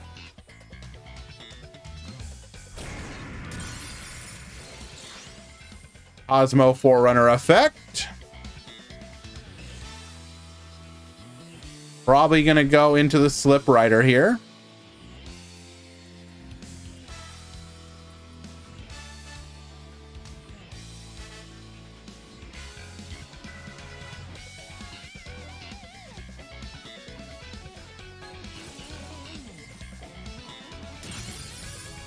Hitting the bluffed Mayakashi returns.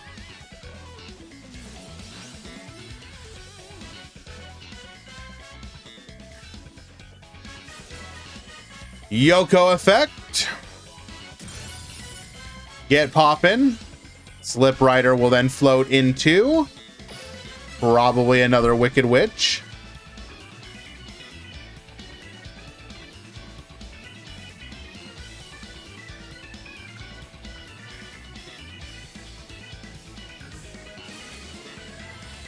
We go to battle, make ourselves indestructible, and pass back to you.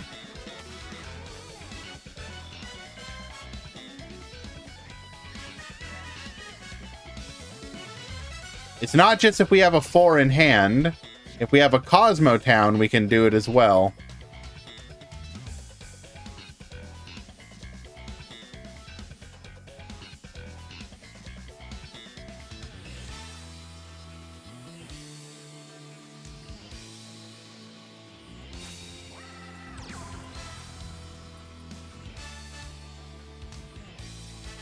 Farm Girl to the field. Okay.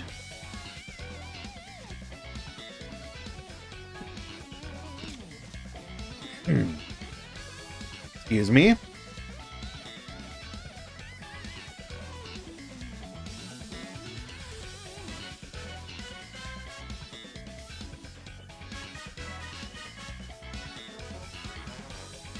Like, what are we telegraphing here? We're telegraphing maybe Destroyer in hand.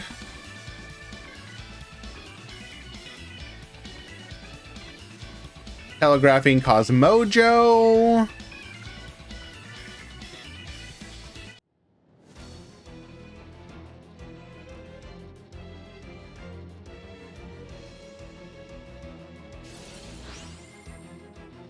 How can Mayakashi get rid of the Wicked Rich?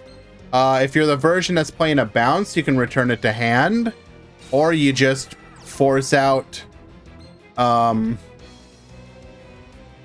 you get to your opponent to the fact that they can't use life points to protect anymore.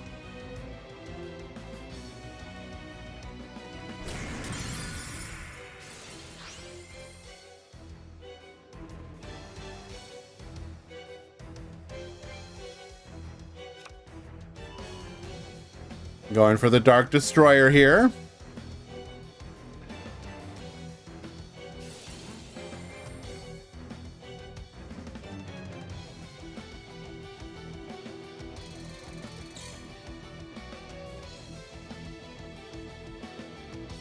I mean, if it's a compulse, we just tag out into the Dark Destroyer. That's not so bad.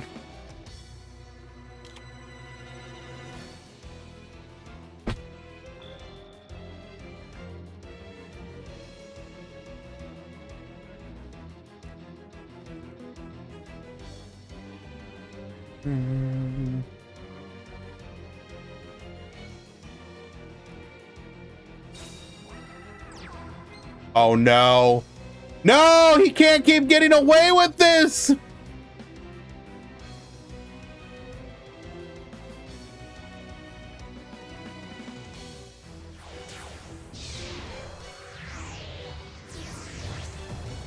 Rank 4, number 39, Utopia.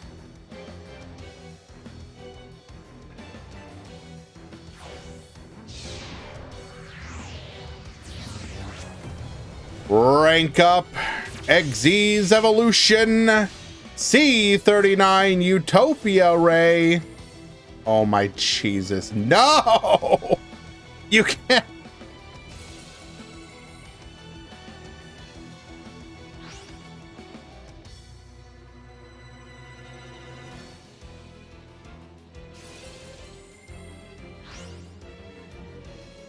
KOP, what is your back row?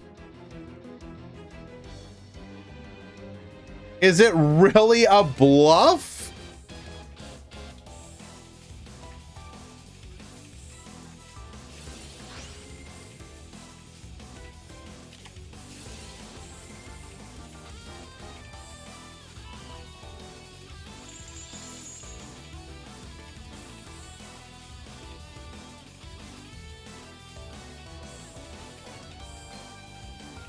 That would be really bad luck to have like 3 returns in the opener then.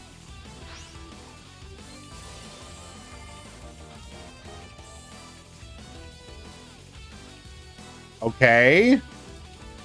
That doesn't do anything.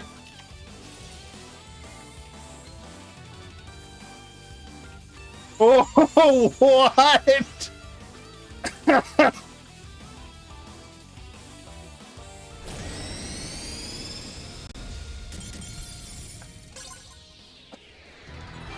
Oh no, KOP! When you side deck too much!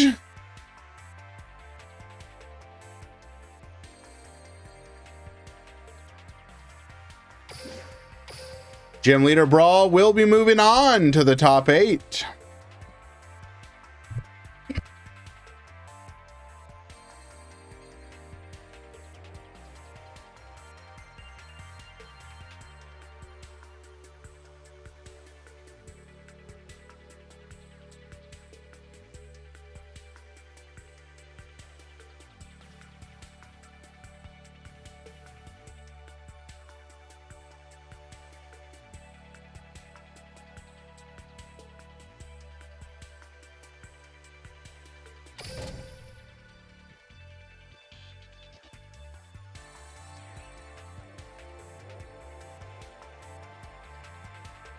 Which one's that, rookie?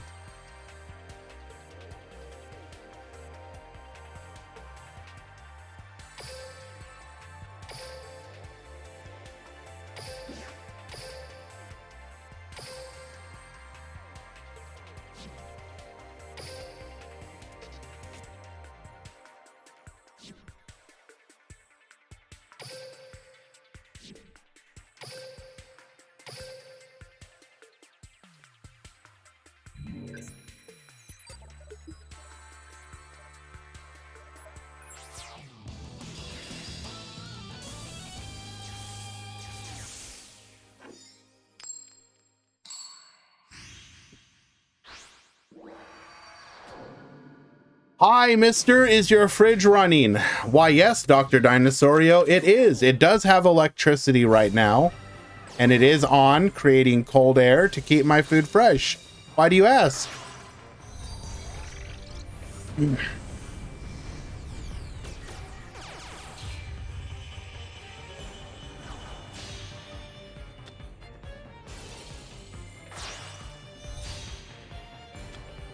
All right, we got Shay versus Rougenary.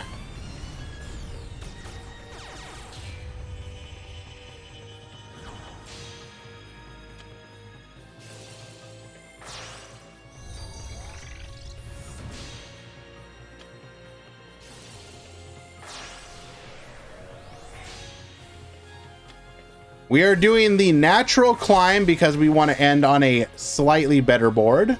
Understandable.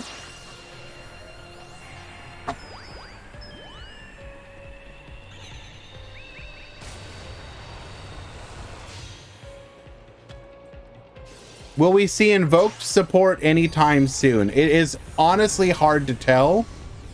And part of the reason why is because if you go and look at the invoked support, the invoked monsters that we could theoretically get are all incredible by Duel Links' standards. You either have a negate, essentially an omni negate, with a cost to sure. You have a Book of Moon every turn.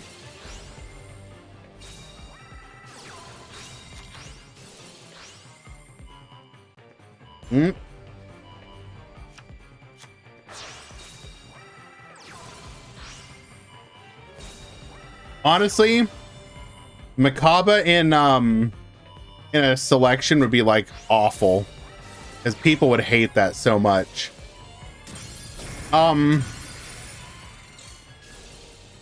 We could theoretically get Elysium.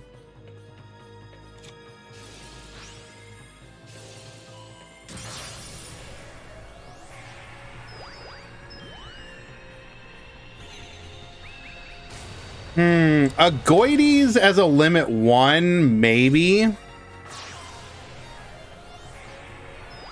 But Raijin and Mikaba are pretty insane, so I don't know.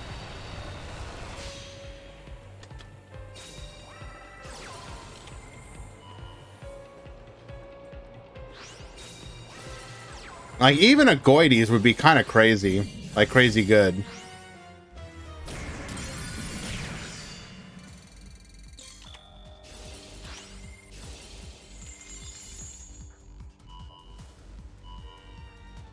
What deck would play Raijin, though? Like, anything that has a wind?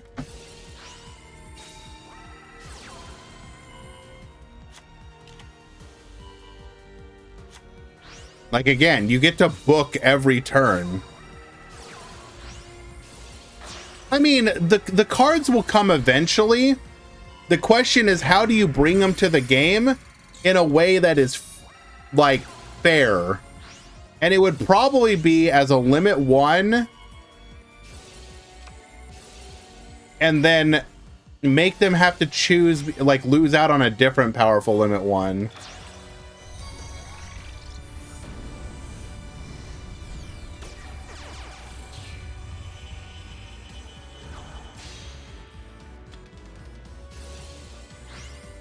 Well, there you go. We found our Tenyi, by the way.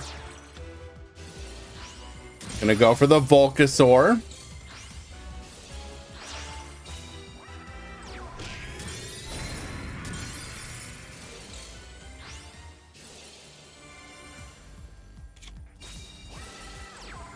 And we recover here. Prime Monarch. Going defensive. Tributing off for the Erebus, going for the Dingirsu.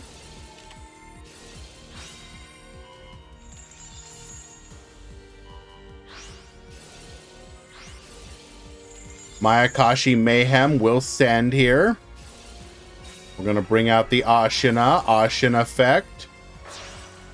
Allowing us to go into a Shaman of the Tenyi. Into a... Okay, have I been gaslit? Is this just a Tenyi deck?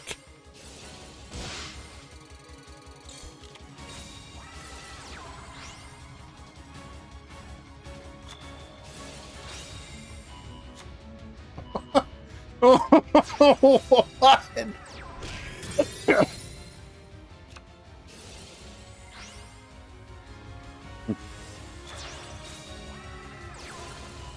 Ryza gets spinning, and then we just have lethal. All right, I don't know how to handle this. I need a moment to process this. What the hell?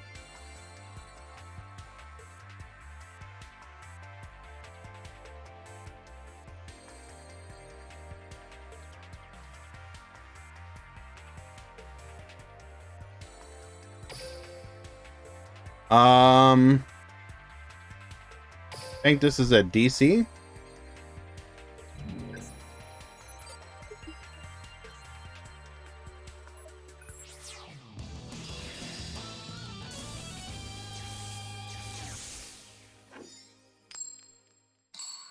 I really wish Master Duel had a like button sometimes. Guy just summoned a Slifer in his branded deck. He lost to time, but it was cool. Yeah, that would be nice. Duel.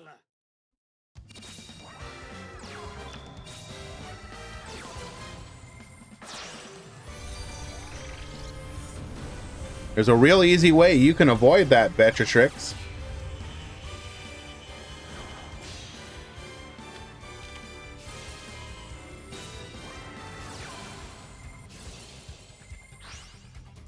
Bring back the Yuki Musume. Bring out the Yashka. It's like they never left the field. Transmigration Prophecy. What? Excuse me? Losing double Daki here.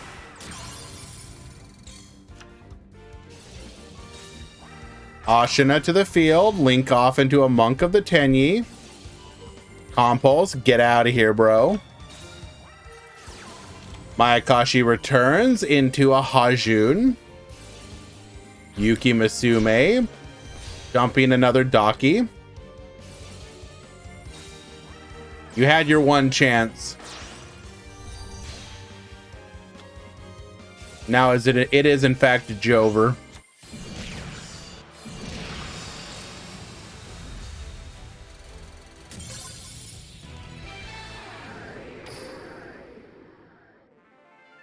That's gonna tie things up. So this must be the DC then.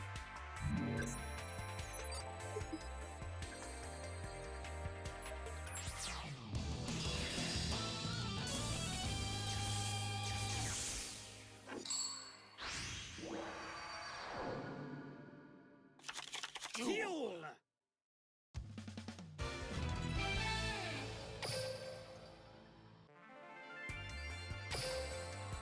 We take those.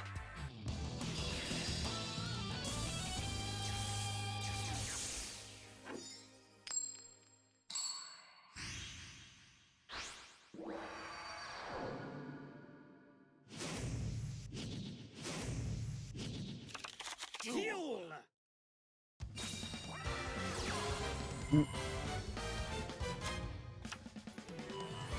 Alrighty. Pivotal game number 3. Pantheism effect here, revealing. We will give our opponent the escalation, Prime Monarch, bring it back to the field. Tribute off for the Celaglare. We're going to go Hajun into Yuke Masume, tributing off for the Erebus. Get spinning, get out of here. 1 for 1, bring it back. You will not stop me. Not today.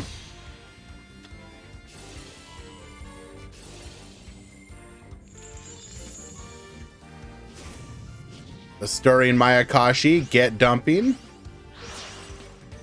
I mean, we do have the ability to bring back the Prime Monarch. So we can wall up in the battle phase.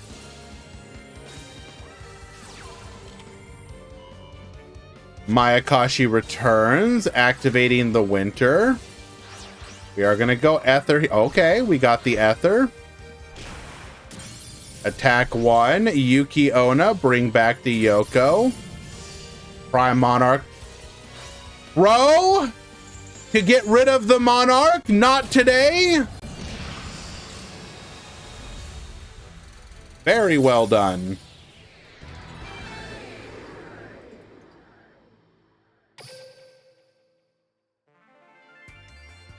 Sad to see the spicy Monarch deck go. That was a hell of a game, Ruginary, excuse me.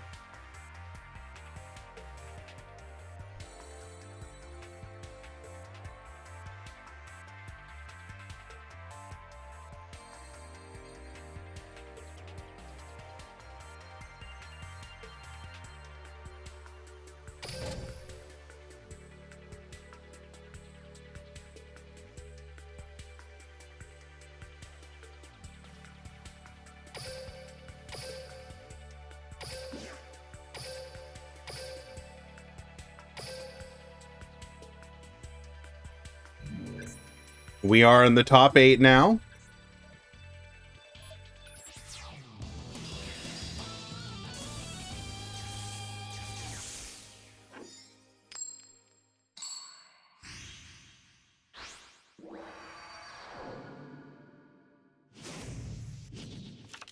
Duel.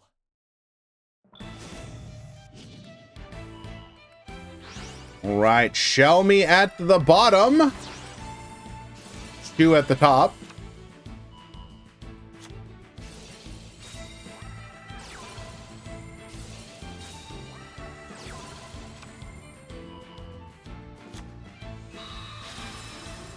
What character and skill is best for the Shadow deck? What do you mean Shadow? Shadal? If you mean Shadal, you can use it on any character. And it's the Shadow Weaving power. Play whoever you want.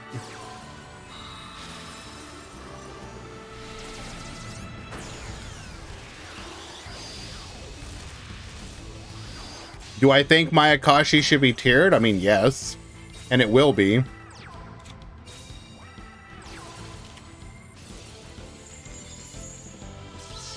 You can't bait anything because it announces at the beginning of the duel.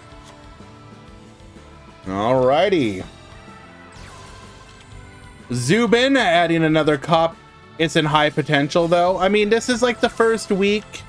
The TPC just got introduced. It's okay. Never judge a TPC by their first tier list. Give it a week or two, then make your judgment call.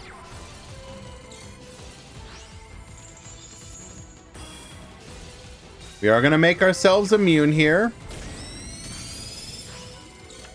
Get spinning. And that's just going to be lethal.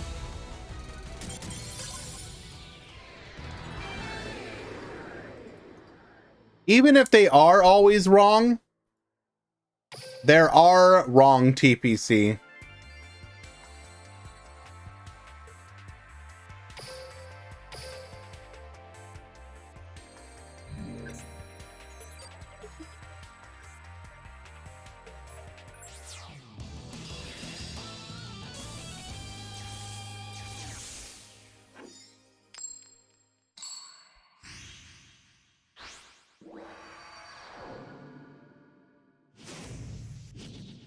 Duel. Quote, the clowns at DLM have removed Mayakashi from the tier list somehow, even though there was no tier list update for 20 days. What? How can you remove something from a tier list that doesn't exist and it isn't on? What? I feel like I'm being baited right now. Did you scroll down to the part? What do you mean they're now in high potential? They weren't in anything before.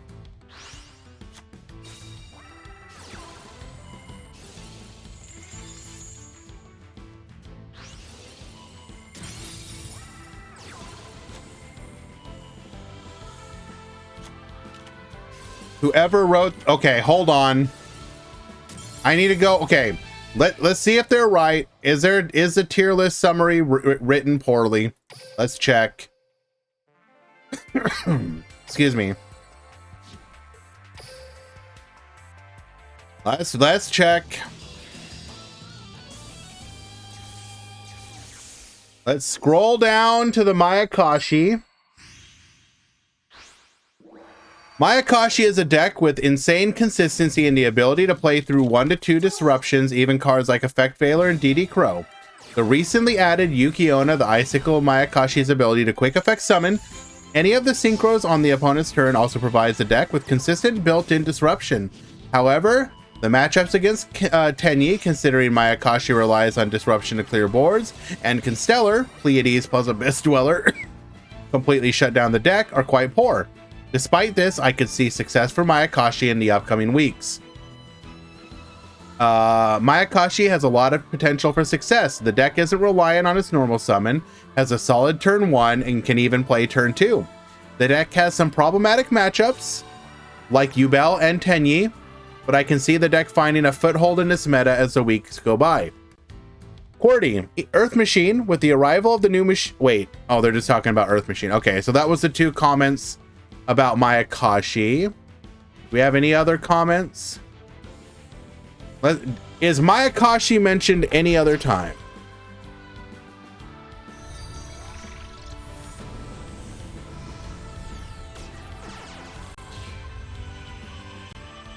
Okay, I'm not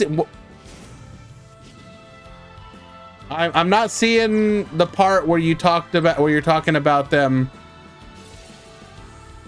removing it, quote unquote.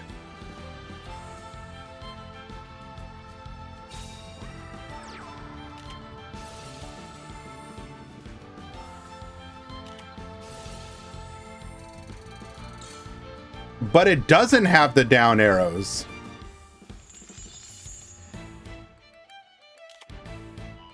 Oh, you're talking about that part. Yeah, that's an error.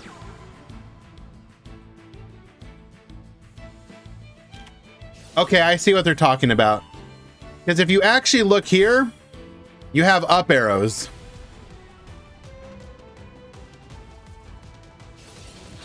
We'll come back in just a moment. We're going to wait to see what happens here.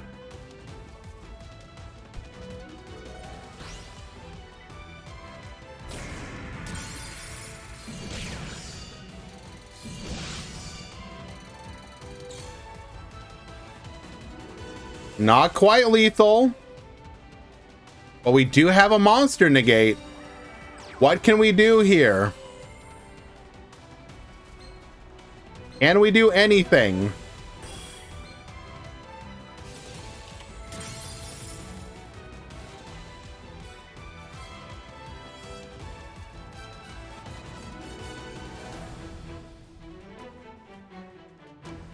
Could the Earth Machine be comboed with Ancient Gear? Not very well. We will get the concession scoop, and a shoe will knock Constellar out. Well done.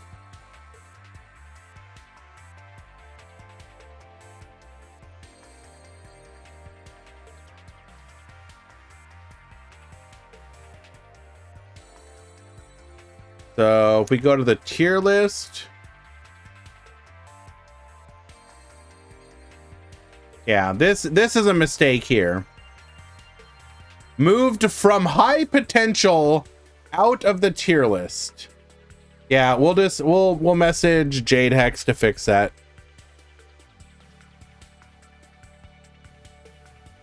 Jade did do this one, right? I guess we can tag random as well.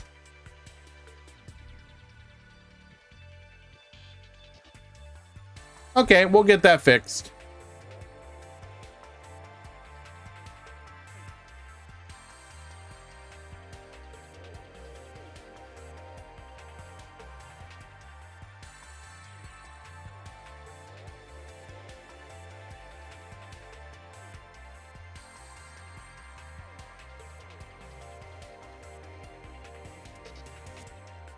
Okay, let us find another match.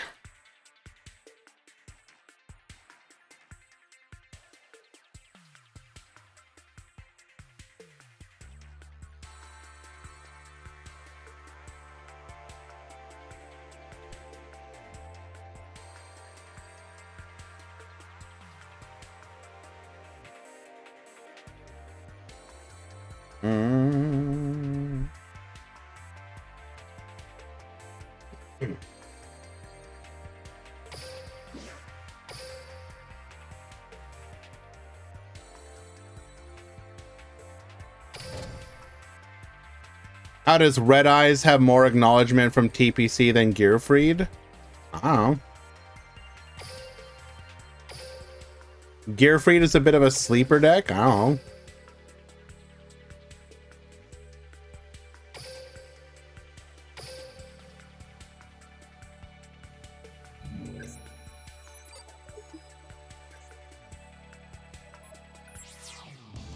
Like if we go look at top decks, how is Gearfried doing?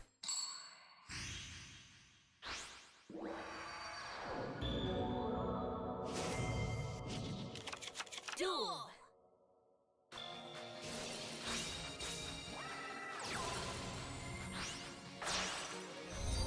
We have a top 8, a first place in a meme daily, a second place in a meme daily, and a top 16.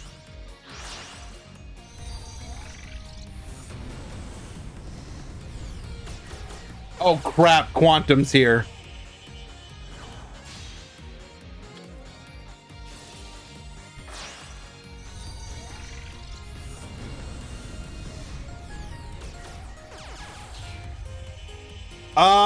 So Quantum, okay, it was a joke. I was just joking.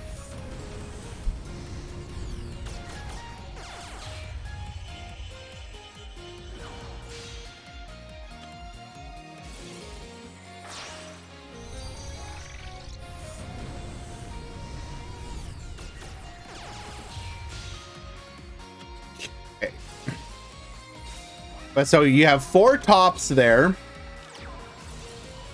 which is not awful, because that's what, 1 2 3 4 6 sorry 8 12. It's the 14th best deck in tournaments right now. Hello? Did we just scoop?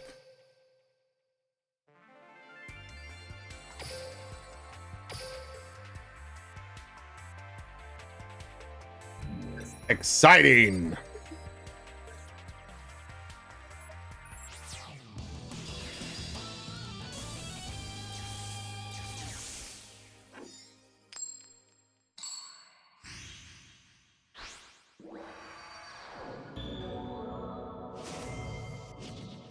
So if we go with just the last 7 days, then Gearfried moves up to 8, 9, 10, 11. Tied with Red Eyes.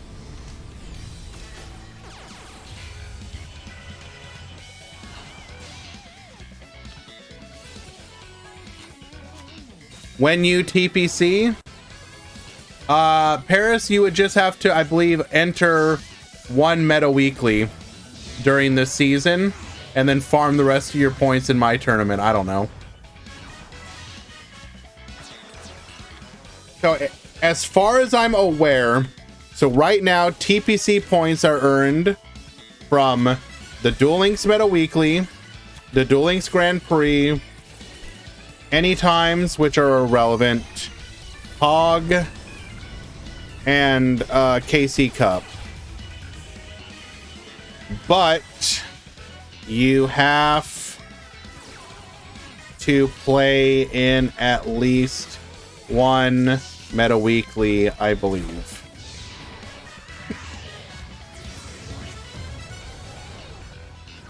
So get somebody to gift you a sub, play in a meta weekly, win it. There you go. Easy. Instant TPC.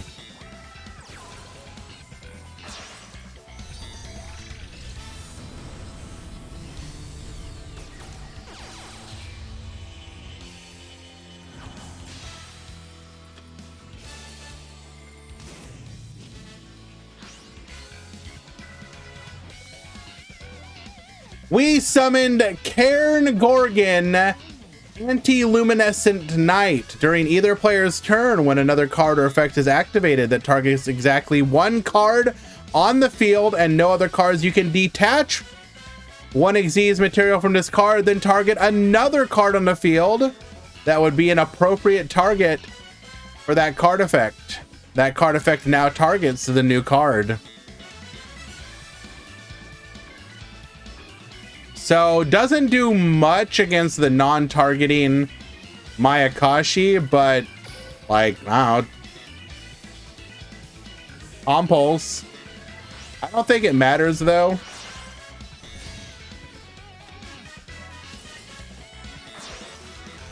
We're just setting up for like the OTK on the next turn.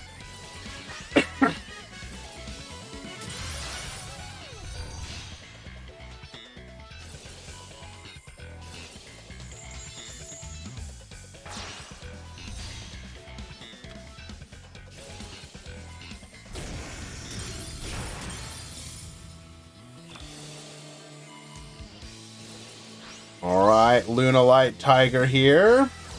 Going Tenki, adding a copy of Black Sheep. Yes, I have 2 cats. Cat 1. Oh. Cat 2.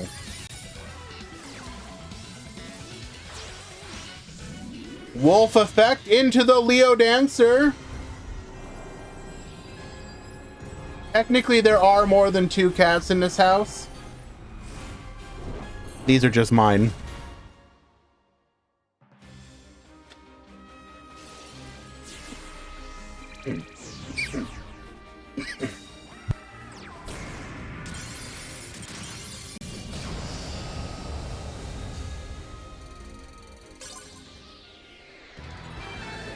All right. So going to the battle phase, no effects are going to be able to activate because of the drawing a blank here.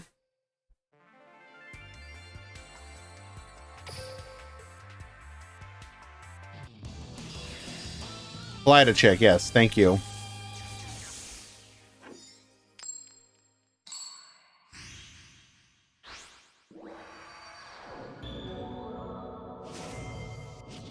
Actually, I kind of dislike Pirelli. I'll be real with you.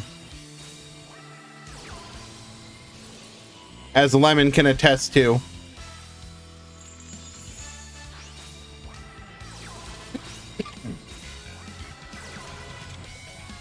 All right, we have the Crow to get rid of the Kaleida Chick. Yellow Martin. We are going to go for the Evil Swarm Nightmare. This is going to buy us some time. 1 for 1. Get flippin'. This will allow us to make it into our Yukiona Daki effect. Get flippin'.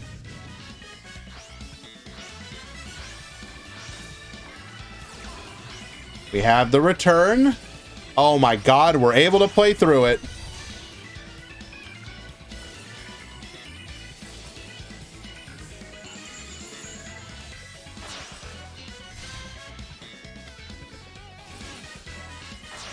This is just OTK, isn't it?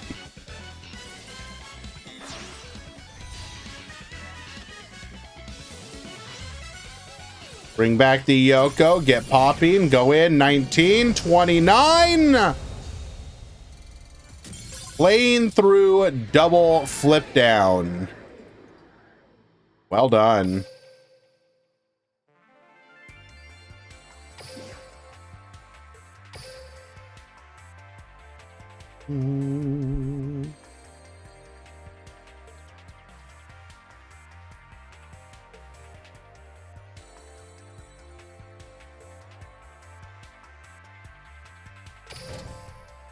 Good attempt, though, to Ninjetti Ursus. Has been entering our events for a while recently.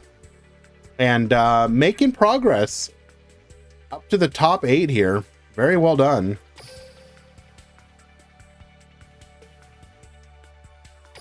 Very dedicated to the Lunalight archetype.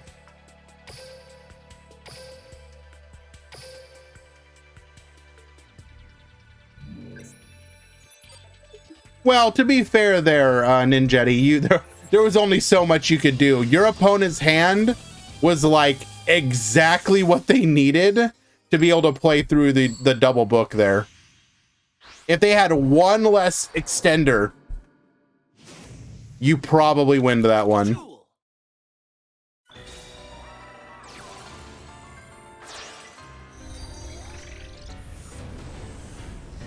All right, we got Gym Leader Brawl versus Refresh.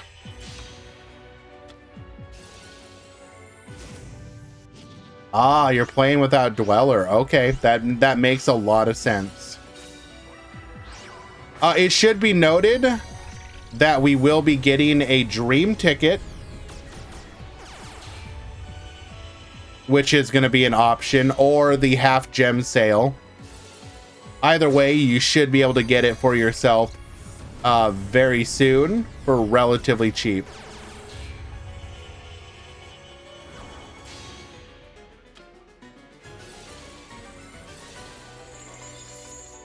Yeah, definitely wait. Definitely wait.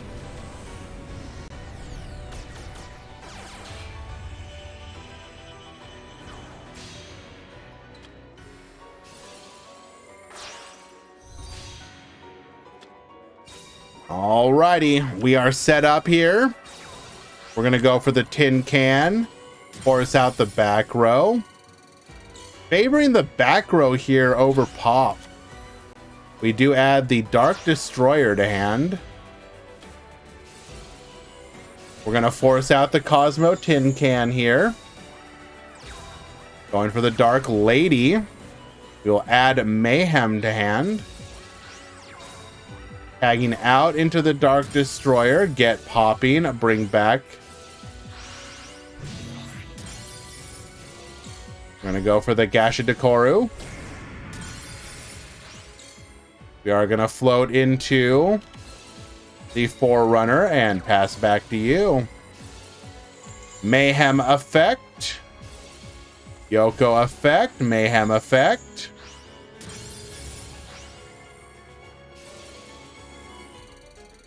Tin Can will reveal here. Grabbing ourselves a copy of the Farm Girl. Mayakashi return. Adding a copy of Yuki Musume. We are going to attack in. We have the Wicked Witch. We are going to be able to just wall here. Setting 2 more back row. Protecting ourselves once again. Storm Dragon's return. Dark Destroyer get popping. Popping itself to go into a copy of the Farm Girl. We are just going to continue to wait here. Protecting ourselves. Farm Girl will be taken out. Returning the Tin Can to hand. We're then going to go for the shuffle here.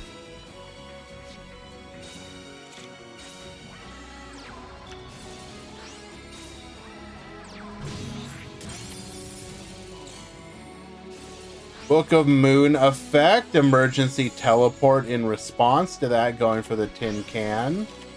Tengu forcing out the Compulse. Mayakashi Mayhem, which is going to get rid of... Wait, what?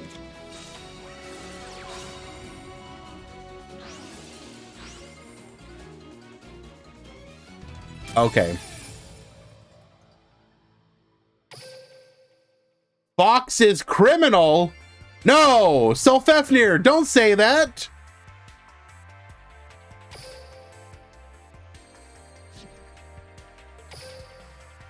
I refuse to believe that Fox is criminal.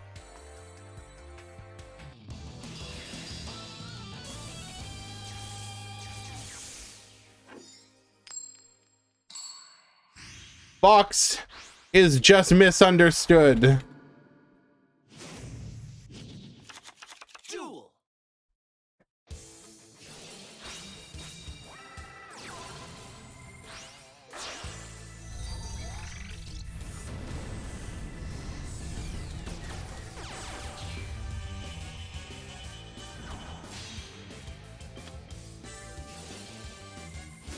Raxian, 1 word. No space.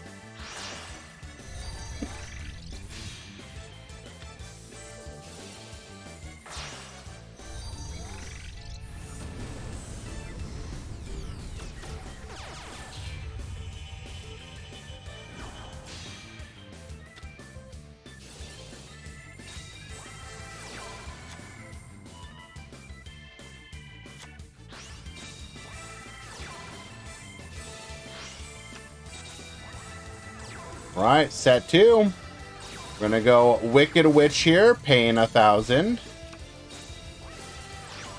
Yukiona effect, Mayakashi effect.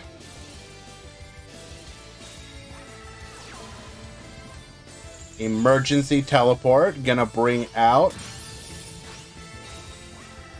Tagging into a Dark Destroyer, get popping.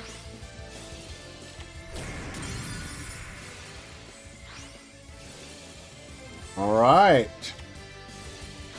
Mayakashi Winter. Bring back the Tengu. We are going to book ourselves here. Wait, does that really...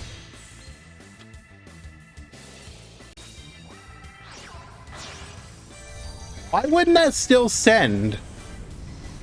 Send 1 monster with the lowest attack your opponent controls. If they only have 1 monster, isn't it still the lowest attack?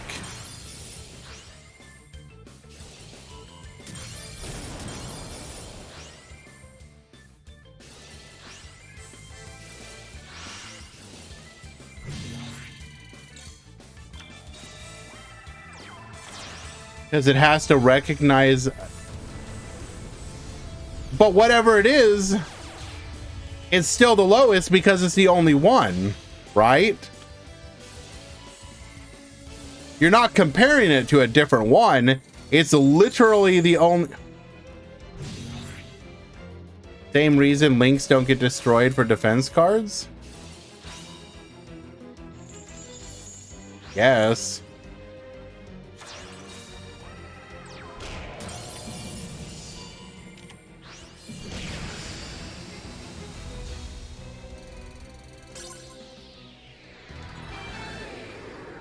Can't quantify unknowns?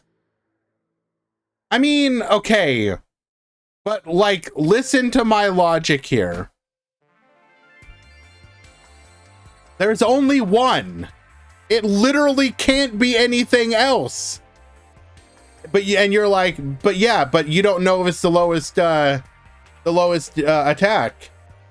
What else could be the lowest attack?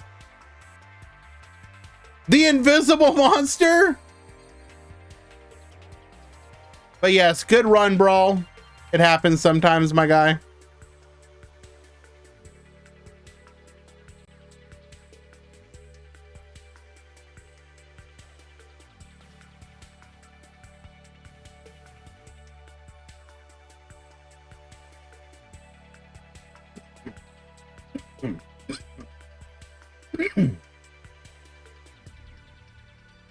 Time to play magical hats. Oh my god, stop. No!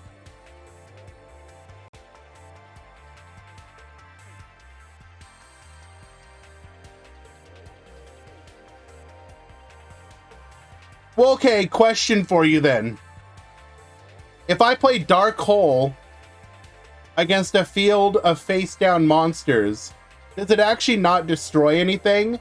Because technically speaking, you can't actually confirm if they're monsters.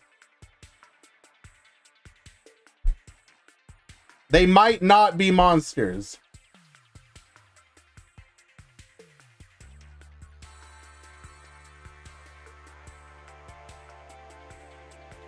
They're in the monster zone? You're acting like you can't put spells and traps in the monster zone.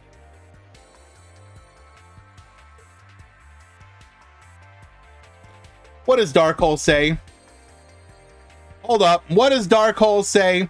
Does it say destroy all cards in the monster zones? Dark Hole.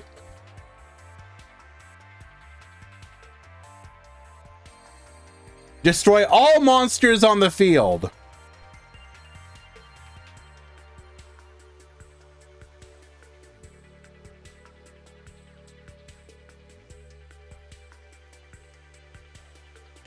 But again, Jay Paulino, if it's face down, how do you know it's a monster?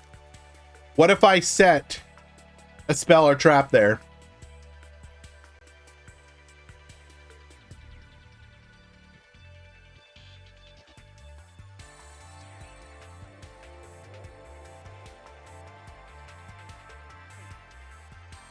Then it's time to call a judge. Yeah. Yeah, it is.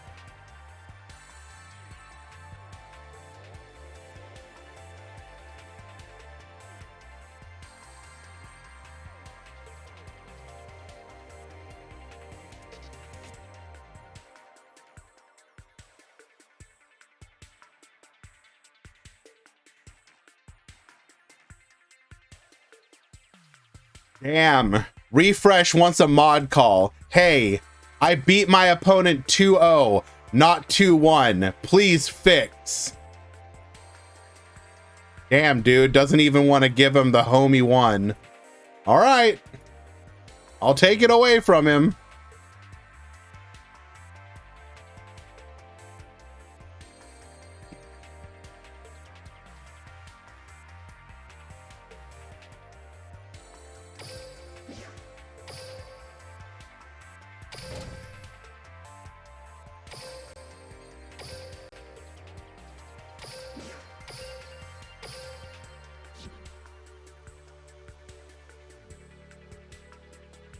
Face down monster has no attack. Okay, but again, Fan Luna, if I have one monster, it doesn't matter what the value is. It will be the lowest. Correct? It doesn't matter if it's non-existent. It's still the lowest.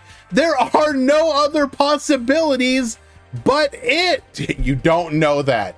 So you're telling me that it's Schrodinger's monster. I may or may not have 1 to 4 other monsters in my monster zones that do or do not have attack stats.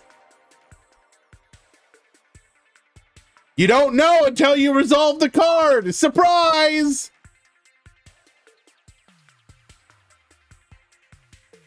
You finally understand. No, that's the problem. I don't. We are in the top 4.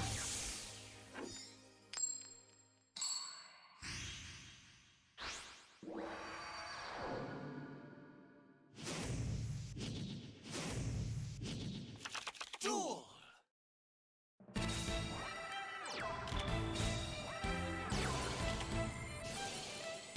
All righty, we are gonna set 3. Hajun getting hit. Mayakashi returns. Gonna likely add our copy of Yuki Musume. Draft Fusion, thank you for the raid. I know, it's all in good fun. What if the face down monster has 0 attack and defense? Then it's not the lowest, but it still would be the lowest, wouldn't it? All right, pass back to you. Shay didn't want to play the... Oh my Jesus. 30 cards opens a live twin. Good luck, gamer. What was Kaitos playing? Kaitos was also on Mayakashi.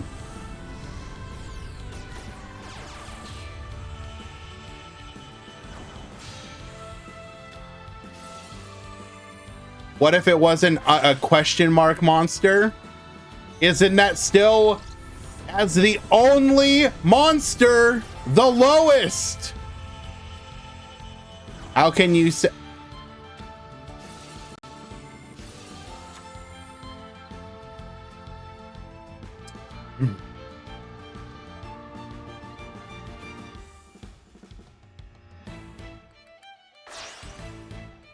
I put a person in a room and I said, and it's just one person in that room. The door is closed.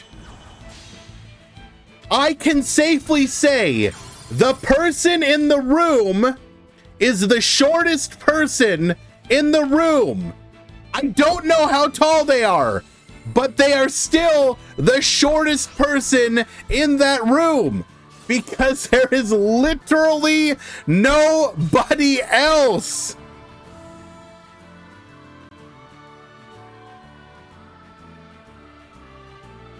No, they're the tallest. Why shouting? Chill? No, I refuse to chill. Kaiba bro, this is extremely important.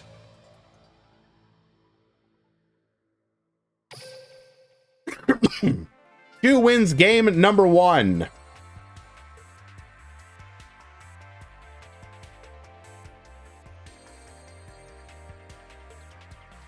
There is no chill. True. Hello, Tomato. I am about 17 minutes into your current video. I unfortunately did not get a chance to finish it yet, but it's very informative.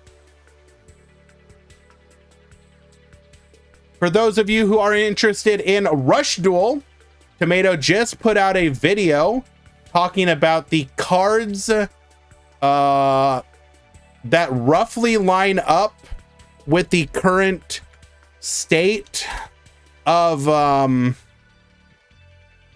where we are in speed in the Duel Links version of it.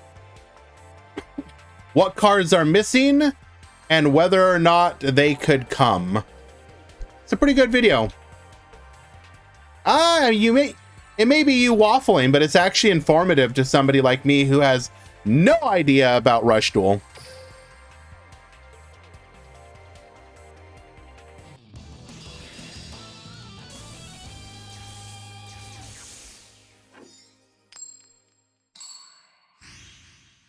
Alrighty, game 2.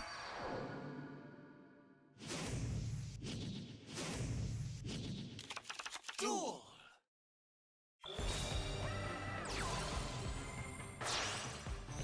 Casually opening live twin and 30 cards. Let's go.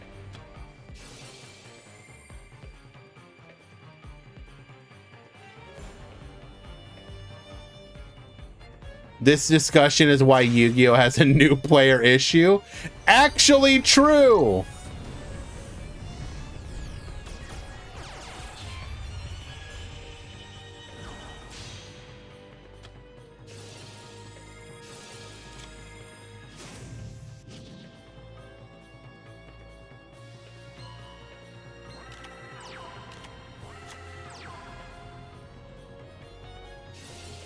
We also just so happened to open a Phoenix Gearfried. Good luck, gamer.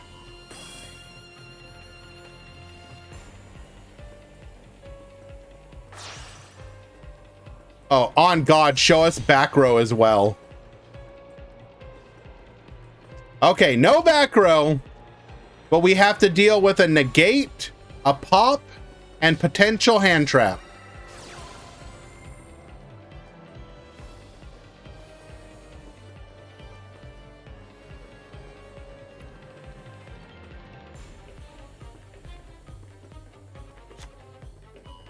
This is theoretically playable. Amazement in hand does nothing.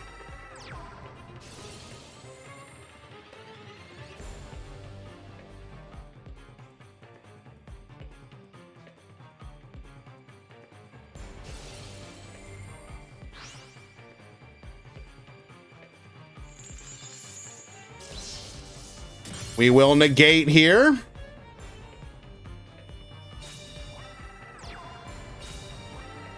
We're gonna set 1, set 2, set 3.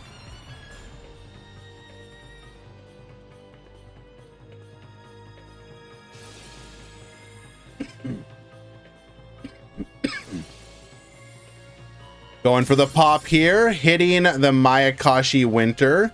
Effectively a bluff in this situation.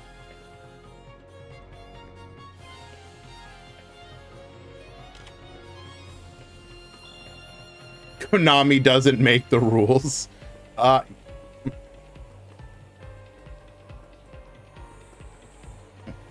Wait a second. I'm pretty sure they do.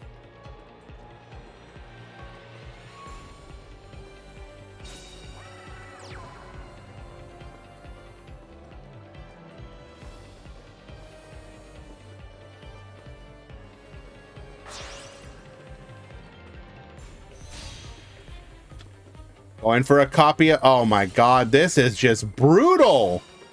Forcing out a back row. And we're gonna have Kiss a Kill for the revive pop. Hitting the Mayakashi Mayhem.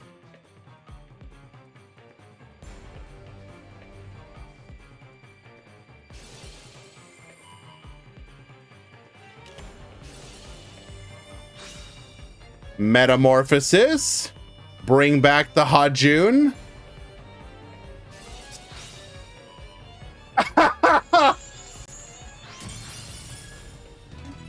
Dog, ain't no way.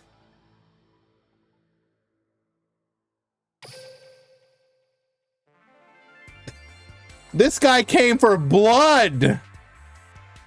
You will not get to play the game. Incredible.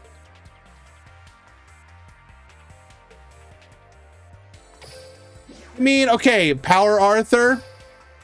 Counterpoint. Top 4 is 3 Mayakashi and this deck. I think it's okay for a Mayakashi to lose here. The Watcher plays. Thank you so much for the follow.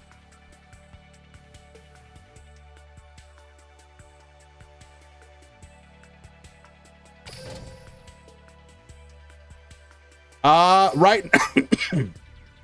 Excuse me, I'm so. Right now it's just been labeled as Gearfried Amazement. But technically Gearfried Live Twin Amazement? I don't know. Pile?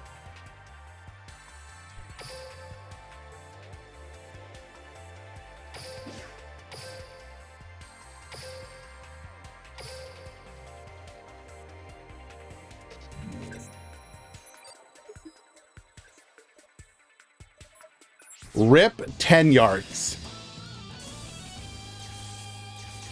This meta would be great if all the Constellars and Live Twins would automatically go second. I see. Is SP Little Knight good? I just pulled it. Nah. I mean, look at it. It's like a Link 2. It's got barely any attack. The arrows kind of suck.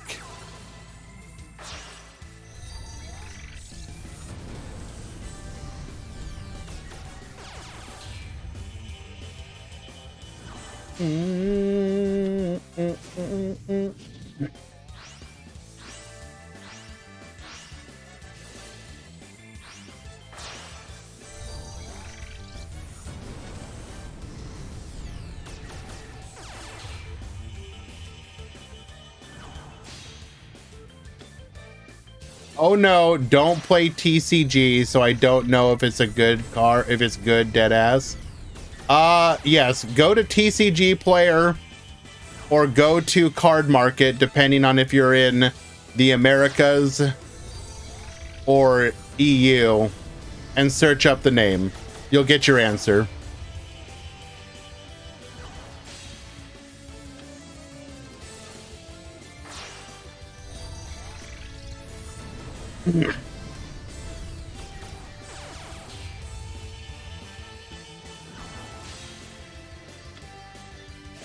I'm gonna give Jay Paulino, we'll give them the benefit of the doubt. 1 for 1 into the Hajun. Effect Veiler. Negate.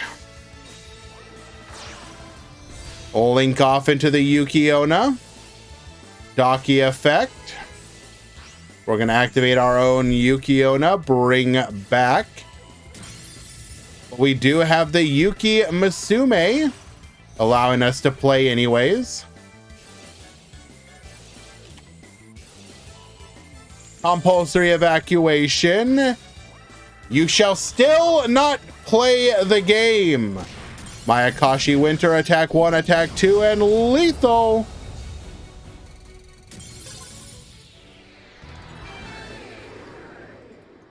I just found 1,000 on the ground. Is that good?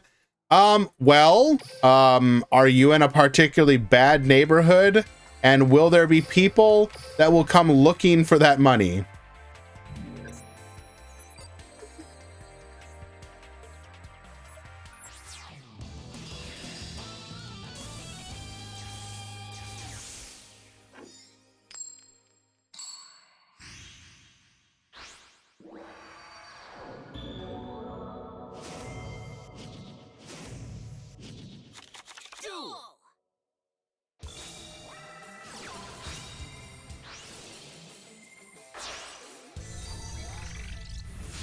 Bismuth going first once again.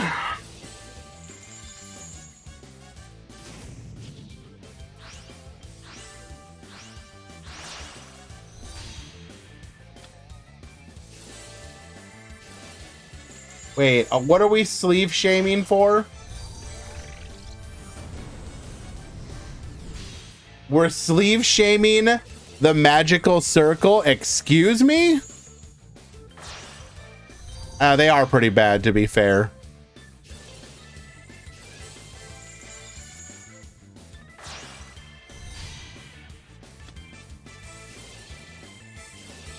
Helmet sleeves. All right, we got Yashka.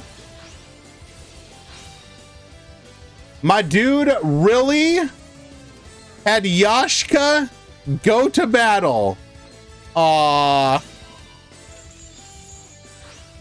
Skullmeister and Crow. We will successfully take out the Yuki-Onna, banishing the Gashidakaru and negating the summon. bro, what is... Oh. Another Skullmeister. Incredible. We would need, like, exactly Hajun to get back. Well, no. Any normal summon, I guess. No, Hajun. We would have needed exactly Hajun. And even then... Yeah, so Hajun would have gotten us back into the game, but...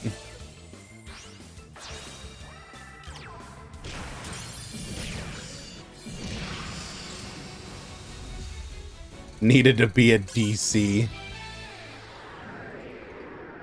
All right. With that, we will be coming upon the grand finals.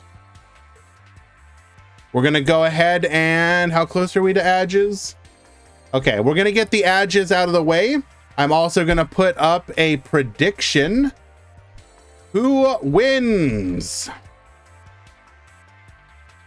Shu, Gearfried, Pyle, or Bismuth, Mayakashi. You will have 2 minutes.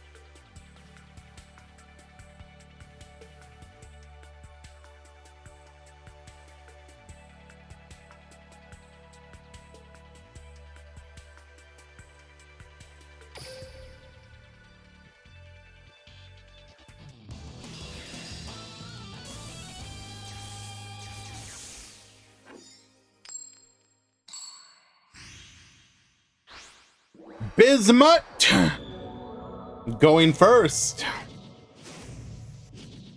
Gearfried players in shambles.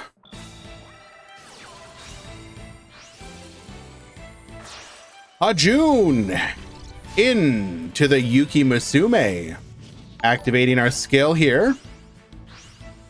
Justin Snow, thank you for the follow.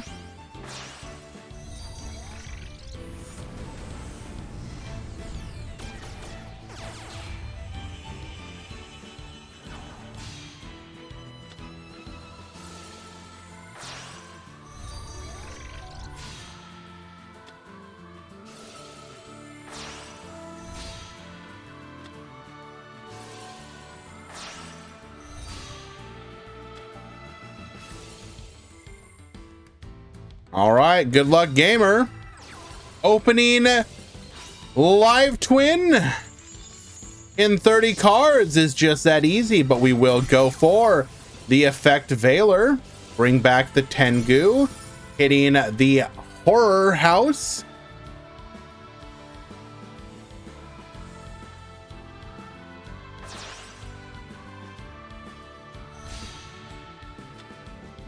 Gonna go for the Yuki-Onna here.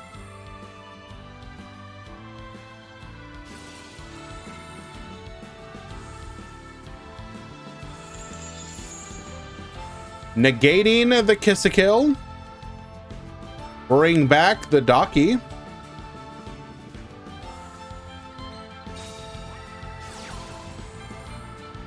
Mayakashi returns.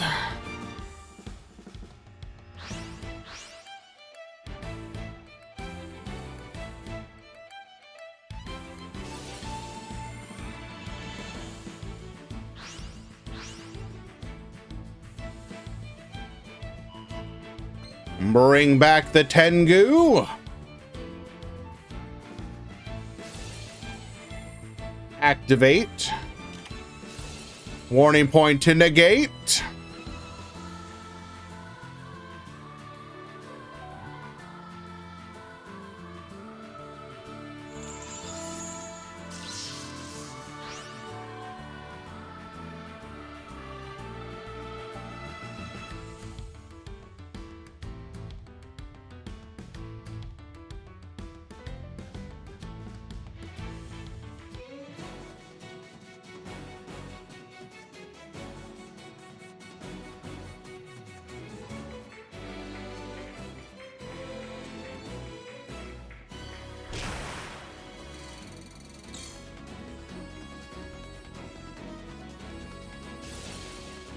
Excuse me?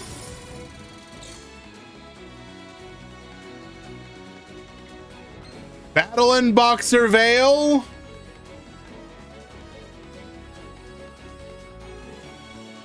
We shall end the turn, not risking going for the Yoko play as we still have a back row.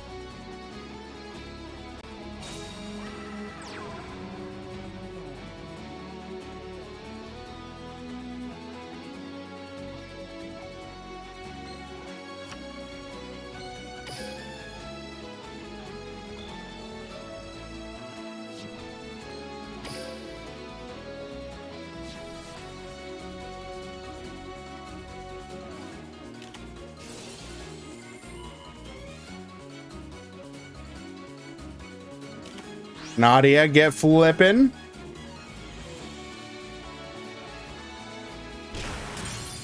We're just gonna slow roll this one.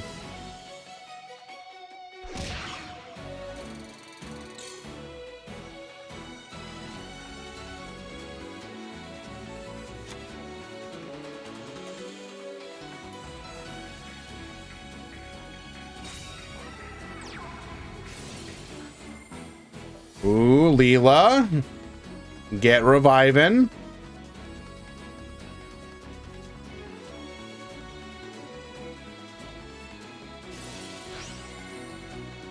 It all comes down to this. Oh, wait. We might still be in a bad spot.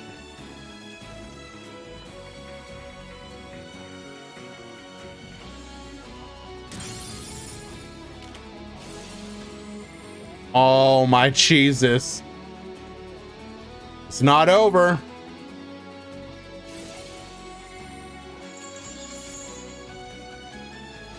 Nadia, return to the field.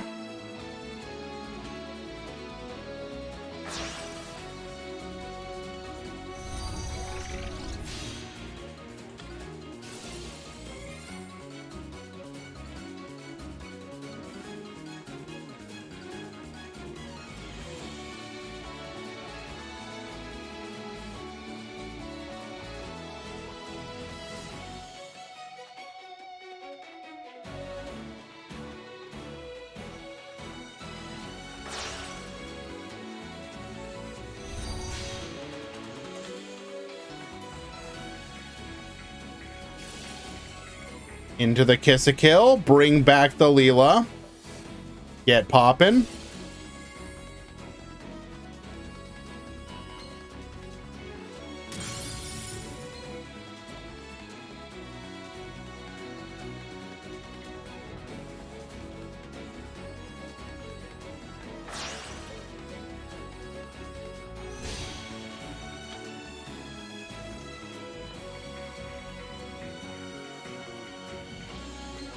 Wait, what?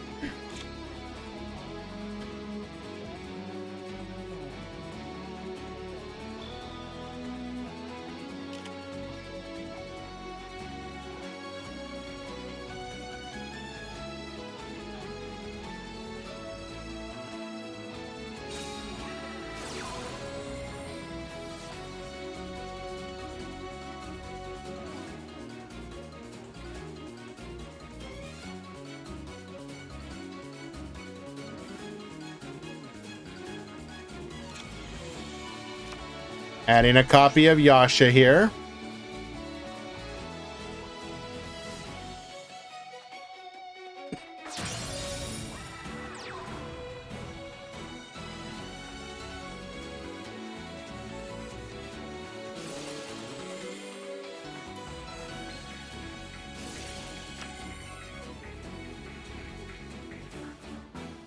We go to battle.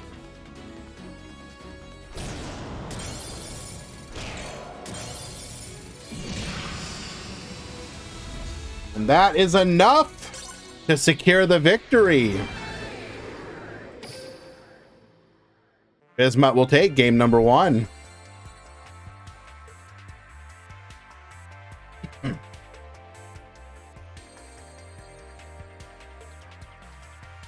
Yeah, forcing battle's not lethal, because you can flip down during the battle phase.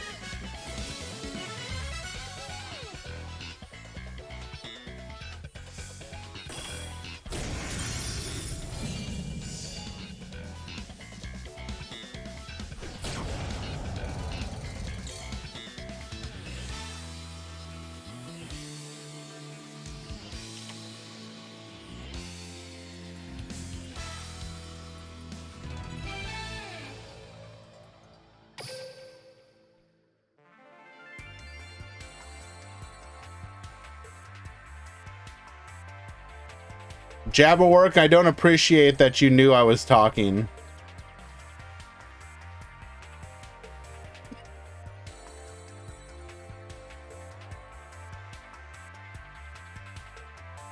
Yeah, I muted myself before a coughing fit and forgot to turn it back on.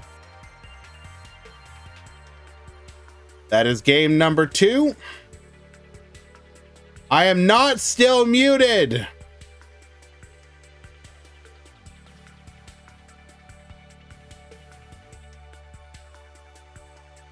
Is there a lore reason I'm coughing? Yes, in my backstory, I caught a cold.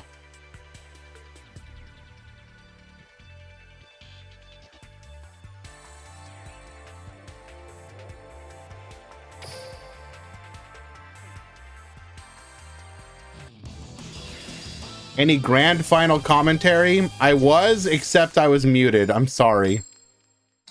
I am under the weather right now.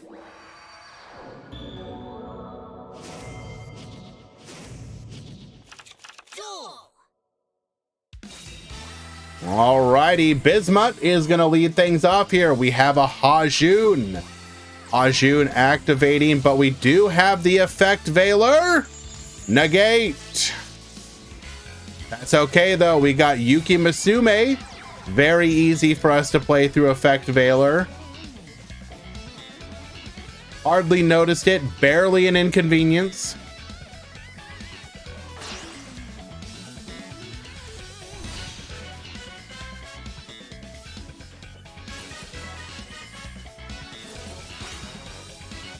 We do have the crow though. That is devastating.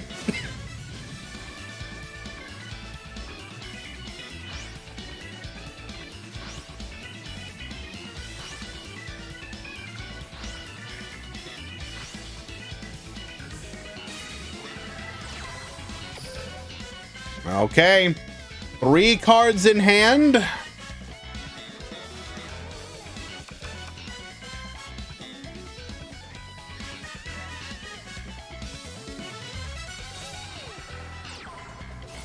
And we got a live twin as one of them. Must be nice, except you Veiler me, I Veiler you.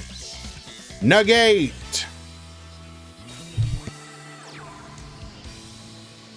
We are gonna set 1 and that's back to you. We draw. We're gonna go ahead and try this again. Yuki Masume returns to the field, dumping another copy of Daki.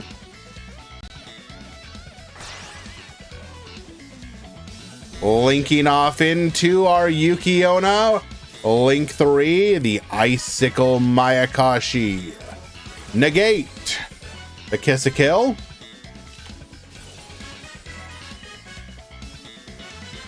Warning point here.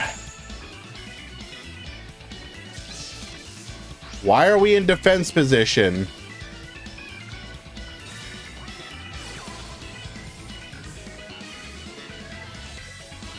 I guess it doesn't matter.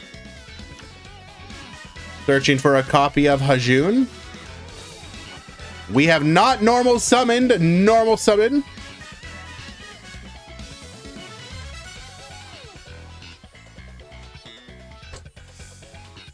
Bring forth the Yasha.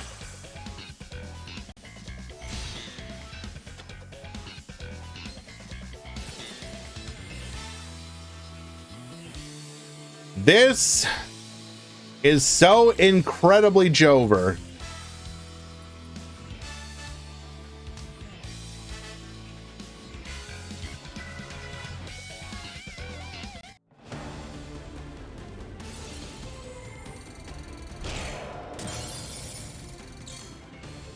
Hold, wait.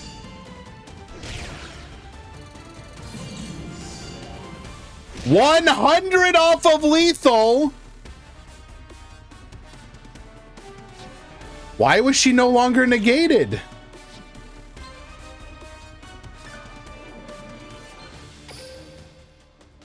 Oh, she never got negated.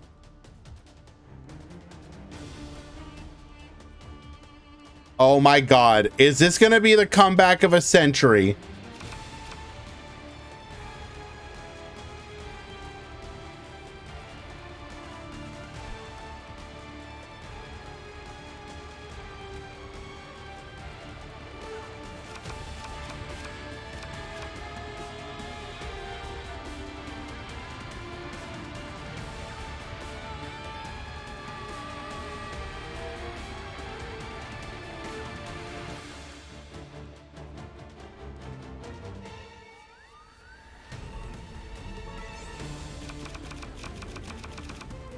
Pause for dramatic effect.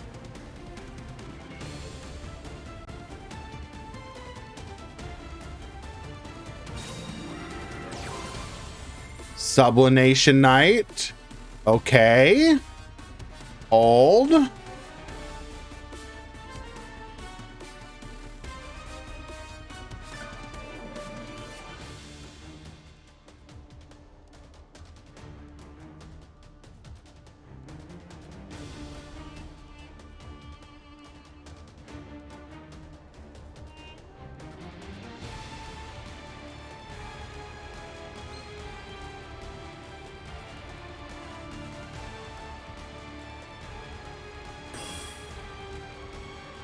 Oh God, please tell me easy isn't here. I don't want him to see this.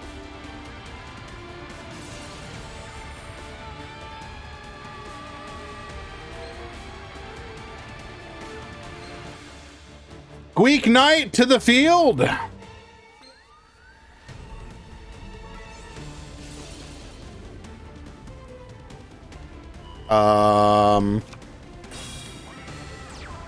Mm.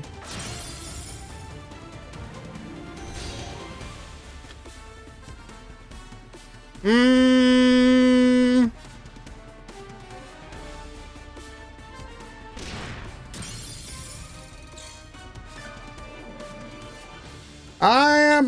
I don't think that's not it, son.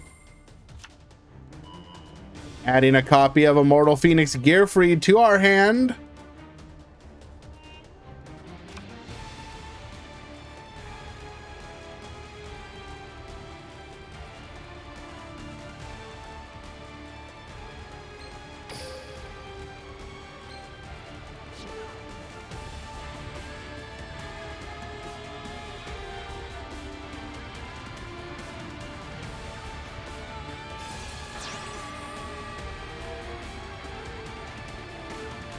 All right, guys, we just have to stop 2 more attacks. We got this. Trust. Don't worry. Oh.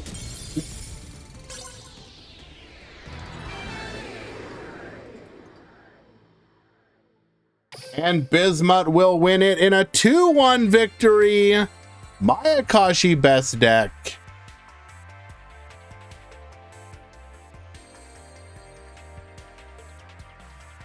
Well done. Oh yeah, we're definitely confirming that prediction. Choose outcome. Bismuth Mayakashi number 2 complete prediction.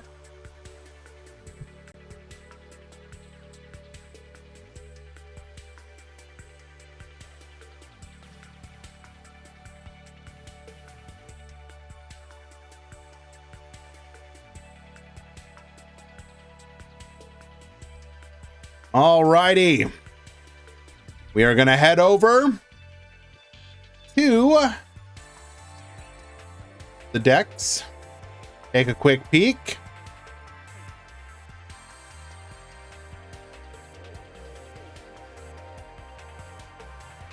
Bismuth is on what is becoming kind of a standard list. We are threading the needle between back row and hand traps, though. So we are going double copies of Compulse, double Veiler, giving up the Mayakashi Reborn trap in favor of just Mayhem. Very nice list. I like it.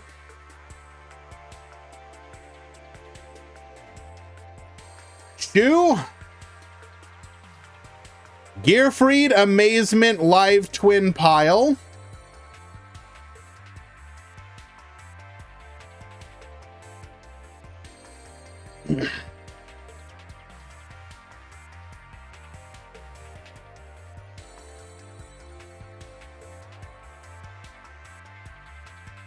I don't know, I kind of like it.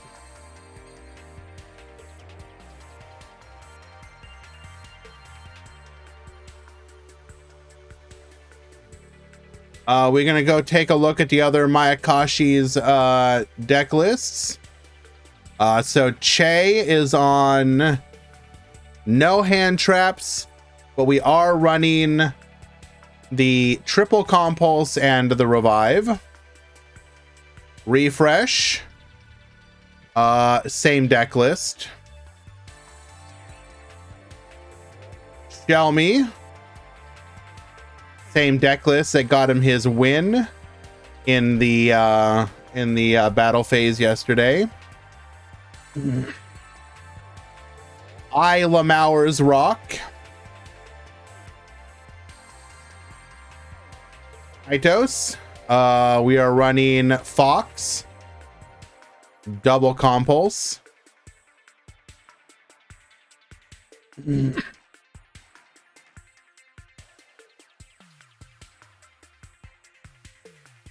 Brawl.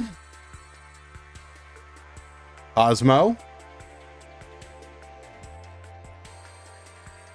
Ninjetti Ursus. Lunalight. And I would like to point out that Ninjetti is a newer member of our community and is doing well with a deck that you can build out of the deck build box.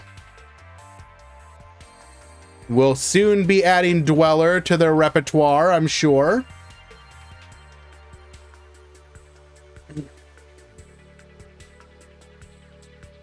I do want new players to look at what they're doing here and know that they too could be having competitive success. Now, but for real though, big shout out to Ninjetti. Very happy to see them doing well.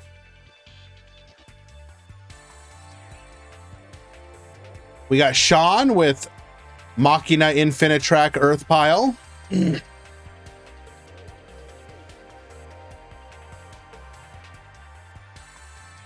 Saber isn't necessarily needed. Amsam with the regular Infinitrack. Carrot with Shadal.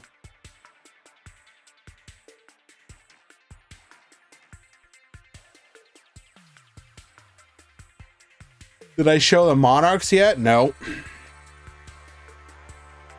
Rougeonary.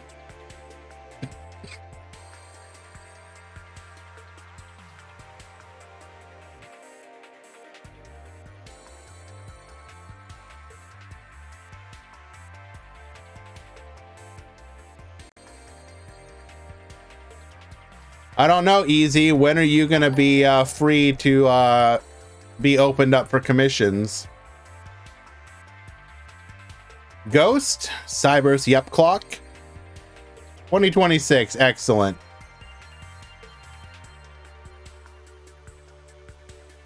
AOP. One hand trap, double compulse. We are also running a couple extra traps here.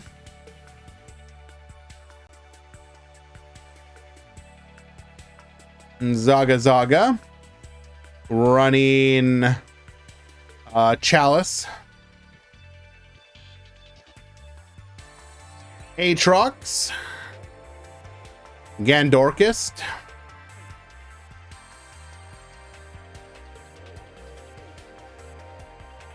And that is your top 16 for today. Well done.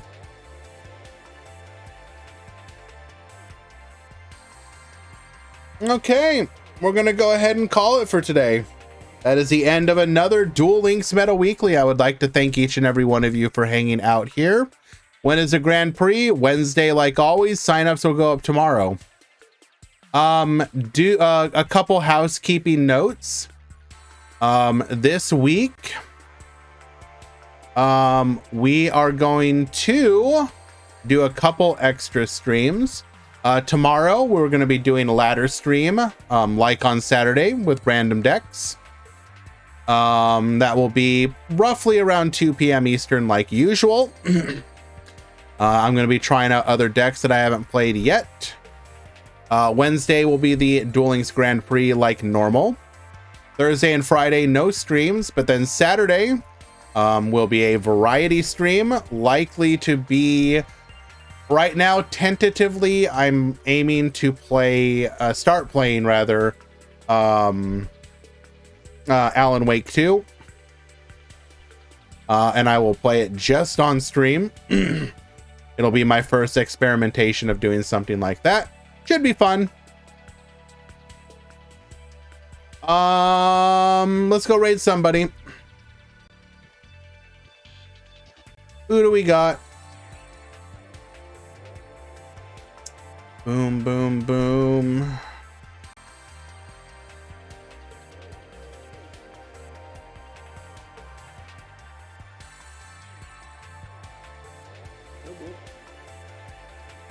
Take a quick peek here.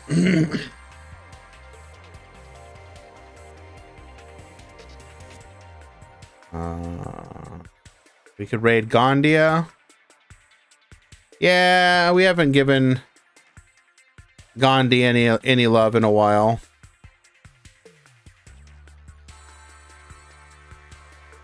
Any more GP single elimination? When I'm feeling like it. It's not a for sure thing, but just every now and then. It's in the back of my mind.